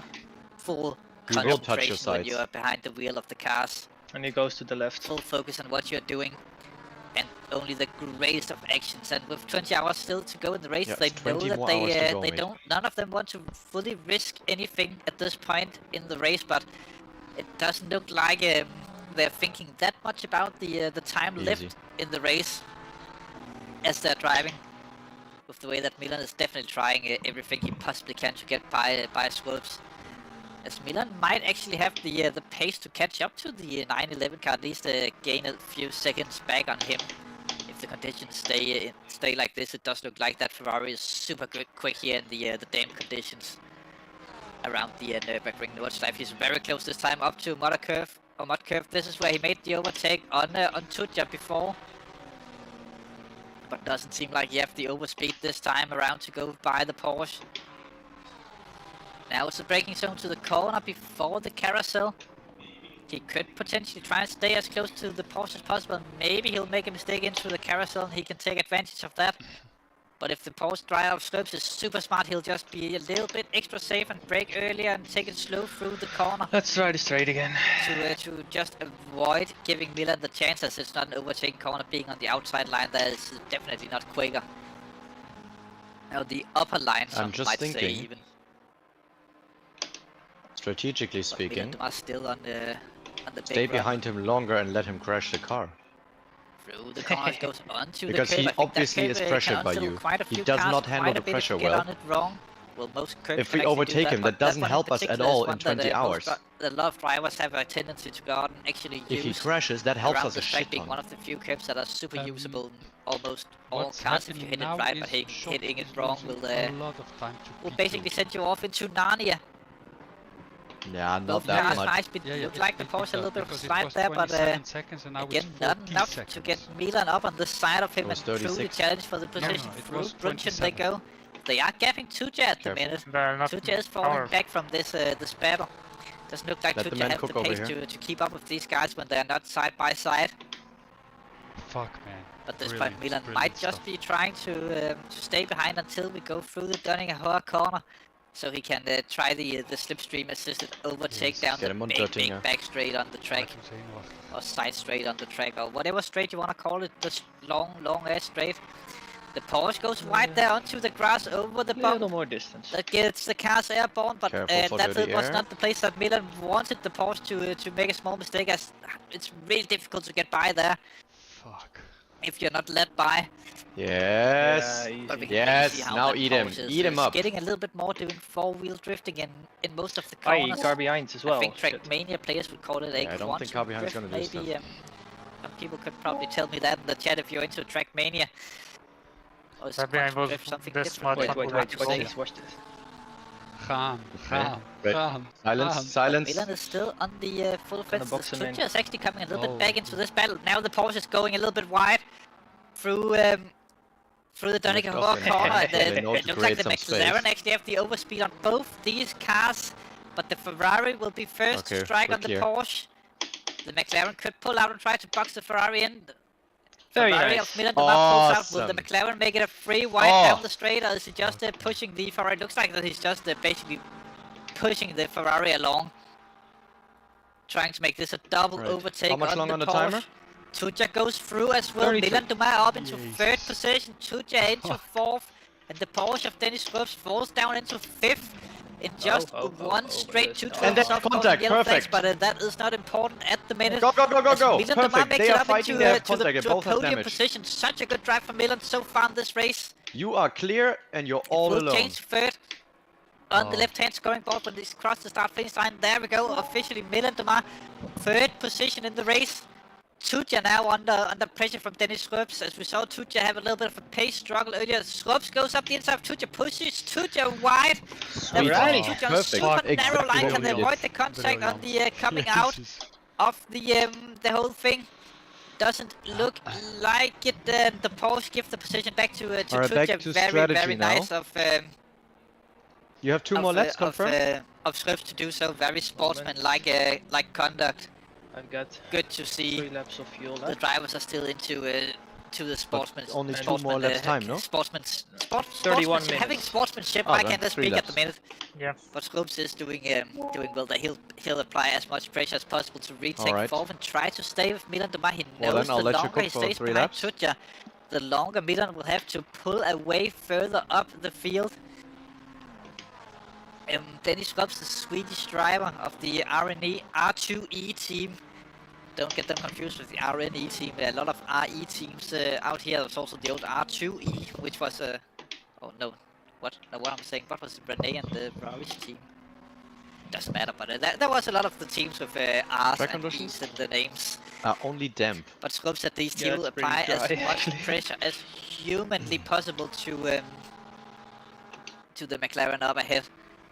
For at least the next couple of laps, until at least they'll have to go in for another pit stop. I'm not fully aware when the drivers took the pit stop last time, but someone with pit wall live open could probably tell me that. But they are, they must not, they can't be too far away from the pits. I think they will do about 8 laps on a tank of fuel within the stint timer in races like this. We are 43 seconds to P2. I believe you are marginally quicker.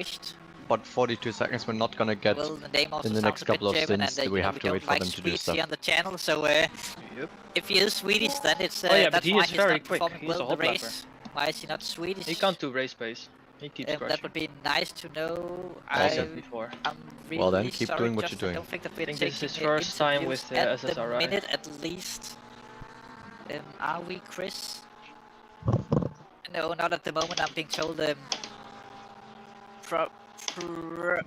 probably give it another hour or so before we do so after the just to give me more wet you know what, spots. fuck it, we'll bring you in, Justin. Hello, Justin. A good friend of the commentary crew, Justin DeJong, have joined us for a quick interview. Yeah, hello. I'm on the mobile phone. Yellow flag. All good, all good. Oh, great. Oh, yes. We can hear. We can hear. I want to come into the commentary box to explain a little bit why we retired. Yes. And that had nothing to do with. He is off the racing line, don't worry. But we had just one driver therein, and he was not able to do one more stint. And also the business of this weekend, which for me with my wife and birthday and that kind of things, we decided if it is a fun race, we will retire the car and then let's move on to the next one. So that is basically the same reason why we retired the 101 car, except that none of us could control the car, and that might have played into it as well. But it is how it is. How is the birthday going, by the way? As now we have other things to talk about than racing here on the channel. It's pretty fun with a lot of family and friends. So yeah, that's all good. But I thought just a little talk with my favorite commentators and. Oh, you're so kind. Did you remember to say happy birthday to the wifey from me? I will say it in a minute. Do you have anything you want to say to your wife live on YouTube that will be glorified forever on the internet? No. I will do it. I will do it tonight when we go to bed. And then you will glorify it forever on the internet. I can't wait to watch. No. I will not be in the commentating room then. I don't think that stuff will be appropriate for YouTube. You might want to go to different web pages if you want to upload that kind of stuff. Yeah. I will not be in a commentating booth when I'm going to bed. All right. No, you will just broadcast Just it live. let you know, the next car has a lot of damage, is very slow, but he's so far away. He's moving into position. But how many cars are there still left on track? 21 cars are still driving in the race. And you know what? There are quite some interesting battles going on, as Milan Dumas seems to be a man on fire at the minute, doing both drift king moves and the guy with the really applying pressure and overtaking both Tuccia and Schruebs further up the field and put himself into third position in the 666 Ferrari. Yeah, it is really unfortunate for the Kunos. Actually, it was a pretty awesome race. You know, different conditions, rain and then dry. I usually like that kind of stuff if it's change the conditions all the time. It's way more fun and it takes a lot more for a driver to compete or to be competitive. So yeah, I always think it's good when it's always raining a little bit. It was all frozen. It brings out a special kind of driving style, and I enjoy it as well normally with these kinds of changing conditions, because you have to be more aware all the time, and if you're a skilled enough driver, then you can take a good advantage of the changeable conditions as well. Yeah, usually I'm pretty decent and fast in the rain. He's on the racing line on the left-hand side. So yeah, I love it. Let him know early that you're there. Yeah, I had some good hopes for the night stints together with Jente van Tielen. He's really fast as well to make up some good time and positions. So, but yeah, let's save it for another race. He's very slow. Yeah, next endurance event will obviously be the Indianapolis 8 hours. I believe it is. Is that a track he's that going you wide. He's clear. with? I know it's one of the tracks that is often overseen for good racing. Honestly, I personally love the track quite a bit and think it's that not more communities are racing on it. Yeah, a lot of people hate the track, but I kind of like it. You know what I mean? I did an endurance there before, and I did some sprint races there before. So yeah, actually I think it's a good track for racing, but really tough on the tires. So yeah, that's the only minus there. It's for the tires, it's not that much fun, but for the rest of the layout is fine. Yeah, I sort of have the same feeling about Indianapolis as Daytona. I love racing. That practice can seem a little bit boring on the track because it's not the most exhilarating track. But there are some tricky parts of Indianapolis that makes it quite a bit more fun than Daytona, for example. But those two tracks are just super good race tracks because you can basically go side by side through most of the track.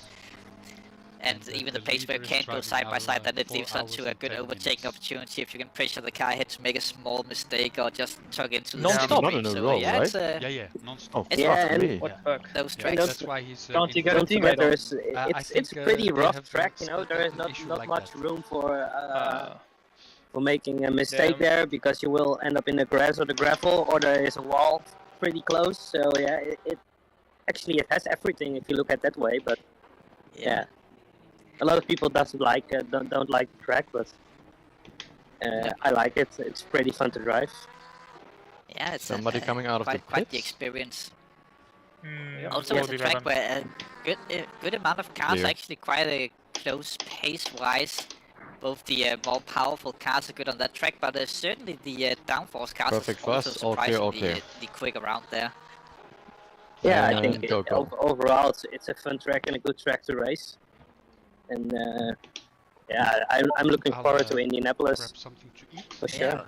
Right just don't get a drive through there. The pit lane is stupidly long. Until the servers coming up. No, that's a pretty painful drive through. Set them up in gekkenhuis. There is no end on that pit lane. It's yeah. It just goes on forever and ever and ever. Yeah, like that. You know what? I think we'll make a special rule for that event that your car specifically can only do 30 kilometers per hour through the pit lane. Why? Just because it will enforce that in practice as well. Okay. But special for you. Special for me, okay. Yes. That sounds fun. Oh, it will be super fun. And Don't forget to wave then when I'm slowly passing by there. Oh, but we'll also enable contacts on your car, so if people think that they can go through you, they are. So at one point, do we start taking 1 hour naps? But I wish you commentators the best, and still thanks for making this possible. First you let Brain have. Thank you for joining us. Had good fun with the birthday of the wife. Say hello to her from me, and do that in the evening. Preferably while you were in bed. By the way, happy birthday from Oliver. Yeah. No problem. I will do that. See you later, and maybe I will come around tomorrow in the commentating. Let's see how it goes for the race. I see you later.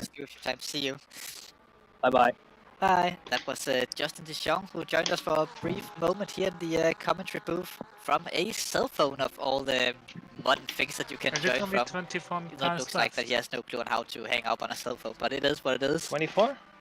21 yes, 24 hours listening to Oliver. Yes, it will be the ultimate AMSR. I think I'll speak for the rest of the race in this voice.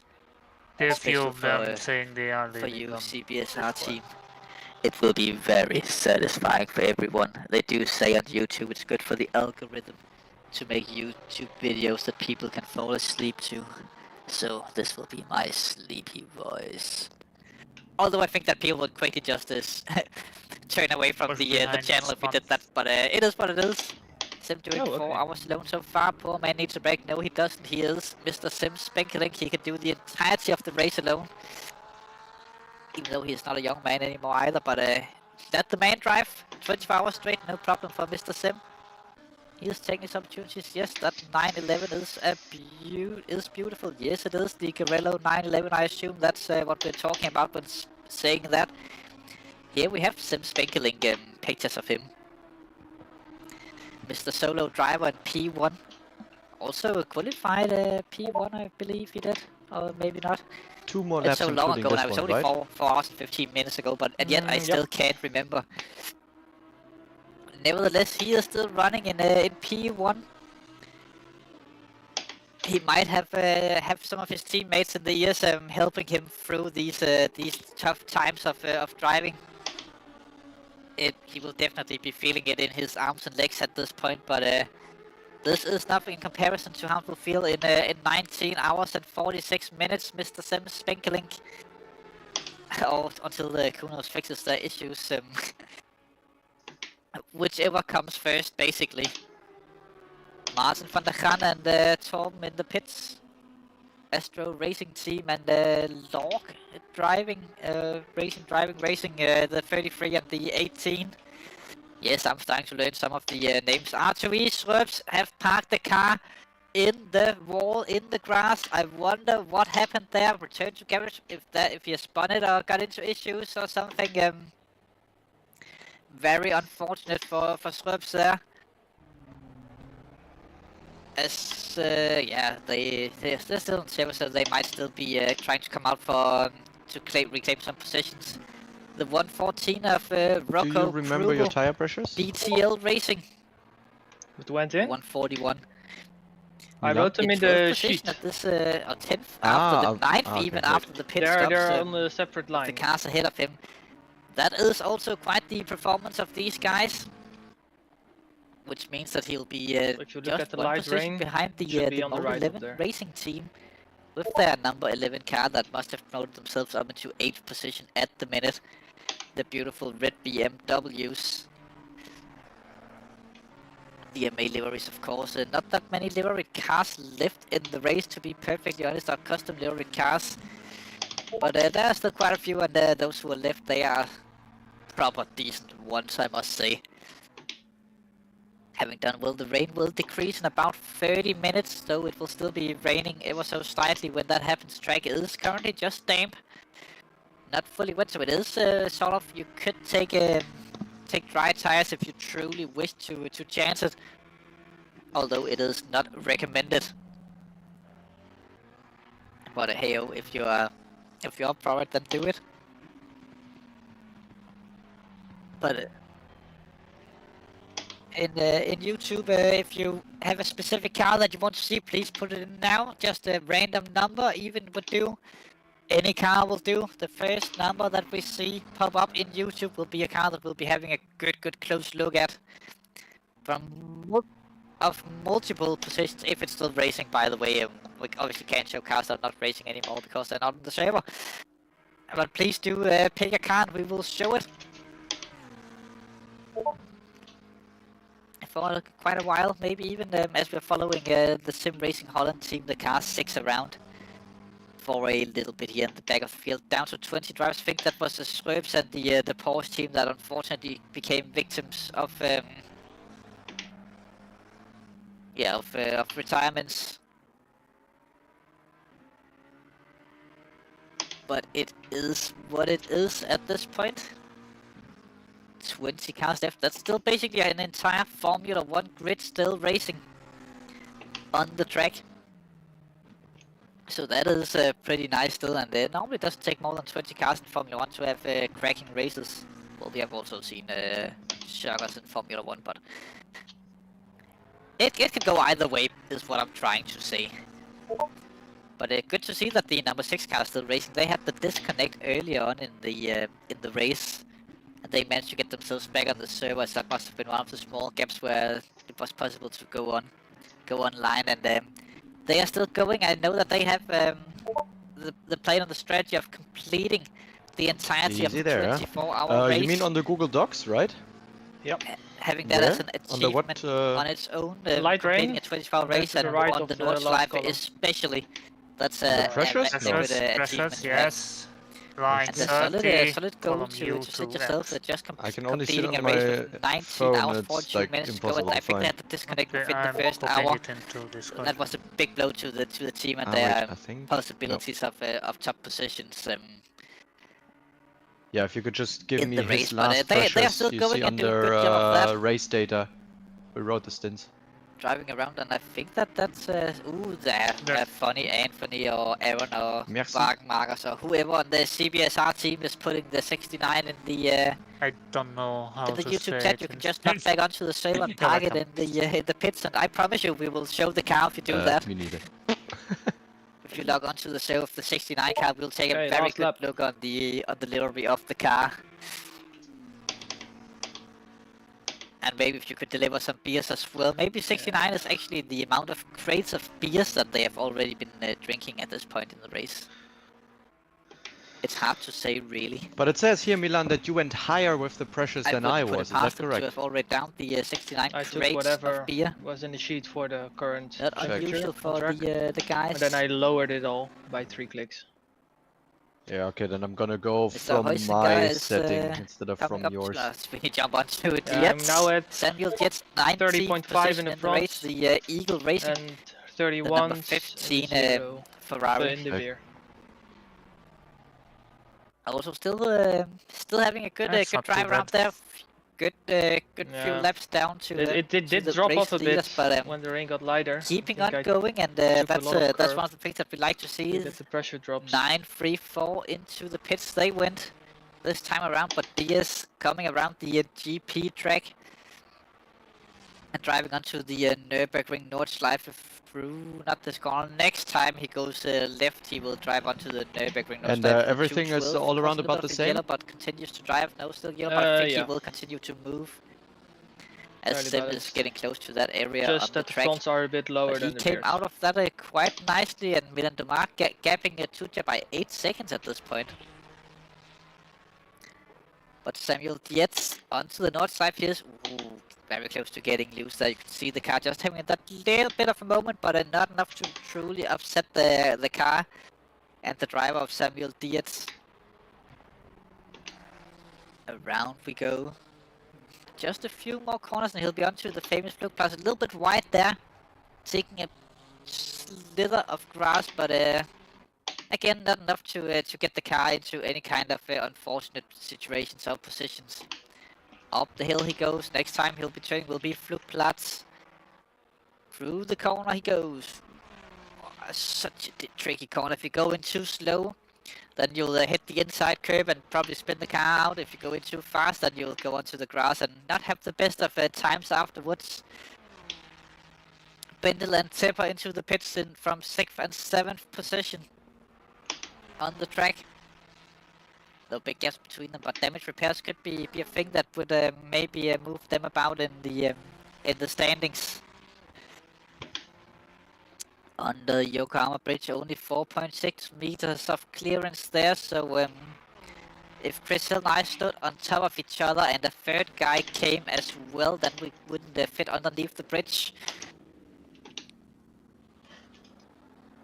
Which is...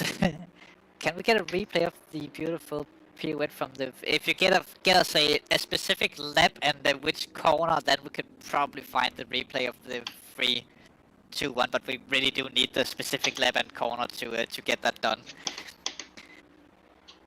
As Chris don't have the capabilities of just going back and looking for hours and hours and hours of replay footage to find that.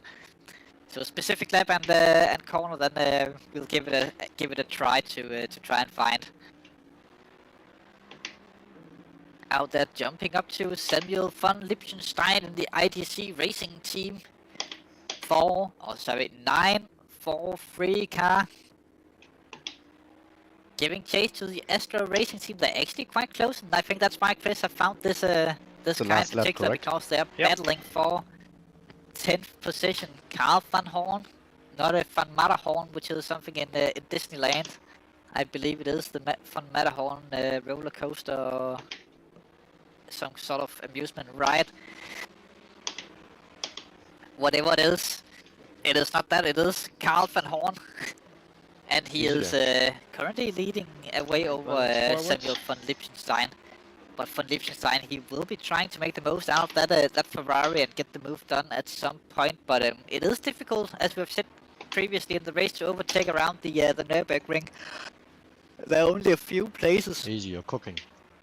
Where it's even possible to go 2 cars side by side without having to lift massively. So interesting to see where, when, and why he will make the move. Well, why will definitely be to get the overtake done, but when and where are two questions that are unanswered at the minute. We will probably get to know that as soon as he tries for the move, and then we'll see what happens basically. But the back straight or the side straight or whatever, the Donninger horse straight I'm doing the fuel could now. definitely be the place where it happens, as he is very, very close behind Carl van Horn here. And Carl just had a little bit of a slide there, but being full throttle through here in these conditions are super difficult. It does look like the Ferrari gets a better drive there. And Carl van Horn might have a little bit of aero damage as well on the car. No. The Ferrari is sucking himself up to the wet to the Mercedes and tries to move, tries to go onto what will become the when inside you line dry, for the back King. to set 1. If it's not completely passed before that, SG30 for the Mode 11 car, that can only be a pit lane infringement, I think. But he is just past there before the turn hit, and very close from Carl van Horn to turn into the rear end of him. What about them pressures? Lap 74. I'll give you a Duttinger. I'm not sure that we can find retired. Oh, I got time. Stuff from retired cars. Can we do that? Guess 24 something ish. 74 when we retired. Oh, Sem is doing donuts like for no reasons. Did I give up? Maybe it's because he's retiring. Hard to say, but Sem is definitely doing donuts because he can. Too boring? Just because he can. Maybe he's just trying to make the race more interesting, as the 911 car is still half a lap behind him almost. But let's just enjoy the engine sound of Sem Spinkelink ripping that Lamborghini. How hot are your fronts again? How hot? 74 degrees. No, I meant pressures. Oh, it's now 31 in the front. And 31 the lights. Hello, rear. Sem. I wonder if he can hear us. If yes. Cycle your lights for yes. Just stay parked there for no. Nevertheless, we do invite you to come in for an interview in the box afterwards, just to hear a little bit about your experience of 4.5 hours of driving the Lamborghini in these conditions around the Nurburgring Nordschleife. As he might be waiting for the 911 to make some sort of ceremonious handing over of P1 sort of thing, rolling out and making it happen as it looks like, as a proper fuel and overtake. driver Maybe selected. we'll have to wait and see as the 911 brakes, is only wet now coming tires. onto the Donninger Horse corner and onto the Donninger Horse straight. Long way for the 911 to get up to Sim at this point still. 25.9. But you know what, Sim is just a young man out there having fun in the rain. Yep. 26.0. As young men do. 25.6. But he is being very polite about it and not doing 25.8. unnecessary donuts and spinning around when there's other cars around him, so 97 there's at least that. Yep. Yep, 97 liters. You are selected. I'm selected, I did the thing. A few more cars that have to come by. Now Sim returns to the garage and we'll probably see them retire immediately after this. And if somebody then on... But yeah, good drive from Sim for the first 4.5 hours of racing. He must be knackered in the arms, legs and shoulders and everything else on his body. Might be yelling at him to stop. Who's in front of me? But yeah, good drive at least from Sim. And, Slow. Continue for as long as possible. Very good. The 911 goes into I'm the requesting pits. driver, good. Wet tires. Somebody on Discord needs to change the last pressures that I wrote in. Everything is 0.3 less also the than number what I of wrote. the clone battalion that Commander Cody have control of in the Star Wars. Just a little side fact, the 212 Airborne. Good stuff. We are up. Known for their orange markings, and Chris asked why I know this stuff is because I'm a Star Wars nerd. So yeah, Discord, the last thing I wrote, everything is 0.3 less. Time? But ooh, 30 it is minutes what it dry. is. 8 seconds. Maxime, Obrin, onto the I just Nordschleife. He changed will to go dry. and this will be undermined to the 30 pits as well. But I think it's still also. right. 9. Interesting to see Top 4 in the 7, pits. So they're doing some sort of 5, 4, meeting in there. 3, 2, 1. Go. They want a room. Go. All right. where they can hold a meet. Good luck. Which is a bad Danish translation yeah, for we need a room where we can hold a meeting. Mr. Spanky Link. It would sound something like that in English if you so let's just say it in Danish. And then the Englishman would definitely ask, so we want a room to hold meat. And yes, we would like a room to hold meat, if that could be arranged. It's not always easy to work at a hotel, I assume. Especially when idiot Danes come along. Anyways, 212 still going on. Through Flugplatz, he just went and they're full throttling it around. But Andrew Richardson will be the Mode 11 driver who will have to serve the stop go 30 because Andrew is a naughty boy. Not aware whether or not that Andrew was the naughty boy who also got the penalty. Sim Spenkling gets a drive-through penalty for speeding in the pits also, just for good measure. After having returned to garage, might just return to garage to change the setup and go back out again for a setup that's more soothing to the current conditions. But he is somehow plowing, and now we get a replay of the sets of 321 and the pirouette from it. Finally, for the fans out there, if you're still there, write something in YouTube chat. That's a shame. Yeah. Whoop. Yeah. He was doing donuts. Very elegant driving there from the 321. Just imagine that with classic music on top, then you have a YouTube reel that would be the most. Not everybody can be so hardcore. Forever. The Jets have gone into the pits. Same have Sim Spenkling once again. I hope we can repeat it. With the drive-through that he might be saving, might not. I'm going to have He's just stopped there. The yearly. Having a bit of a coffee, maybe some light dinner and a drink. On this track. If maybe if the CBSR team came by, they have bought him a crate of beers that he'll have to chug before going back out on track. Chris Pica is now the leading driver in the race. In the Grillo Manti Porsche style. Yeah, you were right with the pressures. The 911. Especially if it's gonna get Nord Tri now. Still going strong out there with Milan Dumas being P2.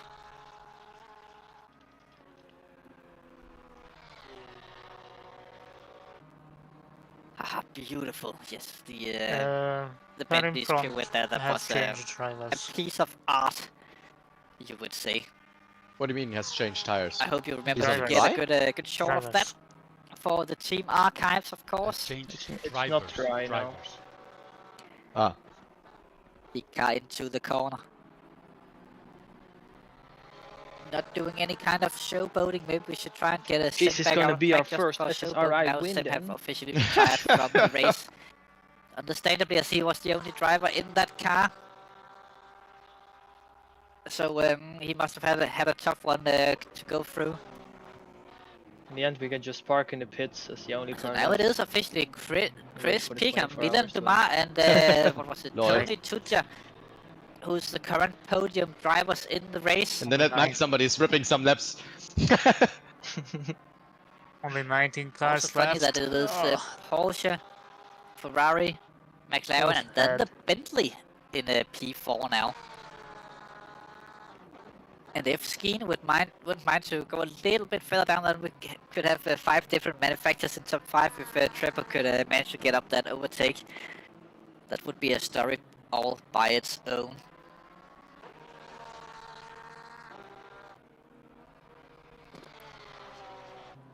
I tell you what, the raindrops are actually pretty nicely made, even though it's just basically straight lines. It gives the perfect effect of rain when you're looking at it. At least for light rain conditions.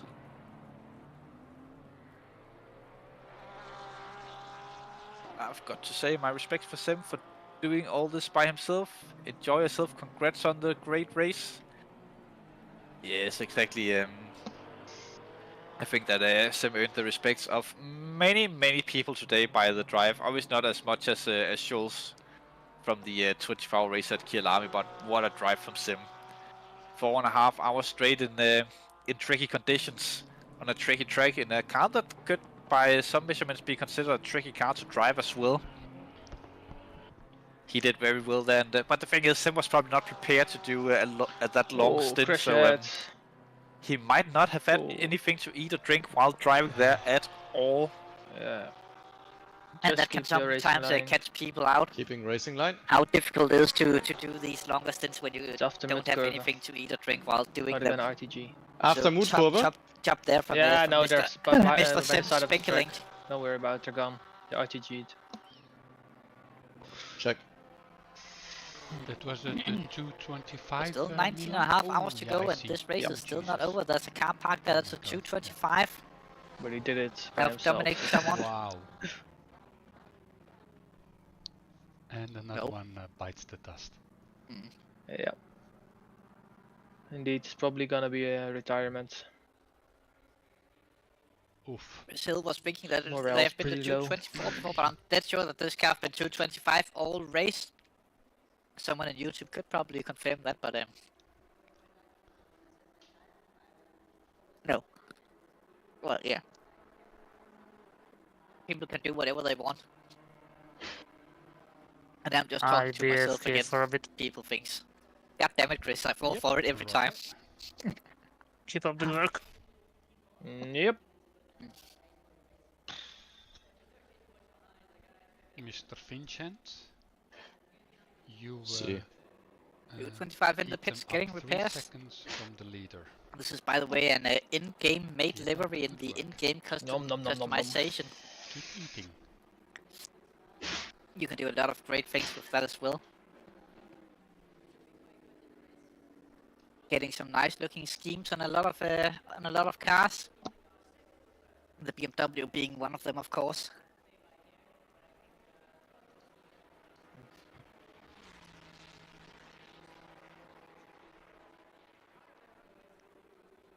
Sometimes I wish we had some commercials we could roll out. But that might be something for next season. Whether or not that we'll have to make up our own, we'll have to wait and see. And now let's hear from our sponsors. Oliver Anderson's Nothing. The company that does nothing, sells you nothing, but takes all of your money if you pay them. I reckon that would be a successful game. That would be a successful company. And like the days of old when we had the exit songs of Tier 2 Sprint Championships, then we could have that as a layover for the commercials, of course. Michael Schultz, the South African driver, has spun the car around. The track giving a lot of confidence, huh? Out of a Brunchen it looks like, but he is going once again.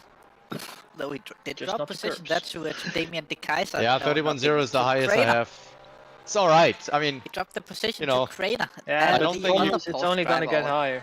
Yeah. Another Porsche on the... It's not bad, the Advisor Racing Team. We haven't seen too much of those guys during the race. Unfortunately, we had a nice practice session today for our 24-hour race later this year. Yes, you did, Mr. Yannick. If you're doing that in the Bentley as well. Of course, have to wait and see. Wow, a lot of chatting still going about. Boom, boom, boom, boom. Oh, now my YouTube chat have disappeared almost from me. I found it. I feel like a professional when I find stuff. Then people wondering how can the YouTube chat disappear and how can it be missing when it's on your PC? Can't you not just click it? Yes, I could probably have done that instead of looking at the screen trying to locate it. Ooh, Tim Crow going slow. Tim Crow going slow and stops the car on track. Did he contact the wall? Did he go out on track with not enough fuel, or what happened there to Mr. Tim Crow? Hard to say, but he is currently stopped on track. And he returned. Wonder what will happen. Returns to garage. Will they continue the log driving team? No. Down to 19 runners in the race now. Samuel von Liebenstein in 9th position. And Vincent Dulcek have taken over the 666 car, so no more Drift King of Milan Dumas. and it will actually be clearing up at some point during the next half hour. Which is interesting. I know Timo Kroll is still on the server. No, we were 19 before, so Kroll is still on the server with the 33 car. It's just me who gets confused a lot, apparently. Next one is dry again and coming up pretty shortly, Milan. Richardson still haven't served the stuff go 30, but do remember that 3 laps around this track does take quite a while to actually complete. Alrighty. But he will definitely be serving that at some point, or he'll maybe figure out what happens if you don't save a stop go 30. We'll have to wait and see on that. From 21 seconds down to 16. But Van Liebenstein up through a mud curve. Soon now, replay. This is a Crow, what happened to him? Driving. Whoa, I've done that many times as well. Into the wall he went. Yeah, that normally gives the cars quite a bit of damage doing stuff like that. Now they have retired. Now we're down to 18 runners in the race. Not a lot of teams still out there. Another car in the wall. That's a 212 once again. They have not had the most graceful race, I would say. But very successful for these guys as they are still currently P16 in this race. And still running, by the way. That's a big thing. Only 18 teams remaining. Hi, hello, Ragegok. Raugok. It could also be, but it is what it is. It's unfortunate time to join in for this race. Only 18 cars are still running. Yeah, I'm just trying to manage tires here.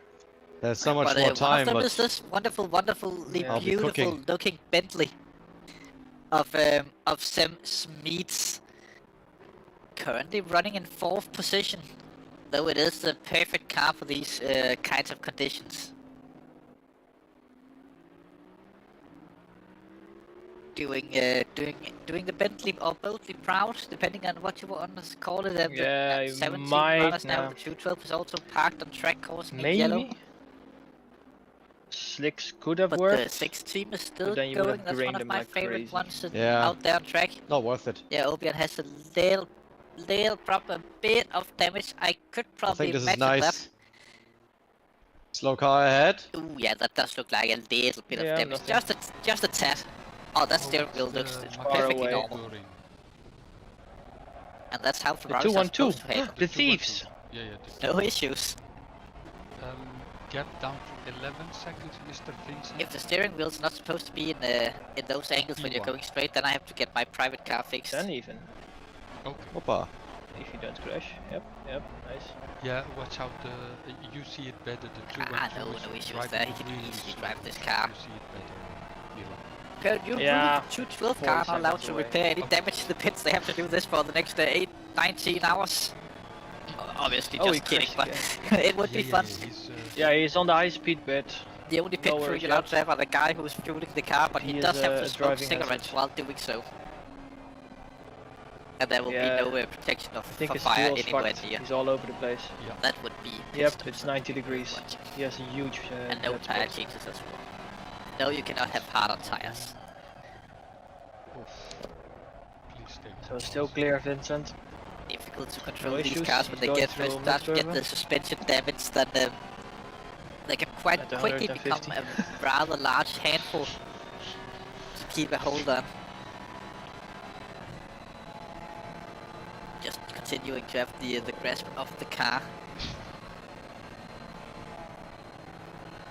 But he is at least trying to recover the car back to the pits. Though normally when you going try up to to recover a Carousel now. car back to the pits, you sort of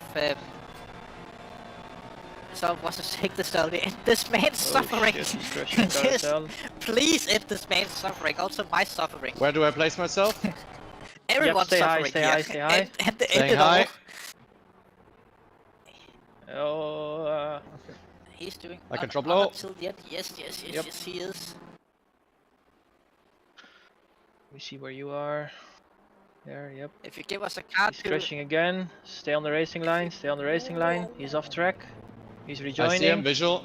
Stay left, stay left. He was still on stream, but if you give us a car to focus on, then we'll focus on another car. Just RTG, man, come on. The 212, now we're on the 1111, of course, with Damien De Kaiser in control of that. He's Recently, returned to sim racing front the long go, down to 16 runners. I think that was the actual 11 car, the 11 car, or the 11 car that disappeared there. I would be too. Fuck it, Now I'll make it home. Unfortunate for those guys, but again, I think it was only he fell asleep. Yeah. I think it was yeah, but he keeps crashing. Yeah, Richardson and Oblin in the wall, causing a bit of yellow, but he's still trying to get it around the track. Deepest respect for that. Challenge on its own. Someone needs to give him a freaking medal if he manages to get this car back to the pits in less than 10 minutes from this point.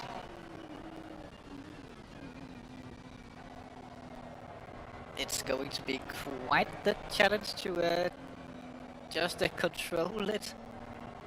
Even with these speeds, with all the damage that give me some pressures for Döttinger, it will be coming up soon. You're up next already. If you're going to drive the car next, then I suggest you don't prepare the After car this so one more at least, yeah.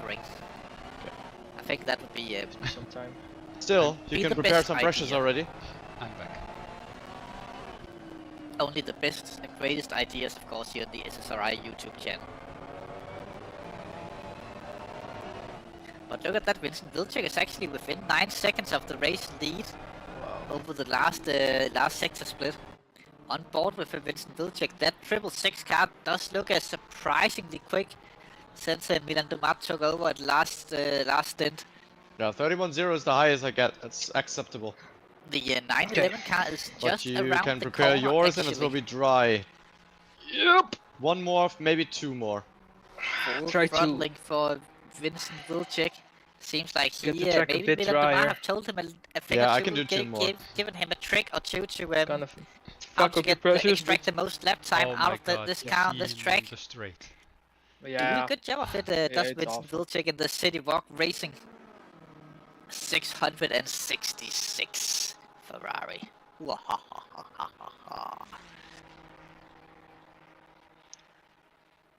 But he is definitely catching up. Yeah, I take more than 10 seconds off him, what the fuck? And I'm not driving well. Ahead of him. Just do what you do. Do what you do. Interesting to see how long it will take Vincent Vilcek to get all the way up might have killed to his tires. the rear end of Chris Pica. Whether or not that he can get an overtake done on track, Damien De Kaiser comes into the pits this time around. From 10th position. We want him on pace. Fucking legends. Fucking legends. Yep, down to 4.2 seconds. I wonder if the 911 car still down? issues. Yes, still down. I don't think they will fix it. It is a little bit interesting. Yeah, 16 cars remaining in the race, but only one of the cars have a number lower than 10. I think more and more will stop, and then they'll stop the race. So I don't know why that's funny, but it's a fun fact at least, even though fun facts are actually rarely that fun if you think about it. They are just facts that are being mentioned for no particular reason. It's a Porsche. I think the guy who decided to call fun facts Next time remind me to sponsor our car. German, we have so much YouTube exposure. Oh, yeah, this was if you have awesome, 2 tomatoes, awesome stream. Then you have 2 tomatoes. Ha ha ha ha. Fun fact. Yes, very German. Why is he so slow? I don't get it. Tires, pace. Could be. Because Pika is have been sucking for too long. He's a really fast driver. I would say, but Vincent Vilcek actually extremely close to Chris Pica now. I'm actually not fast. I'm just tire manching. Wonder if Chris Pica just slowed down to get some sort of battling going on the track to give us all something to look at. I'm just looking for every puddle and compromising braking zones. Our YouTube channel. It's not a broadcasting channel in particular, but we do a lot of broadcasting here. I think the 212 is very shortly making it back to the pits. We I think actually we don't should need see focus the to last catch of up to his this guy. suffering. Oh yeah, sorry, chill As out, we have been chill out, following chill out. that with a tense eye. Even though that this battle is also And the quite good, but I know 212 that is, Chris will have some magic camera work so we get a small screen up in actually the making the pits, bottom so of the corner of the kudos for 212 who have made it into the pits now, so we didn't manage to get the last of that. Very, very unfortunate, but good job from yeah, I know. Overin to We get want that a car replay back to the of pits this. at least. Yeah. That Ferrari We looked deserve this. trashed. But one man's trash is another man's gold. As Vincent Vilcek is definitely applying pressure now to Chris Ah, they Pica have a very low wing. in the Porsche. Be careful here. Pica even going defensive into Flugplatz.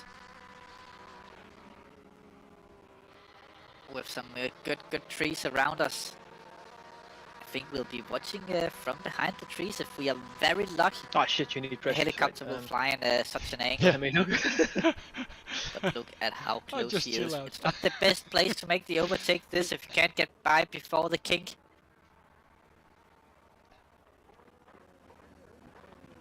Not quite close enough yet, but he is definitely in a position where Pika is looking in the rear view mirror. Every time they come into a possible overtaking zone, or even if there's a slightest glimmer of chance that an overtake could happen, then he'll be looking in that rear view mirror.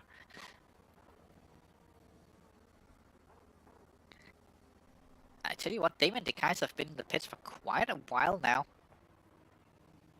I wonder if he's repairing a lot of damage. Now we're behind the famous trees and we are back out. The broadcast is lagging a little bit for me at the minute, but I guess that's just for the time being. As the Viper is still going on the cars, which means it haven't stopped raining yet, but it will shortly. These drivers will get the first bit of a hopefully dry track and see some dry tires for the first time in a long time shortly. Russ Dina have gone into the 27 BMW. Or was he in the 27 BMW before? I actually don't know exactly.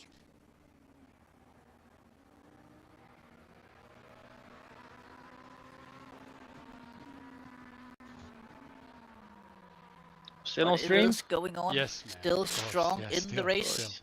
Still. Oh. Man, I had to lift off in the acceleration zone. What the fuck? In the pits. Go, He's really been there for a long time. No, I lost all my momentum now. Okay, no worries. I'm on stream, so I'm 10 seconds just posted behind. so either he is repairing some severe What the damage and have fuck? time for that, Like or I he has could, retired the car. I was on the throttle and I had to lift off in the acceleration zone. We see a new race leader emerging on the other side. Setting I will need pressures. I have one more lap after this. No. Wonder if they what? If they're oak trees, they're probably oak trees. You want to stay out I think lap. they are Yeah, one more. forest trees. Personally. And now I'm talking too much. Again. And another battle going on. We are spoiled for battles at the minute. This is Samuel von Liechtenstein against Chopper. I hope he won't take off in this race and start flying, although that would be kind of cool to see, but... Those Porsches are quick to the carousel. Ooh, with the fancy split screen cameras for, I think, the noticed first that time with in this ships as event. well. We're seeing the great action of two battles all at once. Vincent Vilcek is really applying pressure now in the bottom right-hand screen. Sir, do you have a moment to talk about Jesus Christ? For the lead of the race. God, I'm screaming his name behind here. And Chopper up on the top left-hand screen is also duking it out quite close to each other. With both of these battles are just very close to decisive moves. Everything is still to play for these guys. Nice, very nice. They probably all know it's just a fun race at this point, not counting for the championship, so That's they going might on be YouTube. willing to take slightly more chance and risks going forward. So that could give us some insane battles and moves and stuff that could happen on track. There we see Chris Picker really on really taking different lines than Vincent Wilczek. Now Vincent have the opportunity, and Vincent Wilczek takes over the command of this race, moves himself into P1 with the 666 car, the 666 car, the mighty Ferrari driven by the Drift King himself, Milan Dumas, and Vincent Wilczek and some other dudes probably have taken the lead of the race with just about 19 hours to go. Still of racing, and something happened in the top left-hand screen as well, so there's only one car in the camera frame at the minute. Amazing. But Vincent Wilczek, decisive move there. City Walker racing good driving from Mr. Vincent Wilczek. Brilliant. To put himself into position to lead this endurance event. P1 Not many people actually try to lead endurance events over the course of a season. You really have to be in one of those cars who's usually up there fighting for it. 25-0. Now Vincent Wilczek gets to enjoy his moment on top of the world as race leader on actual pace and 0-3-0-3, 25. Here, 25-0, 25-3, 25-0, 25-0. Just take a minute to enjoy this video. You truly deserve to enjoy this moment on top. Check. Your entire team deserves to enjoy this moment on top. to enjoy it, not die. To enjoy the moment. Stay out. Yep. Such good driving to get yourselves into and position. I'd like to be selected. Yep. I think everything is just set up now. Fuel would be interesting. Yes, I'll do that later. I could probably do 24 hours of just making car noises for the people out there if that's what you want. Careful. Why? It's just for the rotation. Just a Scania flick. Yeah, I saw that. I know what you're doing. A lap in the endurance race at least, but it looks like he does have more pace than Chris Pica can continue to lead. We could have a Subaru livery. For at least one more if he doesn't bin it completely. I'm not Alex, so I'm not putting commentators' curses on anyone. That seems to be an Alex thing to do.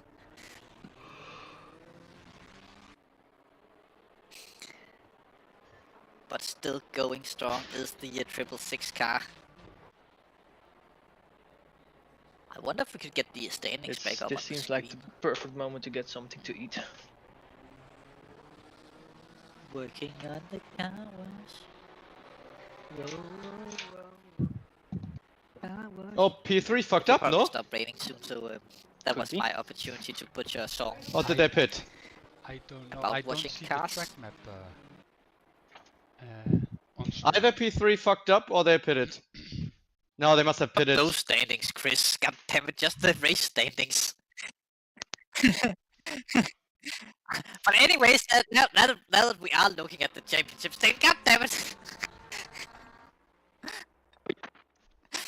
Now that we are looking on the championship standings, obviously nothing will change after this event. But the Ferrari that was. Have a look at that in the top of the actual championship standings. The 79 car who wasn't racing so well. He had the Nurburgring in second position in the overall championship, just 9 points behind the current leaders. And then in third we have the 911 Porsche, who now just been overtaken by the 666 machine in this one. Taking over. And the car was absolutely totaled.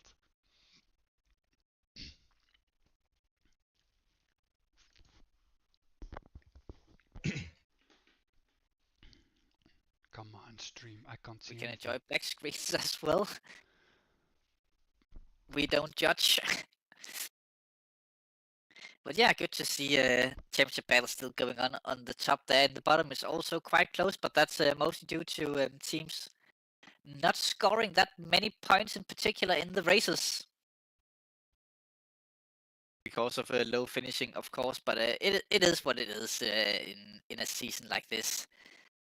Still the Indianapolis and Sanford to go after the after today, and be quite interesting to see who can do what on those tracks. Both very different and difficult tracks by themselves.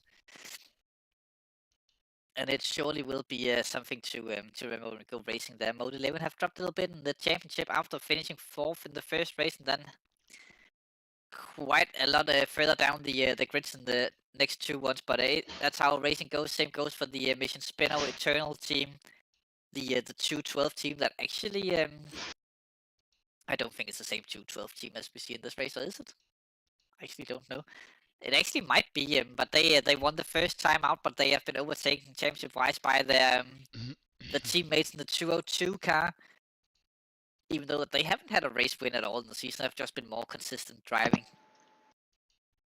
But yeah, it is what it is, and a lot of things still to be had for. I think the YouTube crowd are hungry for some actual racing once again on the screen. But still no race standings available on the left-hand side. Oh, now we go down to 13 cars running in the race, but still the 666, still the 6 car running in the race. That is very good to see. They did say that they want to finish the race though with 13 cars only on the track. I'm not sure how many of these teams will actually go the full distance, but they are at least. Oh, that's the 212. That's the main part of this. They fixed the car. 13 teams who are still racing on track. In the stream, they said when they saw him crawling up the track, they said, "And this man suffering." 40 viewers who were still watching the race. And he's doing honor to the end. 36 on YouTube still watching this right now, not even live. But yeah, still a good amount of viewers actually tuning in to watch this race for unknown reasons. And Chris is very surprised in the background, almost making movie references to famous stuff, as the 666 car is about to no more rain, by the way. Another Ferrari on the track. That can only be the 212. I believe it could be the 15 or the 93 or 943. But I think that's the 212 car. It is the 212. It is the MSR Esports internal team. Johannes Deistel in behind the wheel of that.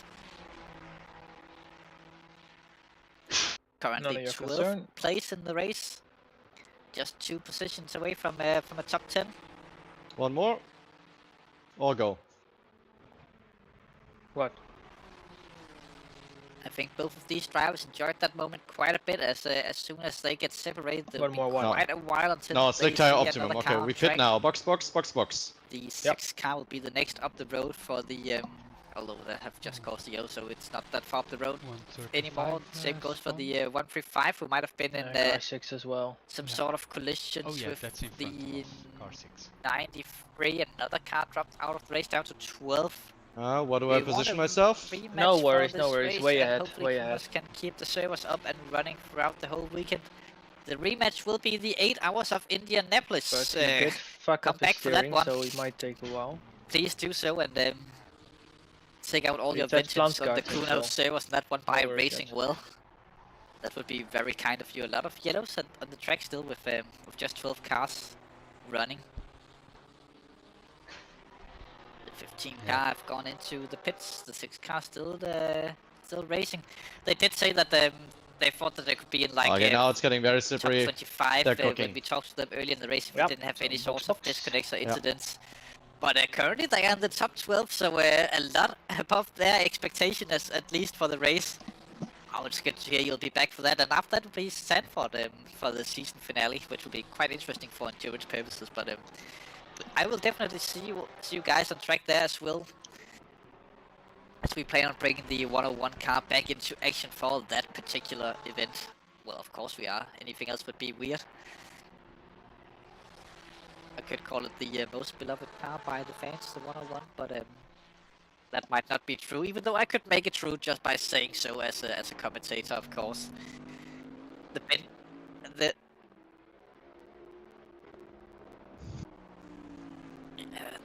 You could say that, Chris Hill, but I don't plan on saying that. Oh, actually, I will say it. Chris Hill actually made a good point. So 109 liters of fuel. This race is currently the SSRI's version of the Hunger Games. The drivers are falling and taking out we have you selected try number 3. Remains 90, correction, 109 liters. Wow, I have a lot of liters with me. They've been taken out of a 12 109 liters, 25-0, 3-0-0. to duke You it are out. next. There, No one brake more change. tribute No damage fell. to repair. We are down to 11. 23 degrees. Damp. Did I miss anything? No. Box. Tire set? Isn't there like 3. a sound of a banger gun you can do on the Discord voice calls or something like that? Well, we have enough for the remainder of the race. I do. Might be Oh, no, close. I don't huh? have it as an option on this particular channel. For good reasons, by the way. In the end, you can have tires every lap. Yeah. But we are still running in this event with the 11 tributes left. From the Bentley district, 109 we have liters, Sam dry Sneeds 3. currently Alright, looks good. Here we go. The 3-2-1 car going on. There are some districts who got multiple tributes in the race, of course, like the Porsche district, who has engine on. You want ABS 2, TC6, brake bias. I have it at 58 now. Hopefully one of them 0. can come out on top as Maybe that's Chris better for Pika now. retakes the lead as Vincent Wilczek goes into the pits. I wonder if he's swapping 12. to Milan Dumas so he can try to lead a race. Pika stayed out. Interesting. It's because you it's can get him again. raining they've gone into the 4, pits, of course. 3, the 6 car 2, into the pits as 1. well. We did see them causing maybe he was on dry yellow tires. flags when they were around the last time. Chris Pika here in the front, just overtaken a Ferrari. That's the 212. Interesting. I should have pushed more. From a district Ferrari.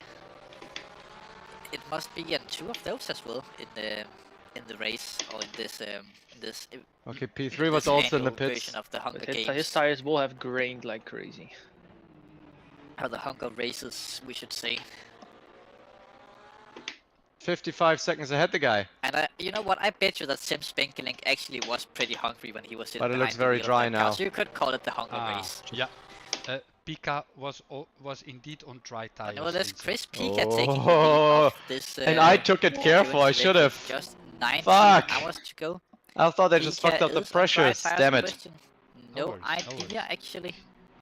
I'm not even on the server, so I couldn't even check it if I wanted to. But let's try and spot the wheels. Sometime soon as well, eh? Yellow markings yeah, on and the side grained. yes, and it is confirmed that he is on the dry tires. So we're within that might be the 1 reason minute why 10. Vincent could catch up that Anyways.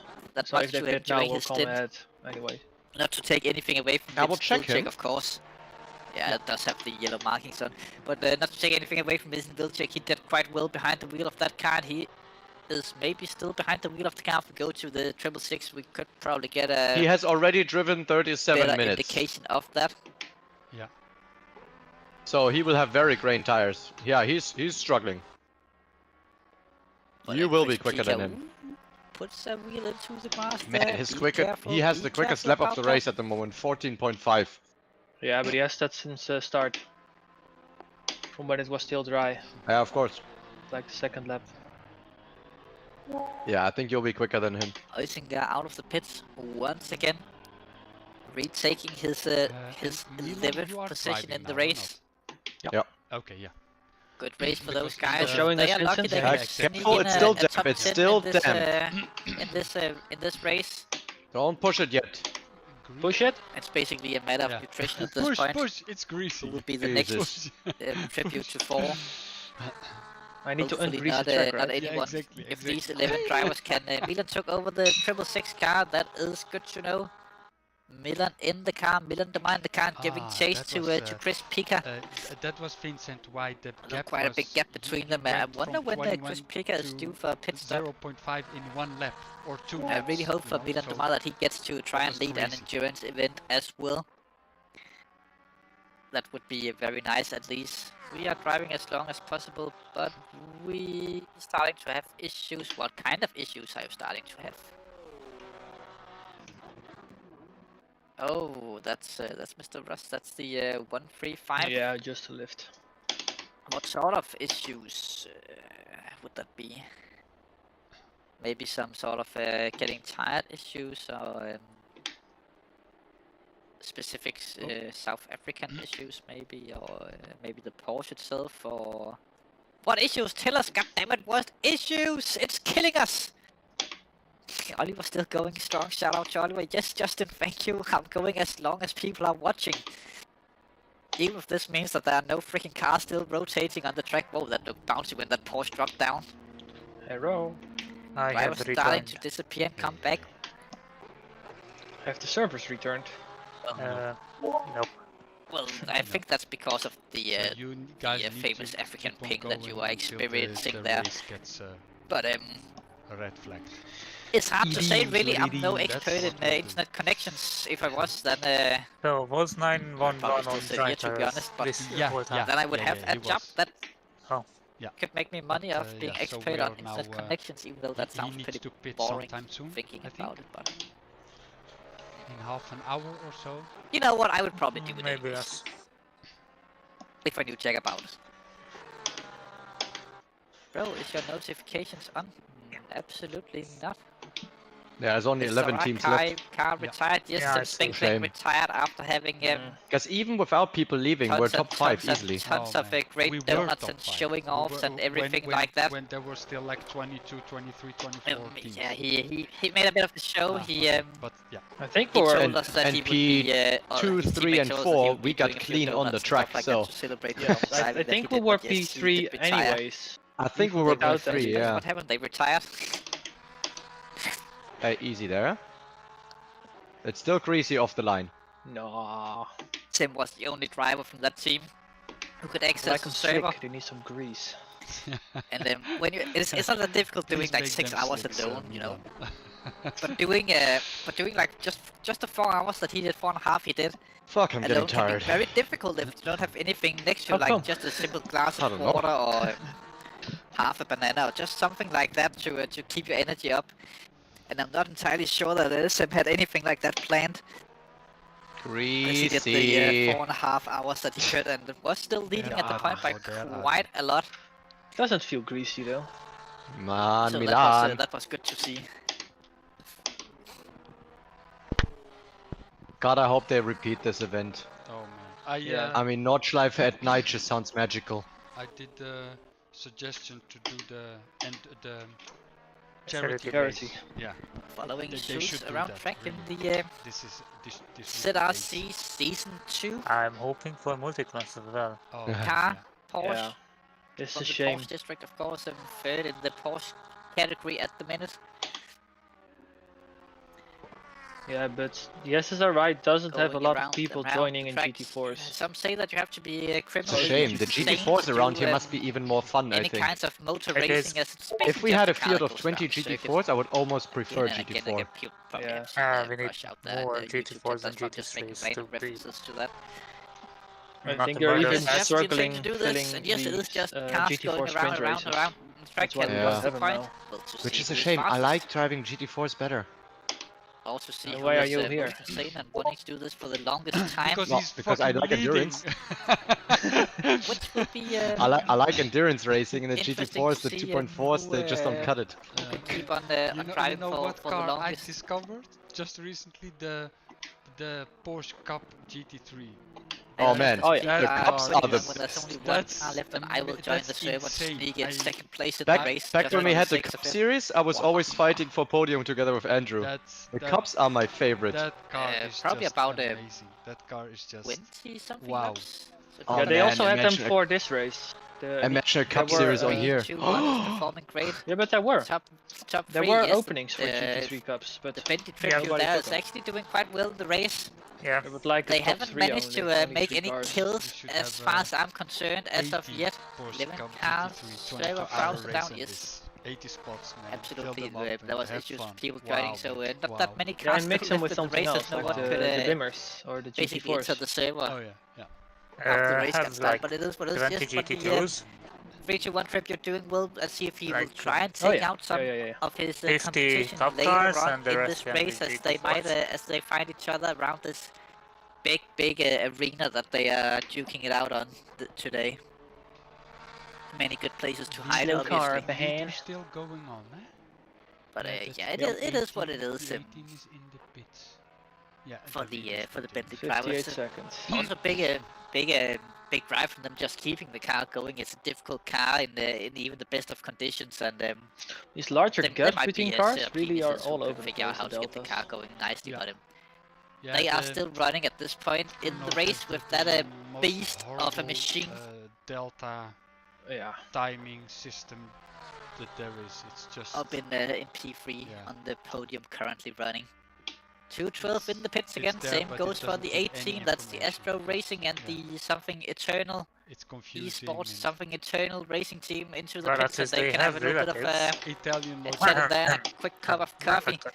Oh, yeah, our factor before has heading back out on track for the remaining 18 hours and 46 minutes of racing. It doesn't work when the lapping starts. Even though there might be some teams that are starting to see this as a sort of a free practice session and just getting the experience in with driving these longer events or just driving the Nordschleife in general. Yeah. Trying to have, trying to get the best possible outcome out of, or making the best out of a bad situation basically, and that's what we're all trying to do at the minute. One moment I'm 56 seconds behind, and I'm 50. Here for, 58.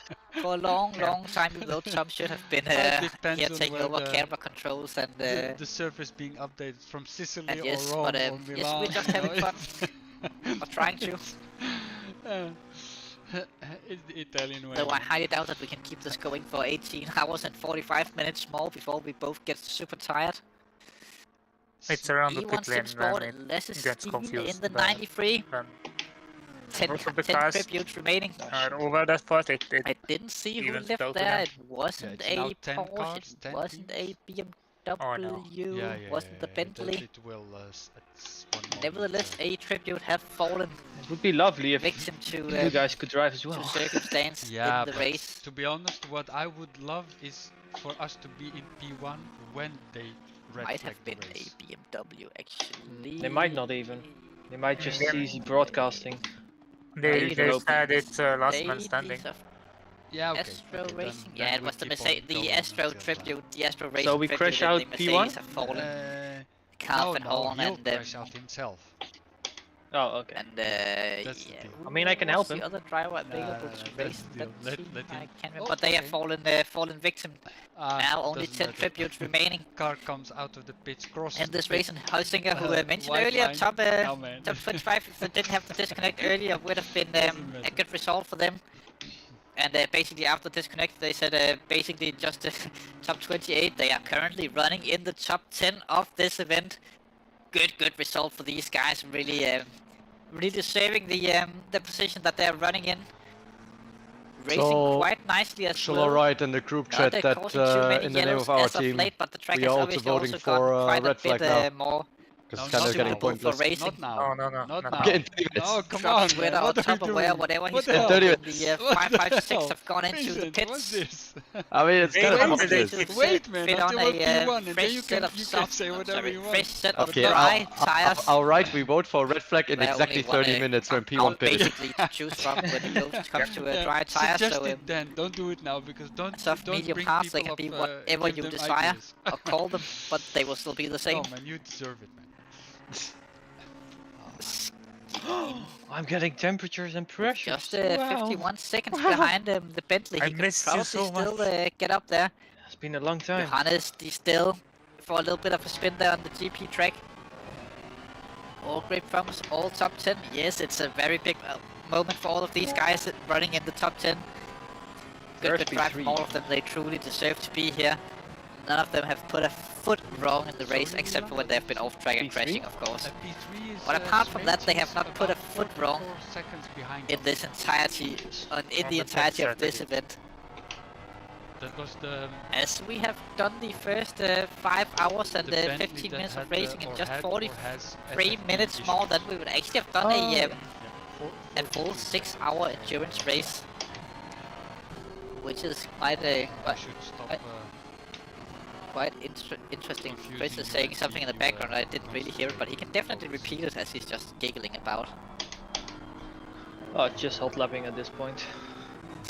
And we have just come to the conclusion that those who finish the race will get points and triple points of that. Maybe even quadruple points if we so on decide. All of a sudden there were 33 free cars on the grid again. No, we are obviously just kidding, but... It would have been fun though, to throw in a little bit of a curveball for the guys putting in the extra effort to continue racing in this one.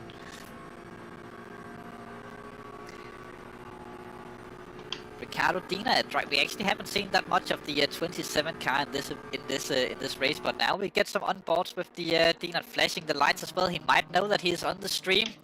I surely hope so. If you do so, then give us a little bit of a swirl on the start-finish straight and pull over and do a donut maybe, just for the viewers. But yeah, we haven't seen this black and yellow BMW that much on the stream, but nevertheless they are still in it to win it. I mean, win it. Flashing lights there. Yes, he definitely knows that he is live. I think the BMW district are still well represented with 2 of the tributes remaining.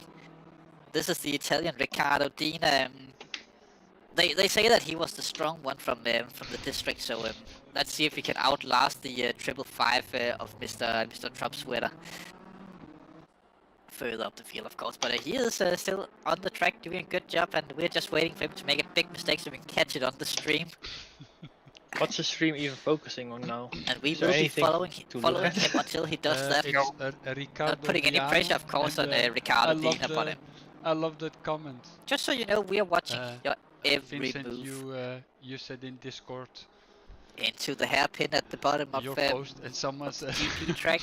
Patrick Monster says Nothing after there. some calculation we would be P1 if everyone retired. Next couple of corners, let's have a good look. Maybe he'll miss something. I think he must get touches the grass or dirt a little bit, but not enough to do anything about the car. Track have gone green as well. The track conditions are improving. Woo, triple points is being mentioned out there. It's Tim Neinbauer, I believe it is, in the YouTube chat, who is still watching the race for unknown reasons. Is it still I couldn't greasy? imagine this being the most down to 27 green, viewers, by the way, Chris, but in the stream it says green. yeah, we have dropped about don't 10 have in enough the time last to rub it in. half hour, which I still think is impressive that there are so many people watching this race. I wonder if people just put on the televisions and gone out shopping on vacation or something like that, just to keep us attempting to keep us going here in the commentary booth. But Ricardo Dina still in frame, going around. He was trying to hide there behind some of the spectators of the first annual Hunger Race event. How much time do you need before stint? Before stint? I wonder if we could send Before in double drones with stint. Oh man, bonuses I for the don't crash. think Or it will better happen yet, we for could the start and just apply server random server. penalties to people. If we get I it bribed don't enough, think it will obviously. happen, to be honest.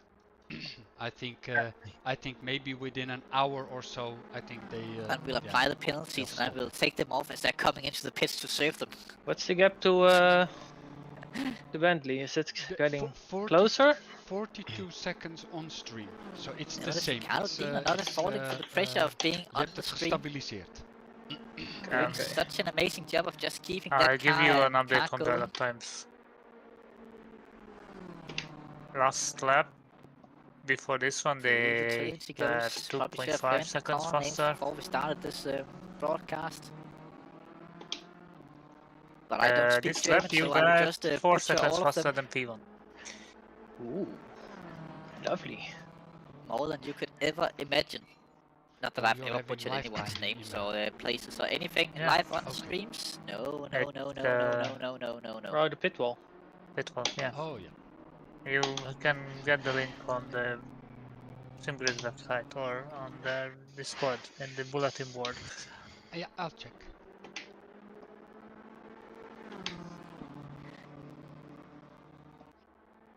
But just it doesn't look like that Ricardo Dina is going to give us what. Oh, grass on the. Keep going into the. No, he saves it. He saves it. Not that we're Ramsey cheering for did crashes or anything like 8 that, minutes but 24.8. we can't just have people Okay, driving half nice and second cleanly. It slower. would be. Half a second It is slower a than show we are trying to put on, of course. So basically the same pace. We could send the what in? Oh, So okay, boys, I actually think do it's that. safe to say our strategy and setup are really working for this event. Yeah. I think from an operational point of view, we really have nailed it this time. We're just discussing what to do to the remaining tributes in the race. Of fun stuff. If it wasn't but, for the apparently we can't fucking do kudos. stuff like that. Yep. I think a podium would have been very much in the pot for us today. There should be a tank somewhere we could maybe roll out onto the track, maybe. Definitely. Still, it's a 24-hour race, so a lot can happen. But I mean, yeah, obviously a lot can happen, but we were definitely in the range. Up to Eric Schrups, where also a car we haven't seen so much of for unknown reasons. Probably because they haven't been involved in too much. I know, it's really, it's not that important, 24 hours, but yeah. Machine. Yes. How important? No. Yes. Of SLRT, right? Was that Wolf? Whatever SLRT stands for, I think a few people in the YouTube chat, you can be... It sounded like Wolf in the I interview. see Vincent live on camera! What a shame from Trump, whether everyone saw that, you saw that, right? Tim Neibauer. No, it's the like when you race on Spa on the Assetto Corsa, the stadium. SLRT stands over the loudspeakers always says, so how important is a qualifying 24-hour race? Oh, yeah. And then the guy who's answering, the guy who's being interviewed, for me it always sounds like Toto Wolff. I can get my car in there, but apparently it's still not possible to do something about it. Yeah. Bit of a shame, really. As well. But Drop Sweater still making it around. Those voice fragments are way too short. Doing the best you can to giving us just tuning in the pits, you'll hear that over and over. Probably and knowing that he is on stream and in both the top 5 in the race. Oh and my god, I forgot what she said, but it's always, I hear her, it's like, oh man, her again. It's someone, la la la la. It's like, okay. Oh man, it's over and over you hear that. I mean, I think it's nice from the game, like it adds a lot to the atmosphere, like a lot. Yeah. But it's still there should have been more. Yeah, on the Danica he goes. What is it? The developers from Project Cars, over the splits he goes. On a new sim, and what they are doing is around the putting in AI commentating. Oh yeah, I've heard that. Into is the that section he goes with a lot of kicks. Rennsport, it's I think that kick was BDSM. GT Revival? Hard to say really. GT Revival? Oh wait, we can't say that on YouTube, can we? Yeah, well, GTR Revival. Yeah. If I don't tell anyone, then all of you viewers, you don't tell anyone either. Now we're up to 39 viewers once again, Chris. What's going on? Yeah, they also, how do you say that, claimed the trademark or posted it, I wonder if people out there, if you really think this is the Hunger Games, then please tell us as the stream of actually just paused for some reason on mine. So yeah, I'm curious on that. But while we're at it, just hit the like, subscribe and notification button for more genuinely great track action. If you're lucky, it will be greater next time we go live or something. It probably will be, to be perfectly honest with you guys, but increased, so that's good. And it is what it is. The guy in front of you decreased. It really is what it is, but SLRT, what could that be? Sim live retarded church. Looking at the 819 higher time. Nice. Some loser time. No, can't be that right. The broadcast is having fun with the photo mode. Some like Real Secret still says if you have better ideas for what SLRT could stand for, put it in the YouTube chat. And we will see what happens. Maybe we can figure it out. Is the race going to be to continue with 10 cars, or are they going to red flag it? Chris Vickers answered, it is already red flagged technically. They're just continuing for shits and giggles. Oh, okay. I actually think that I will be grabbing something else than cola to drink soon as my throat is honestly getting a little bit harsh and sorrow at this point. Well, let's I wonder what that'll be. We will take a short break and we'll be right back. The second we get P1, we disconnect. Genuine great racing in a few moments, and hopefully with some suggestions to what SLRT could possibly stand for in the YouTube chat. Please do write it down. Be 3 winners back this in race. 5 to 7 minutes, depending on. I'll also stretch my legs. So, yeah, that. Everyone disconnects who gets into the P1. That's why we have all winners who stay. So in the end, Huizenga will. Oh Jesus, Huizenga's his car is destroyed. At the end, he will win. I don't get where people are retiring, because so what, you don't get points. Yeah, but I think people, most of the teams retire because people that actually would take over, they can't. Oh, and like that, yeah. And you know, some people have like a schedule or something like that, and then they can't just simply people have to continue. go. Yeah. Or like I was leading. Sorry, but after 5 hours, I'll be sick and tired of this. Oh Jesus. Okay. P6, car 6 is again in the wall.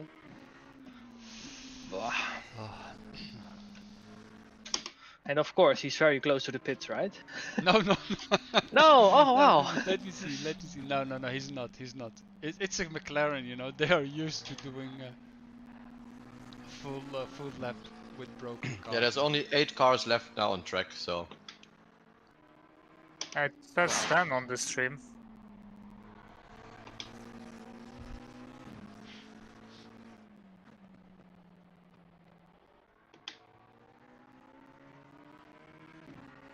Yeah, the 212 is off track again. That was the car that was destroyed earlier. And I had to drive around the track. Oh Jesus. I think. Oh no.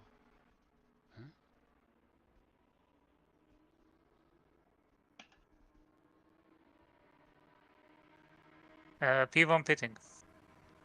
Oh yeah. Oh! Thank you. Nice. We can disconnect. No, almost. Not yet. Pass him before.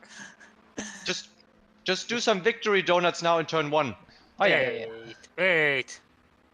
How's... Hey, Sam Spankling is back. How? I don't know. He is back? Yeah, I'm waiting for the website to refresh.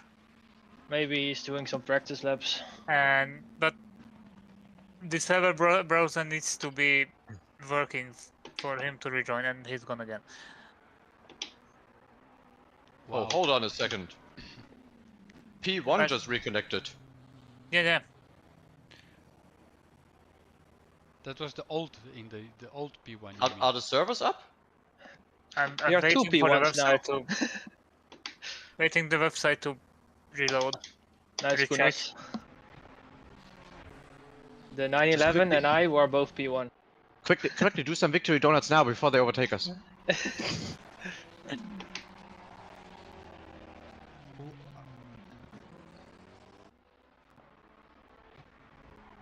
So now we just need rain, right? Like heavy rain, so they need to pit again. And then we have a strategic advantage. Yeah, when rain comes, when our car is up front, that's when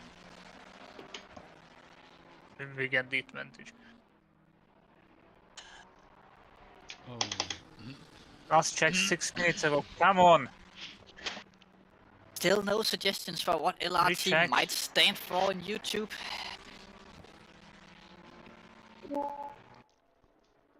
Oh, we see that the tribute from the Ferraris, they have been flashing their lights to show they know that they're on stream. People love to see shit failing. Apparently they do. And the drivers out there just enjoys the additional screen time that they might be getting out of this particular event. Compared to usual stuff, of course, but we only have 10 cars to share the next 18.5 hours with, so sit down and grab a drink as the 212 takes a little bit of a detour once again. We saw that earlier from this team also.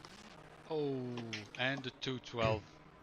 A little bit of a spin there. If he does some donuts for us now, it would be very lovely. Website. Although not super safe with cars coming from behind, but when is the race getting called off when there are no more cars circling, mate? But have you not watched the Hunger Games? This event will not be called off until there's only one tribute standing. Flat out. That we can crown the ultimate winner and move him into the capital. So, it was fun racing with you guys. Thank you, Imre, for helping us out. At least. Already called off these guys just driving because they love it. Yes, that is exactly true, Mr. When we get Imre on board, we will be P1. These guys are just driving around because they like racing. There are no points on off for this race anymore, but these guys are still keeping at it just for the sake of keeping at it. Just so good. Maybe because they have especially because we're doing so many right things. Like the strategy was working, operations were working, everything was going really well this time. On a 10-car race for 18.5 hours, still to go. And I think even the setup was quite an advantage compared to the others. I mean, even though we were sitting back on the straight and we couldn't pass anybody, just looking at all the long pit stops we had, a bit of a wave like, down the around straight, us, if he pulls off at the first car, just does a donut or two, that would be and in the very rain lovely. we're super quick. Where's 27? And I think that would earn him a lot of tribute points. Oh, he's doing it! Yes, yes, yes! This is what we all came to see. Donuts from the 212. The Grand Prix strijken. This is why people tune in to we can watch join them these once we get kinds there. of races. Oh, and then you get a drive-through. the peak of broadcasting. Oh, The pinnacle of sim racing. Don't blow your tires. It will be a long way back to the pitch from here, even though a big effort. Keeping it going if you do it all the way on blown tires from here to the pits.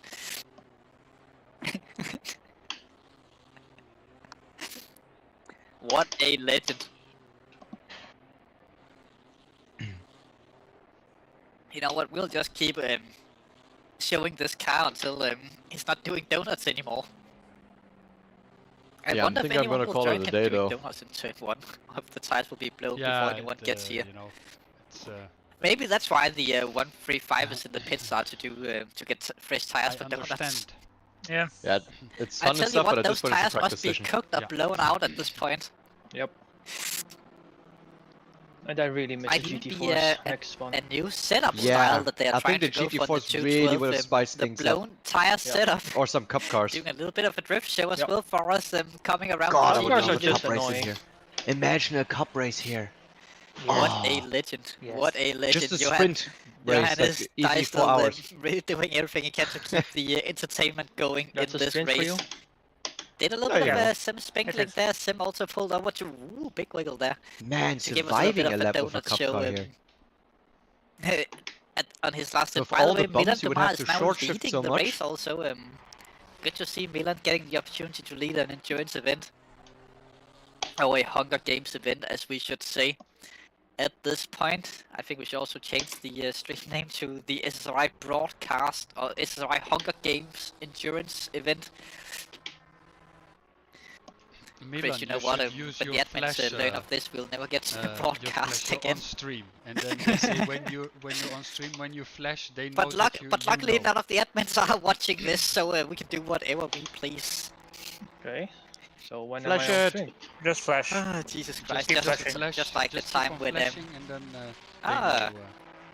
hello, Mr. Schultz. Welcome to the broadcasting booth, the commentary booth as well.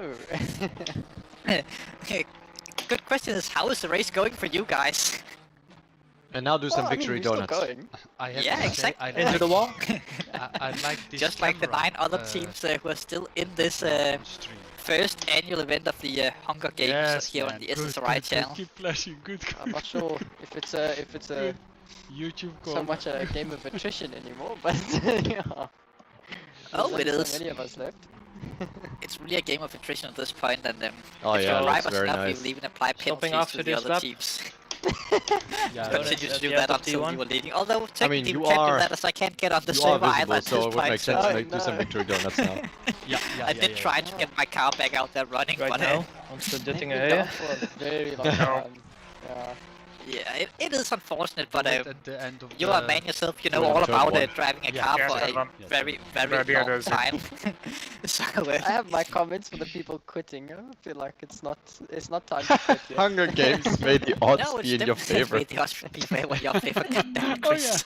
If they got to 16 hours, then I would accept. I'd be like, yeah, it's fair. Yeah.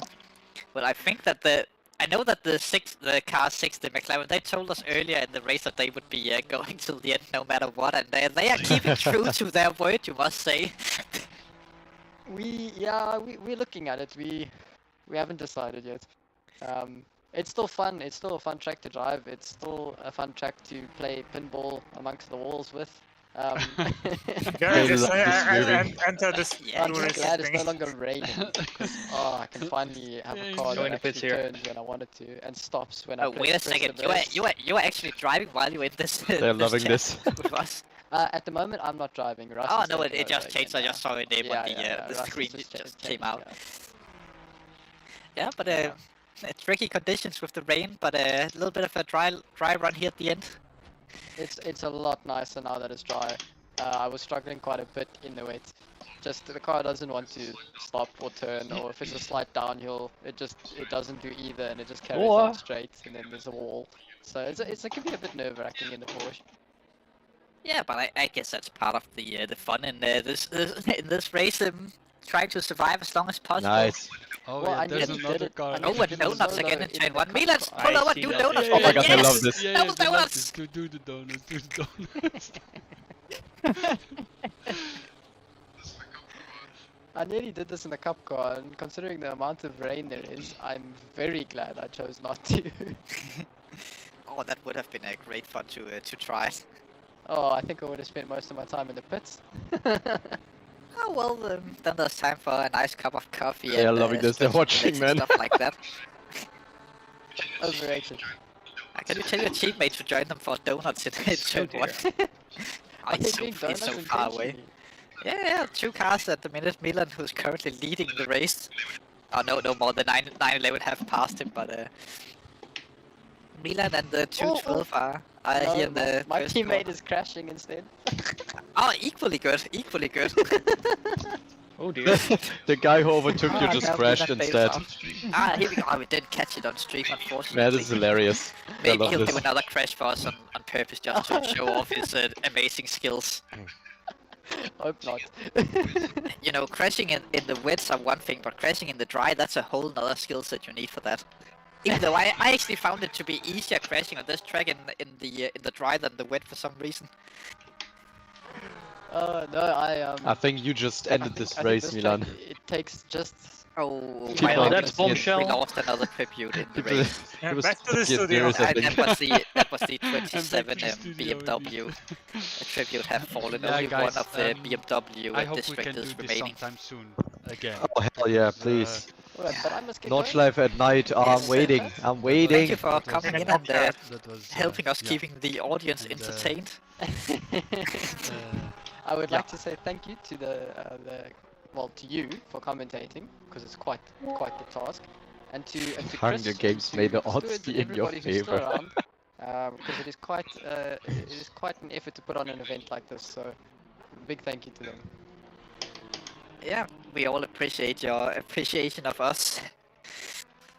The 27 car. We enjoyed the practice race. Now we'll be back next race and hope we can have another 24 GG boys. Nordschleife Good race. soon. P1 in the pits.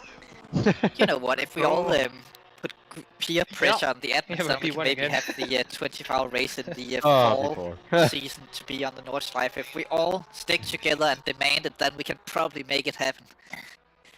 So we need to stand together as a community and keep spamming messages, in particular to Chris Hill about it. I think he would appreciate that. Nice. Good job, you two. Keeping and it up made it just for the this fun. one. He would love it. Still loving the donuts. Thanks for the for the jump in, Imre. Even if you this have become a new thing. Unfortunately. How many donuts can you do in 18 hours and 18 minutes? Oh man, it's been a mess. I hope someone is keeping track of this out there. Into the gravity goes. How much? Yeah, fuel hopefully does we have he you on board for the next 24 hours when it happens again. I bet you there are no tires left on the rear of that car. Oh god, I need a nap. On the street, but guys, there might not be that much rubber left on those Pirelli tires. Still ace performance. 401, 402, 400. Next time, next time. I hope we can next have back to the current race leaders, Sean, Sebastian, we'll get the podium on the real time. whatever, the 911. 24 hours. Porsche. For sure. Still attempting to do laps. I think Oh he's God, gone into a hot lap mode now, trying to see how quick that he can actually go. First rematch. I'm also going to We sign want out. our Nordschleife rematch. Yeah, cheers guys, thank you so much. And you know what? Sim racing lives matters. And that's the main thing that we want to say to you guys out there. Especially those of you still driving and those of you who participated with as long as you possibly could. Legend, thank you. Much appreciated. But now the number 6 car joined in the Sim Racing Holland team. Joins the donut crew. Apparently it's a thing that you have to do if you are in a blackish colored car. Alright guys, thanks. Bye bye. Donuts for life. Also the Bentley is in P2 for unknown reason. Though Huizinga goes on driving again. The what, Chris? Milan Tomas in the pits, and they are going to retire the 666 car. Very unfortunate. We did see them leading the race, and a big shout out to you guys for participating as long as you did. You had some great moments leading an endurance event, and that will forever be remembered. The Ferrari tribute of the 666 will apparently fall soon. Cue the cannon. Or the remember to like, subscribe, and hit the notification button. Apparently instead of a cannon, but you know what? It is what it is. Maybe the 666 will just keep staying in the pit lane until the end of the race and see if... Oh, Milan have gone back out on track. Maybe he's joining in the donut crew. No. He retired there. Cue the cannon, Chris.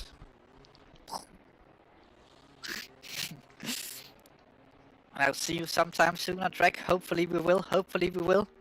It was a pleasure having you racing for as long as you did. Speaking of racing for as long as I did, the Bentley's still going strong up near the front of the field. In P2, Sam Smeets. Is he on the lead lap, Chris? I think he is, only 28 seconds behind the 911 car, so if the 911 have to stop before Smeets, then we could actually see a Bentley leading an endurance event. It's been quite a while since we last saw that. Nice racing, by the way. It's been fun so far from the 911 car. I could imagine there have been some good moments also with the battling on track and how you have been driving the car. We saw the when you were probably on dry tires and the 666 got the overtake on you. That was interesting for quite a while to see when they could get that done. And now you are being given chase by a mighty Bentley, who is pushing everything he possibly can, it looks like, to catch up to you guys. So you guys have a great weekend. You too, Milan. You too. It was a pleasure having you guys on track. I hope you enjoyed your time at the front of an endurance race. 911 had a little bit of a whoopsie there. This might bring the 321 ever so slightly closer. I think the 212 is still just doing donuts in turn 1. Because of reasons. Yep. That's the spirit. The last standing Ferrari tribute in this race. I wonder if he have to take a lap soon to go get some fuel. Power sliding through that. Ooh, that's some damage on the 911. I wonder if he have to take a lap soon to get another tank of fuel, or if he'll just return to garage to get the fuel.